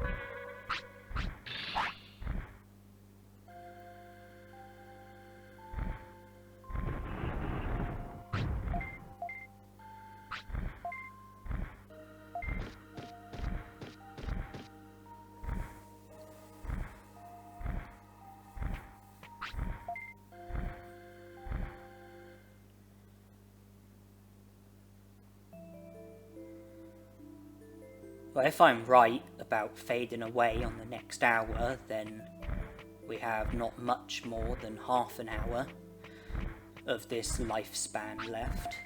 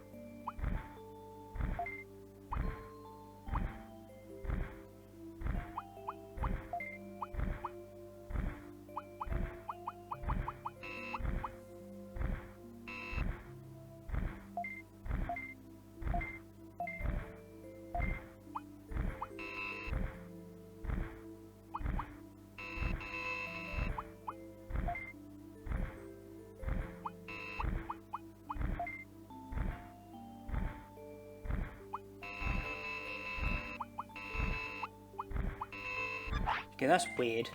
The sirloin, the Myotismon sirloin seems to have gone invisible. Weird.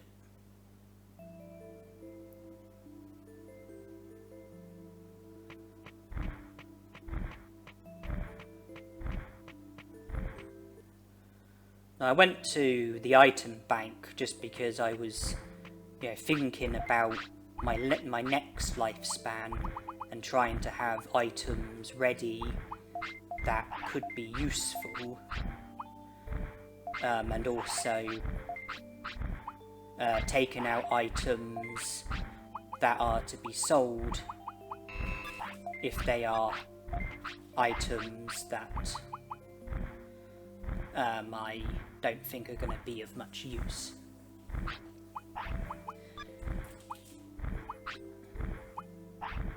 The mouldy meat will be used to make a suitable Digimon sick in Freezeland, so that Frigimon will rescue us, and that will be the first step towards recruiting Frigimon.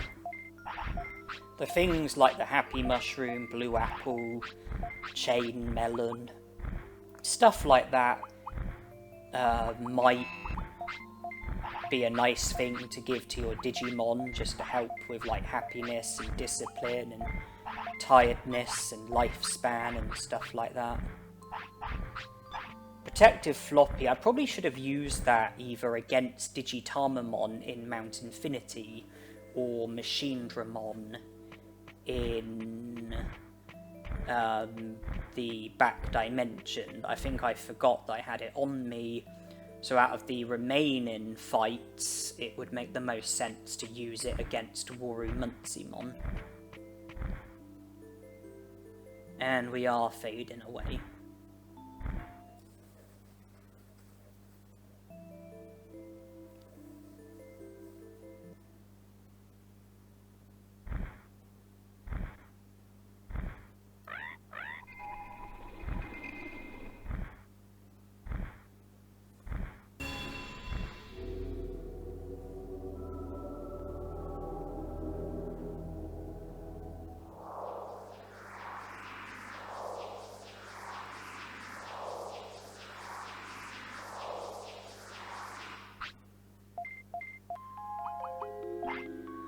Like every previous occasion, I've chosen the pink egg, which Yoramon will hatch from, who will digivolve to Tainamon, and then probably Palmon, probably Palmon rather than Betamon. But then there's going to be change, because instead of digivolving from Palmon to Vegemon, it's going to be Palmon to Numamon, and then Numamon to Muncimon.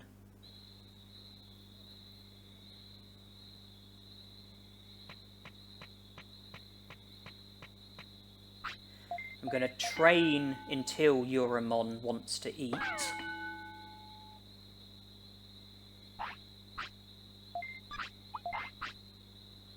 Not yet.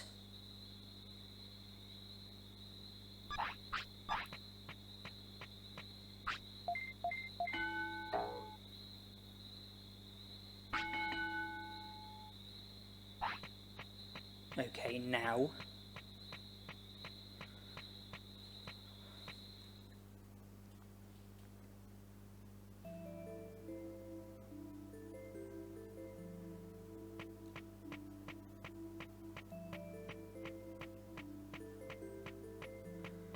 Birdramon can take us to Freezeland, the mouldy meat can make us sick, and Frigimon will rescue us.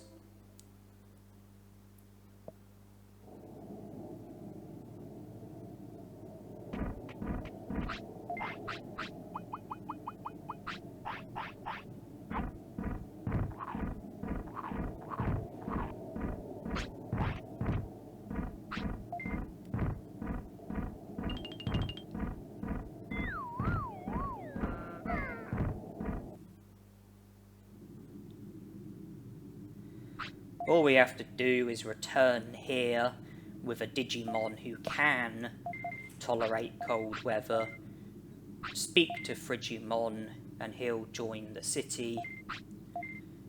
Numamon can tolerate cold weather, as can Muncymon, so I could come here with Numamon while on my way to Toy Town and recruit Frigimon with Numamon as my Digimon, or I could go to Toy Town with Numamon, Digivolve to Muncymon, and then go to Frigimon before going back to the city. So I'd speak to Frigimon with Muncymon as my Digimon, and he would then join the city.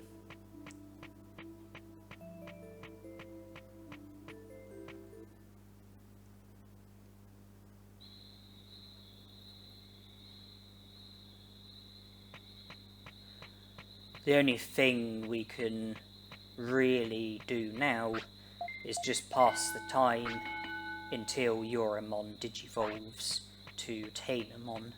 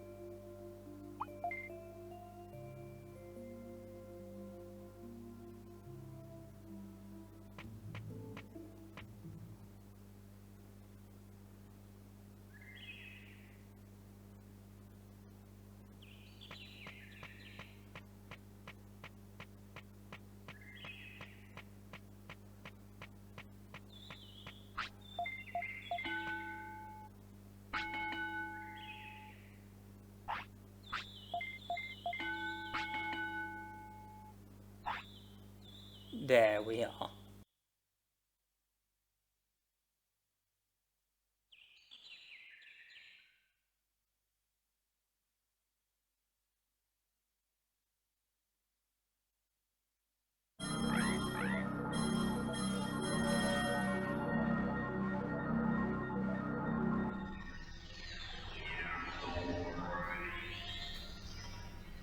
The intention is to digivolve to Palmon.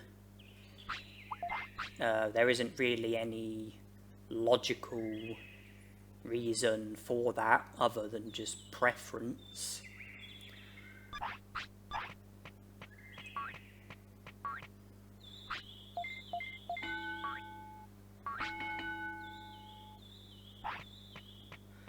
I think that having speed as my highest stat should result in me digivolving to Palmon.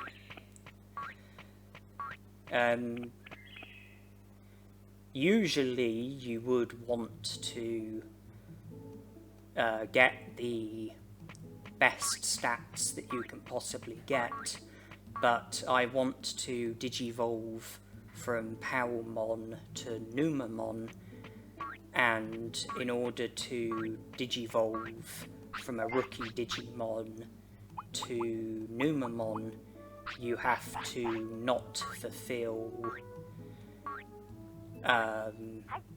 enough requirements in order to digivolve naturally.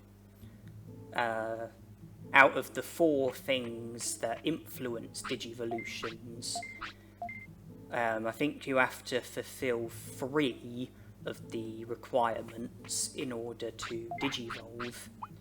So in order to digivolve to a natural champion, I believe that 3 of the 4 requirements would have to be fulfilled. So in order to digivolve to Numamon, I would have to fulfill no more than 2 requirements for any of the champion Digimon that Palmon can naturally digivolve to. And in case you're wondering what I'm doing, I have food items that boost happiness. I gave the blue apple to Tainomon, and then her happiness looked like it was at the maximum, and then I had other food items that boost happiness, and so I decided to scold Tainomon to boost her discipline at the expense of her happiness, but happiness can be recovered from the food items that I will be giving her when she wants to eat. I'm pretty much just passing the time until Tainomon digivolves, so I'm resting at the clinic instead of training at the gym, because I want to keep my stats down to help with digivolving to Numamon. And I'm feeding Tainomon when she wants to eat and giving her portable potties when she needs the toilet. If I keep HP and MP under 1000 and keep attack, defense, speed and brains under 100, then I won't fulfill the stat requirement for any natural champions.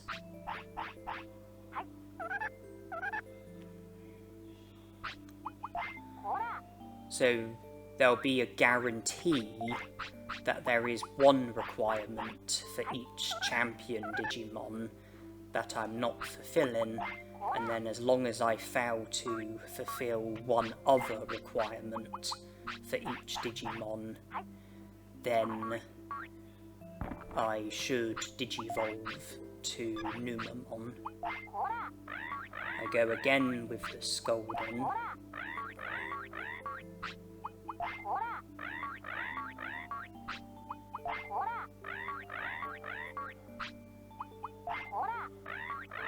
I think discipline is now at the maximum. Blue apple will boost happiness by a fair bit. Okay, happiness is looking good. I've got another happy mushroom. I've got a chain melon.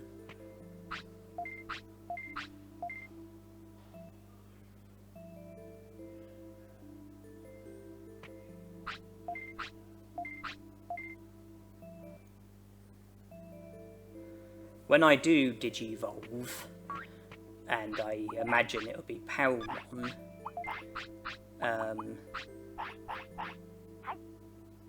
I will look at my stats, and I will want to get them, well, get HP and MP as close to 1000 as possible, get attack, defense, speed and brains as close to 100 as possible, because I do want to have the best possible stats while keeping them under the thresholds to help with digivolving to Numamon. So I might do a little bit of training with Palmon, just to, if there are any stats that can be put closer to 1000 without actually reaching, well, see if HP or MP can be put any closer to 1000 without actually reaching 1000. See if attack, defense, speed or brains can be put any closer to 100 without actually reaching 100. With that chain melon, my lifespan has just been extended by a day.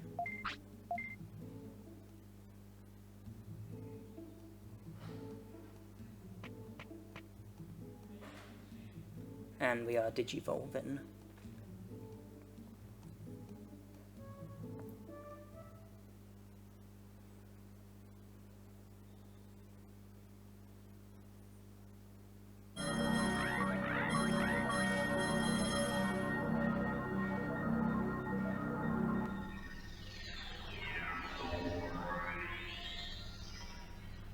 And it is Palmon.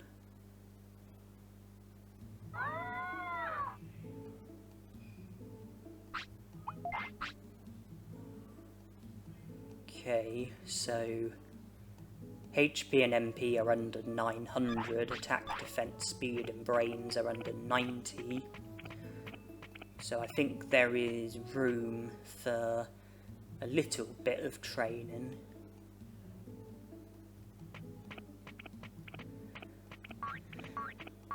I probably wouldn't have to keep my stats down, and if I was to study Palmon's possible digivolutions, then even if I was to fulfill the stat requirements for one champion or some champions or even all champions, if I was to pay close attention to the other conditions like weight, care mistakes, the bonus requirement, then I suspect that it would still be possible to fulfill no more than 2 requirements for any champion Digimon, and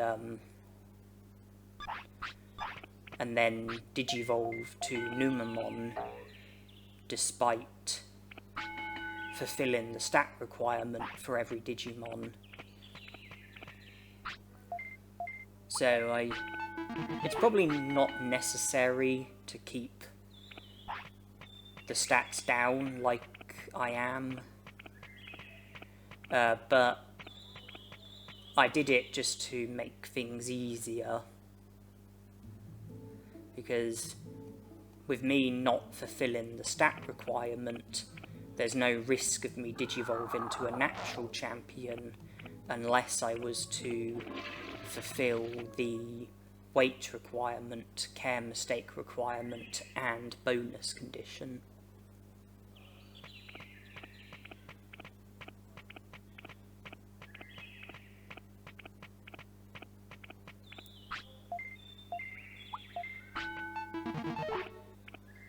I'm being forced to do some bonus tries so that I get smaller stat boosts.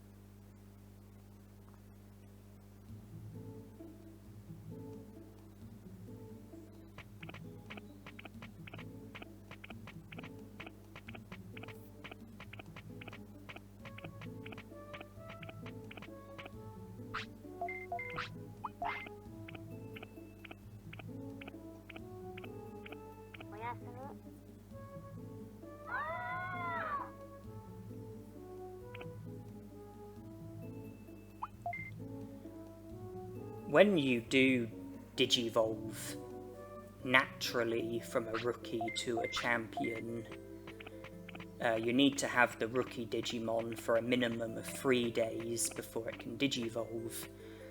But when it comes to digivolving to Numamon, the digivolution won't happen until a minimum of 4 days of having the rookie Digimon, and in between it being 3 days and 4 days, you have to make sure that at no point do you fulfill 3 of the requirements for a natural rookie. or else you would end up digivolving to that Digimon, and it would sabotage digivolving to Numamon. I don't think there's much more I can do with my stats. So, starting from when we digivolved to Palmon, I've got about 4 days on my hand until Palmon will digivolve to Numamon, providing I'm successful with digivolving to Numamon. And we need to pass the time somehow. One option is to rest, but there is other loose ends that haven't yet been tied up. One of them was Frigimon, that has now been seen to. I have 94 prosperity points. The other loose end is the dreaded Monochromon, and that's what I'm about to do now.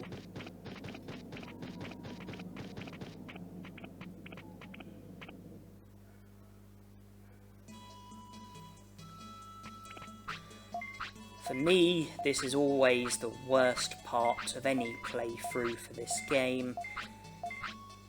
I hate the Monochromon shop, I hate how much luck you need, I hate how boring it is, how difficult it can be, how tedious it can be, and my first attempt was unsuccessful.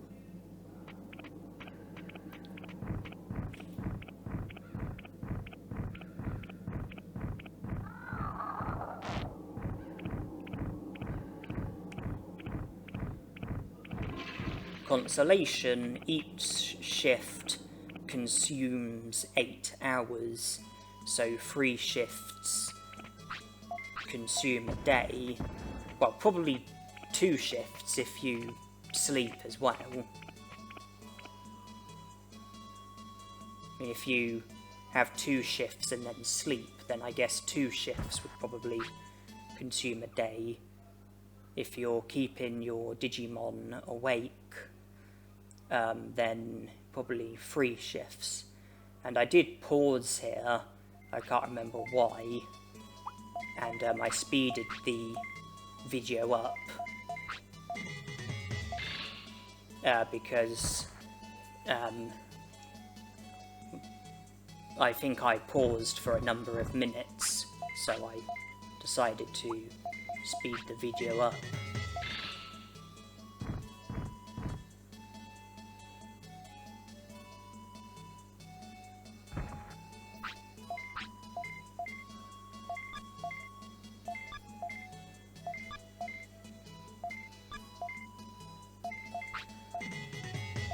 Technically, it might be possible to succeed at the Monochromon shop without raising the price.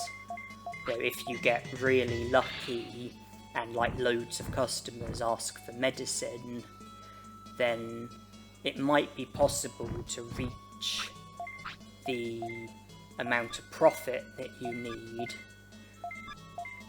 without raising the price.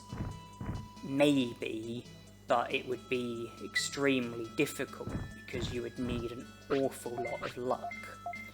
So, you know, realistically speaking, I think it is compulsory to raise the price. I tend not to bother raising the price when it's meat because of how little meat is worth, but I do usually raise the price for medicine and portable potties. You can make a bit of money from portable potties and a lot of money from medicine. When you do raise the price, you can raise it by between 1 to 5 steps. So you could raise it by 1 step, 2 steps, 3 steps, 4 steps, or 5 steps. With Goborimon, I try to raise the price by 5 steps because he seems to be the most easygoing customer, the most willing to pay the maximum price. With Gotsumon, I tend to raise the price by about 2 steps because he's not as easygoing as Goborimon, he's not as willing to spend big. Weedmon, I tend to only raise the price by 1 step because of how difficult and tight-fisted Weedmon is. Weedmon tends to be not at all willing to spend much money. And then the Red Penguin is, in my experience, is extremely unpredictable and inconsistent. And it's hard to know what's going to happen when you deal with him. And so normally I just raise the price by all 5 steps because his response seems to be generally the same regardless of how much you charge. He might agree to pay the full price, or he might storm off if you keep the price the same.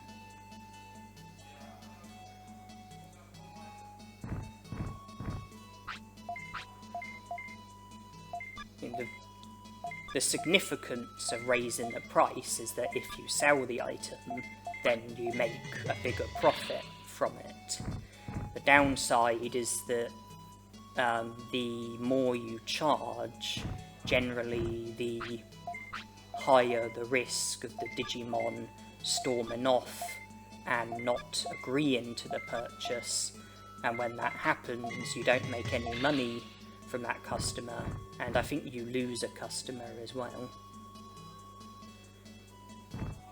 The target profit that you need is somewhere between 3,000 and 3,100. I tend to just aim for 3,100, and if I can get that, well, that's what I aim to do, 3,100. I'm currently about 330 away, a medicine at 1,100, that's 400, brought me up to 3,170, and we are now successful. Monochromon will join the city. Since we've reached the target, we might as well just keep the price the same, so that we can try and make faster sales, make it to the end more quickly.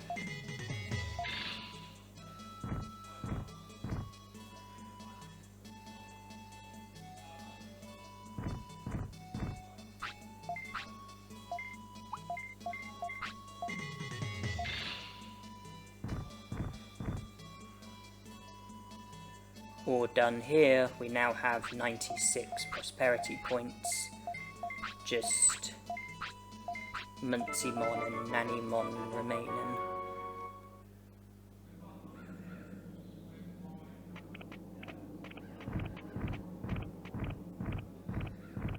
And if we let Palmon sleep, when we wake up, it'll be 1 day later than before we started the Monochromon shop. So while I don't like the Monochromon shop, at least it consumed a day, so that's 1 less day of resting that we will have to do.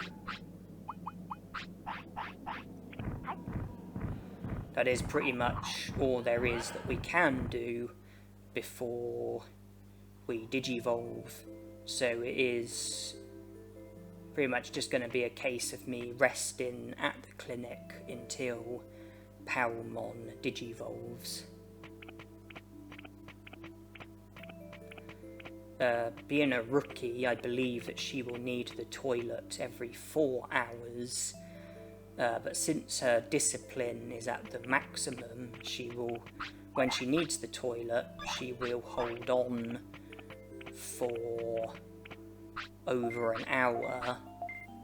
So you could rest 5 times before needing to use a portable potty.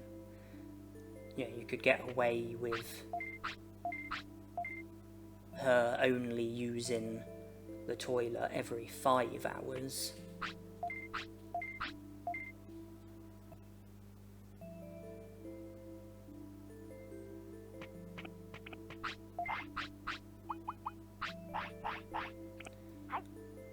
But it looks like I decided to give it to her at the earliest opportunity, and I've speeded the video up because it's not very exciting. It's just me resting over and over again.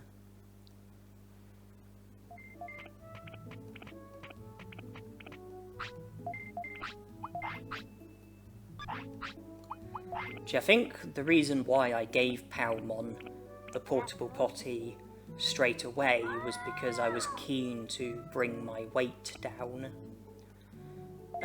Because I'm aiming to digivolve to Numamon, and you'll see that I'm not feeding Palmon, and that's to try and have low weight and a high number of care mistakes. That combined with me not having good enough stats for a natural Digivolution should help with digivolving to Numamon. Because I don't think with my weight at 1, I don't think I'm fulfilling the weight requirement for any of Palmon's natural Digivolutions, and I'm also not fulfilling the stat requirement we are now digivolving. And with the high number of care mistakes, well, we would have been fulfilling the care mistake requirement for some Digimon and not others. And we might also have been fulfilling the bonus condition for some Digimon, but that's only like 1 or 2 of the requirements. Numamon is our Digimon.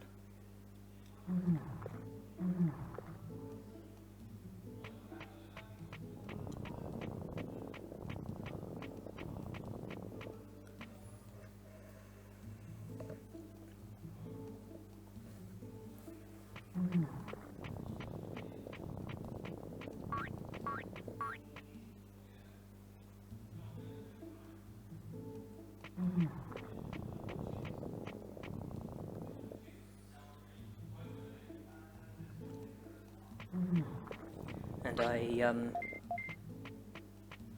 speak to Numamon, and apparently the enemy bow increases the chances of, if you like get into a battle with a Digimon and there are other Digimon on screen, apparently having the item that I just bought increases the chances of the other Digimon choosing to battle you, whereas the item that I didn't buy, I think, does the opposite. So I bought the item because I'm going in Toy Town. There's going to be 3 Toy Agumons in one room, 2 Tankmons in a different room, 3 Clear Agumons in another room. So I'm going to not want Digimon to be fleeing from battles. And I repeatedly leave and re-enter because I was hoping that Piximon might show up so that I could purchase a training manual which would help when training with Muncymon. I didn't have much joy, so I thought, okay, give up for now. It's just when I do digivolve to Muncymon, I will want to do some training before fighting any of the Digimon in Toy Town. And where I spoke to Numamon, Moldramon and Mumemon at the secret item shop, if I was to go there again, Devimon would be the Digimon there, so there would be the opportunity for me to buy Devil Chips, should I want to.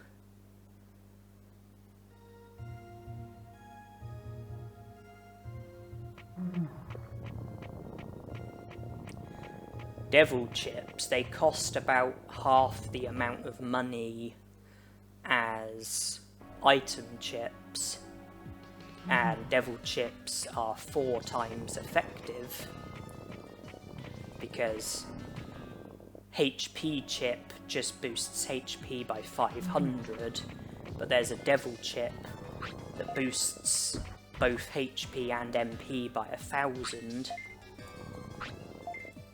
And then with like attack, defense, speed and brains, there's a Devil Chip that boosts 2 of them by 100, and another Devil Chip which boosts the other 2 by 100. So Devil Chips are a lot more effective than item chips and cheaper, but they shorten your Digimon's lifespan.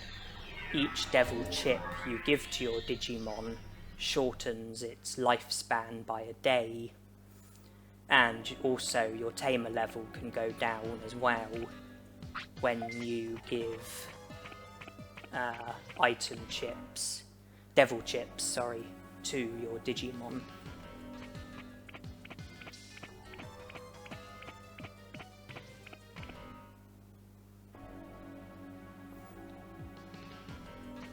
You have to speak to the robot Digimon in here while you have Muncymon as your Digimon, so the robot then unlocks the door that leads towards where Muncymon is. And then you don't actually have to go there, like once the door's been unlocked, you don't actually have to proceed through the door with Muncymon as your Digimon. You just need to have Muncymon as your Digimon in order to be able to get the door unlocked. And then you can actually battle Muncymon with any Digimon, but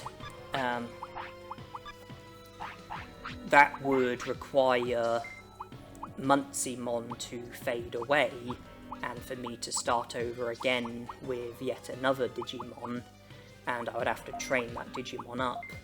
So I thought, well, it'd probably make more sense just to do the last bit of the game with Muncymon as my Digimon. I've got Confusion Storm and Sonic Jab. I've got time to make my stats better, and the battles that I'm going to be having aren't exactly the hardest battles in the game.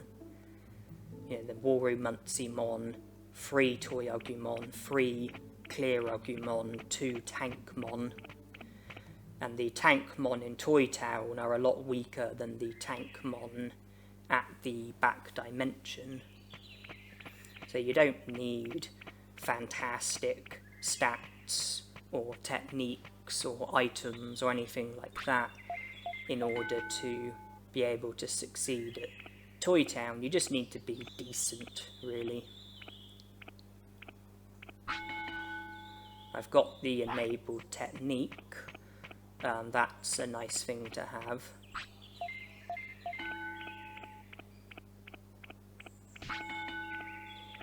MP is at 3000. Well, with the medium MPs, I think 3000 MP should be good enough.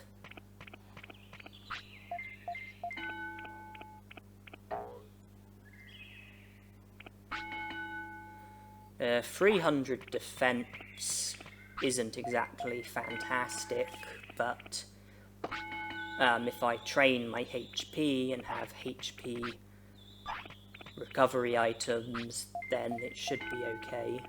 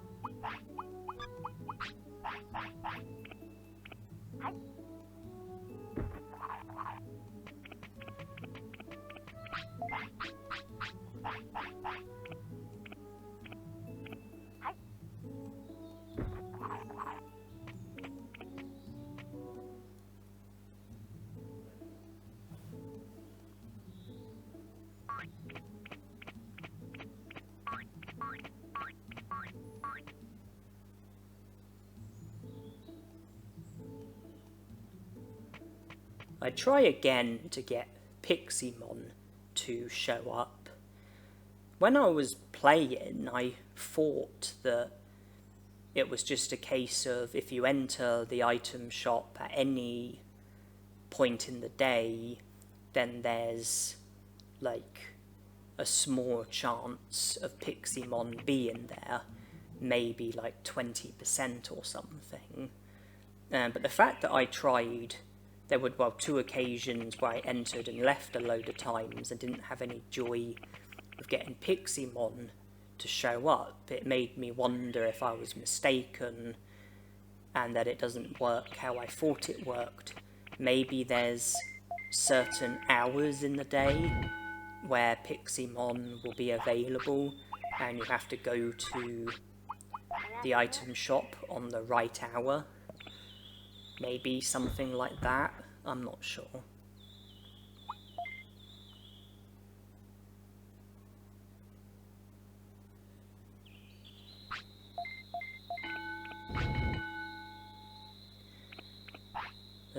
I've got Confusion Storm, which on like the techniques list it says it does over 200 damage.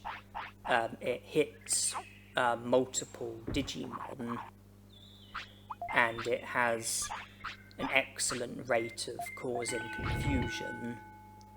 So I think Confusion Storm is a reasonable technique to have. Certainly a lot better than Sonic Jab.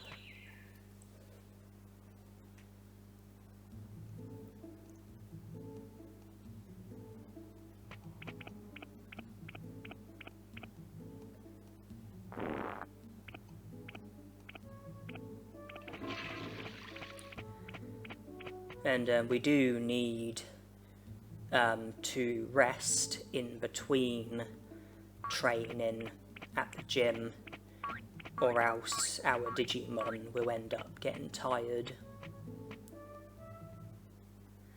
HP is almost at 4,000.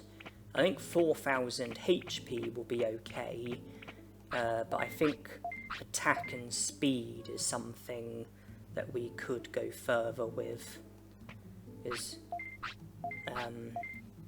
they're currently at 300. I think we can do better than that.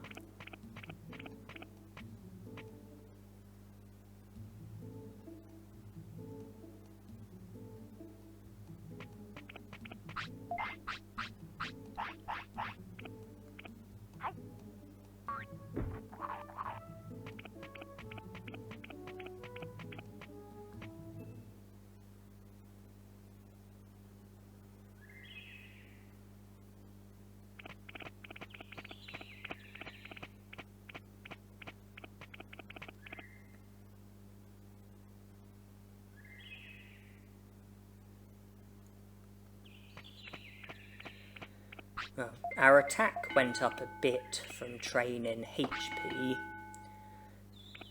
by training our attack, which is what we are currently doing, our speed will also go up. And then if we were to train speed as well, then that would put our HP up. So I'm thinking HP should be at least 4,000. Attack and speed should be at least 400. Or certainly our attack should anyway.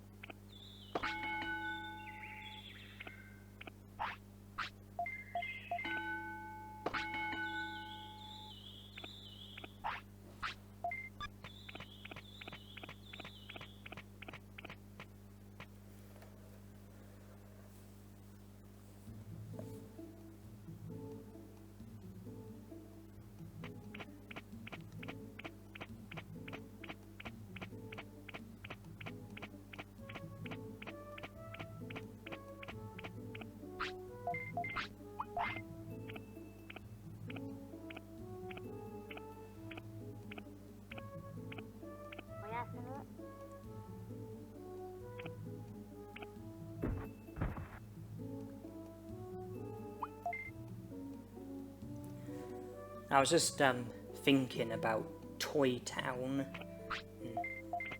I believe there are just 9 Digimon remaining who I have to defeat.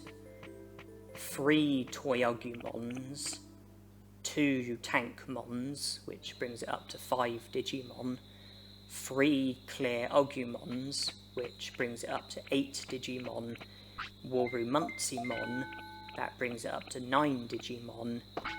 He'll give us the gear, we'll take it back to the robot Digimon, Muncimon will join the city, we will go back to the room that Worumunsimon was in, Nanimon will be there, speak to him, he'll join the city and drop the key item that enables you to carry 30 items instead of 20.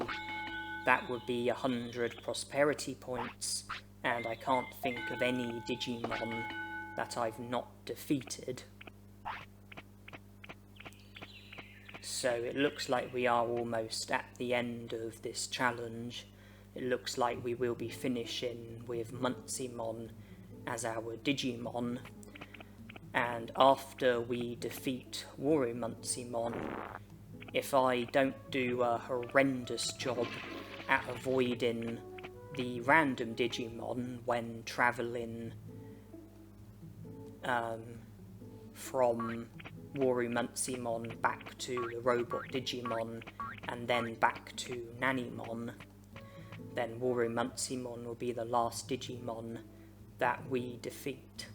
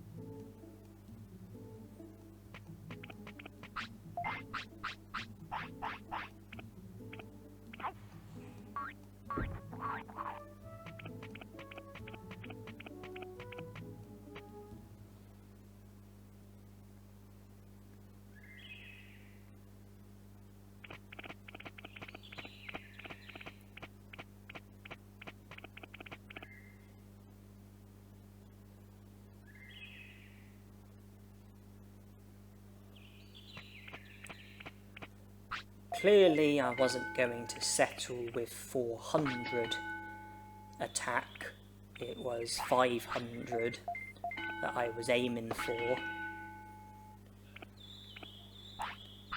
With 500 attack, we should do okay damage with Confusion Storm.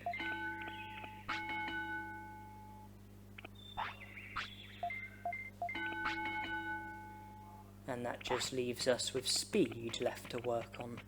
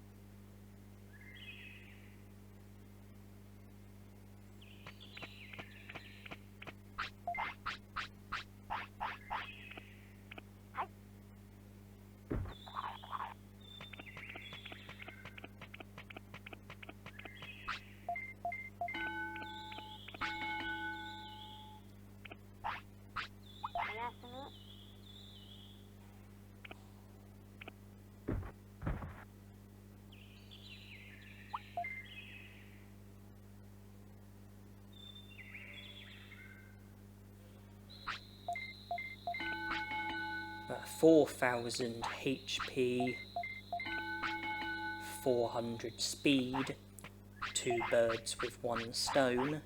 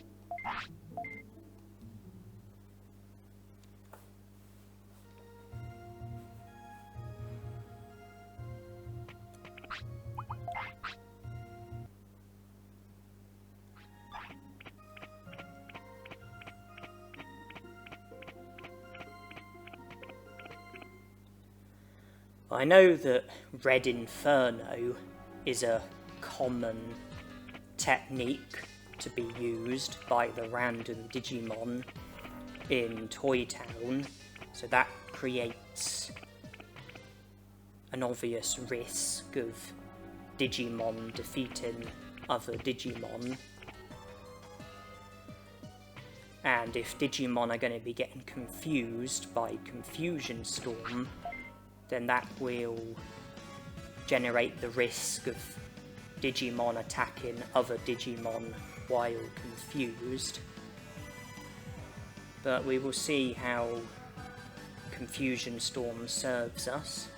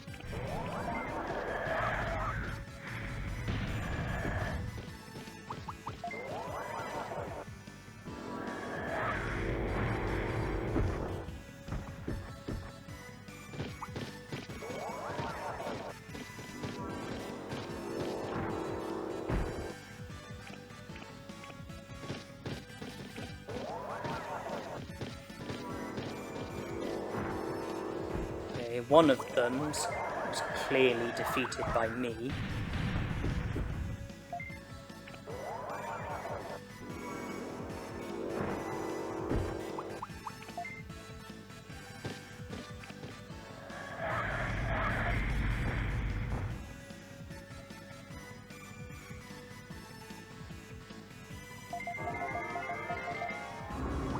2 of them clearly defeated by me.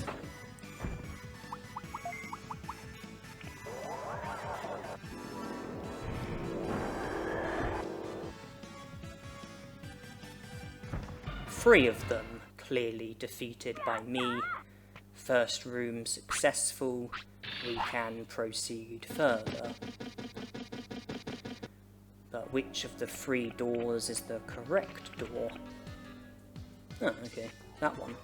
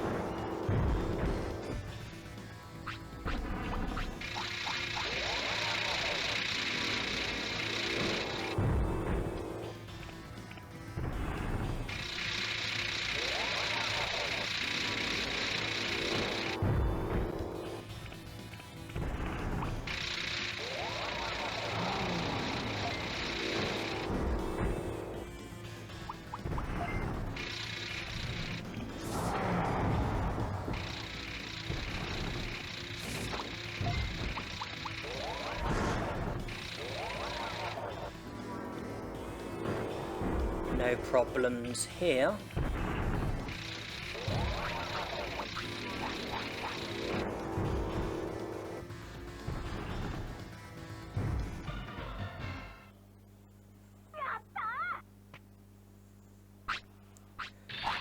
And I learned Buster Dive.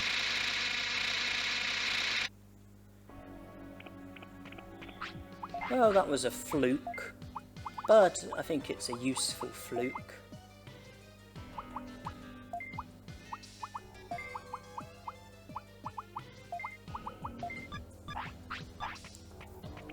So 3 clear Agumons in the next room. The one on the left won't battle you if you just go up to him, a bit like the blue Miramon in the back dimension. And the solution in the back dimension was to get challenged by a different Digimon with the blue Miramon on screen, and the solution is the same here.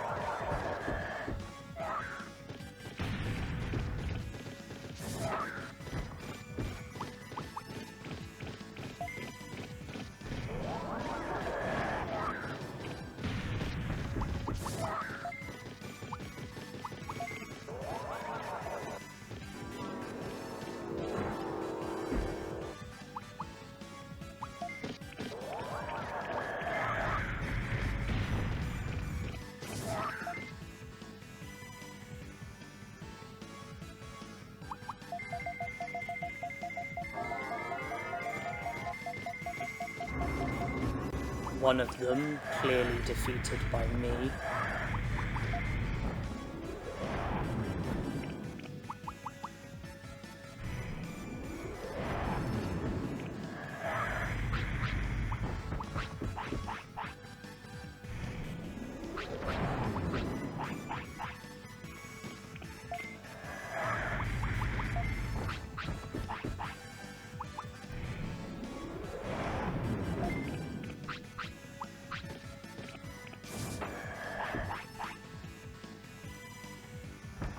Well, I was very pleased and very surprised by the fact that none of the random battles in Toy Town took more than one attempt.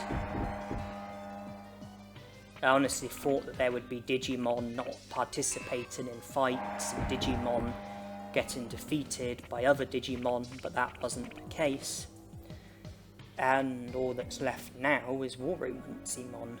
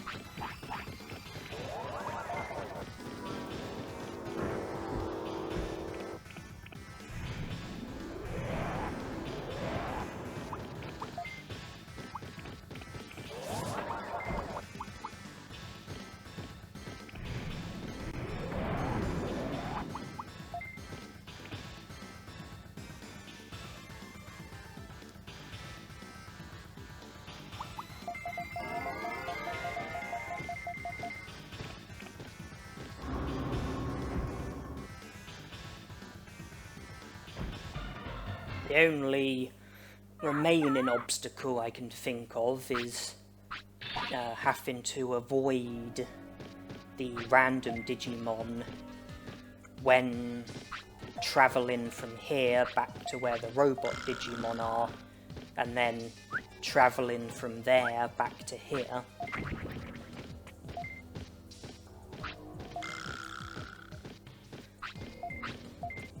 It won't be any more than an inconvenience if I was to get into an unwanted battle. Yeah, there's no realistic risk of me getting defeated. It's not going to kill the challenge if I was to defeat a certain Digimon more than once. It's just an inconvenience, and that's all.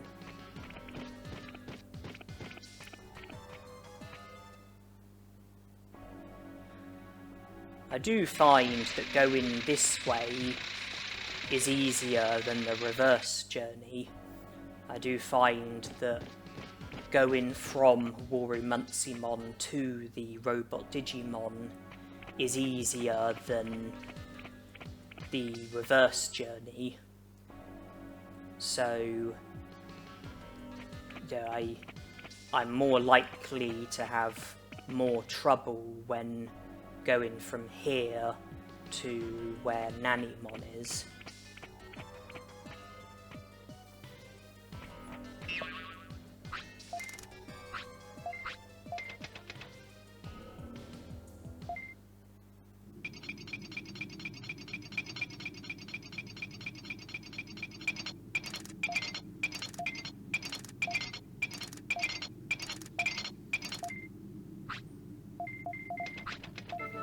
$99 prosperity points, just Nannymon remaining.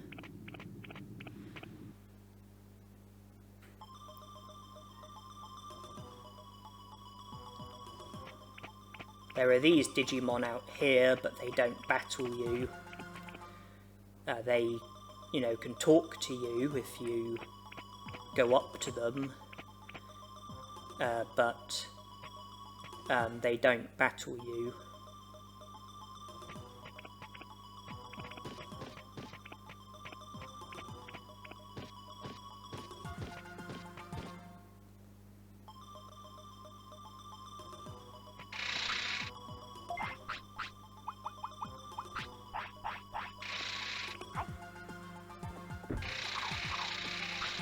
And that's no good. I've got an unnecessary battle on my hands.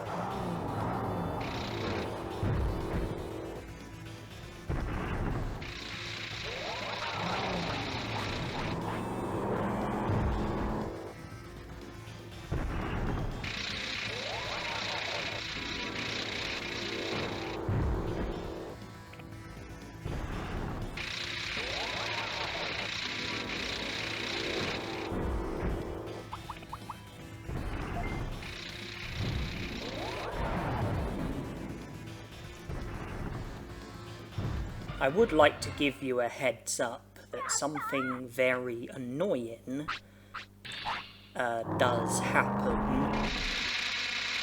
when trying to enter the room where Nannymon is.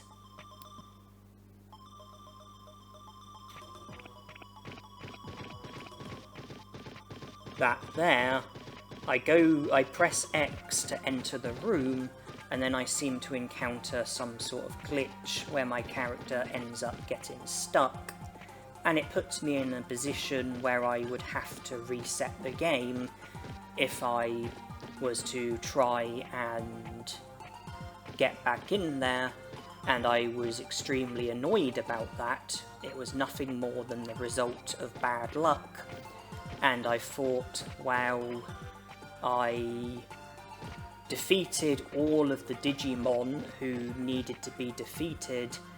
I made it up to 99 prosperity points. All I needed to do was enter that room, speak to Nannymon, he would join the city, I would make it up to 100 prosperity points, and there would be no more battles in between now and then. And so I decided to end the challenge here and just take the view that the challenge was successful, because nothing would have gone wrong with speaking to Nannymon and recruiting him. Then I would have been at 100 prosperity points. This was just an annoying glitch that came as a result of bad luck. I apologise about that. But this is the challenge done, so I thank everyone for watching, and I hope you enjoyed, and I hope that you share feedback and let me know what you thought of this challenge.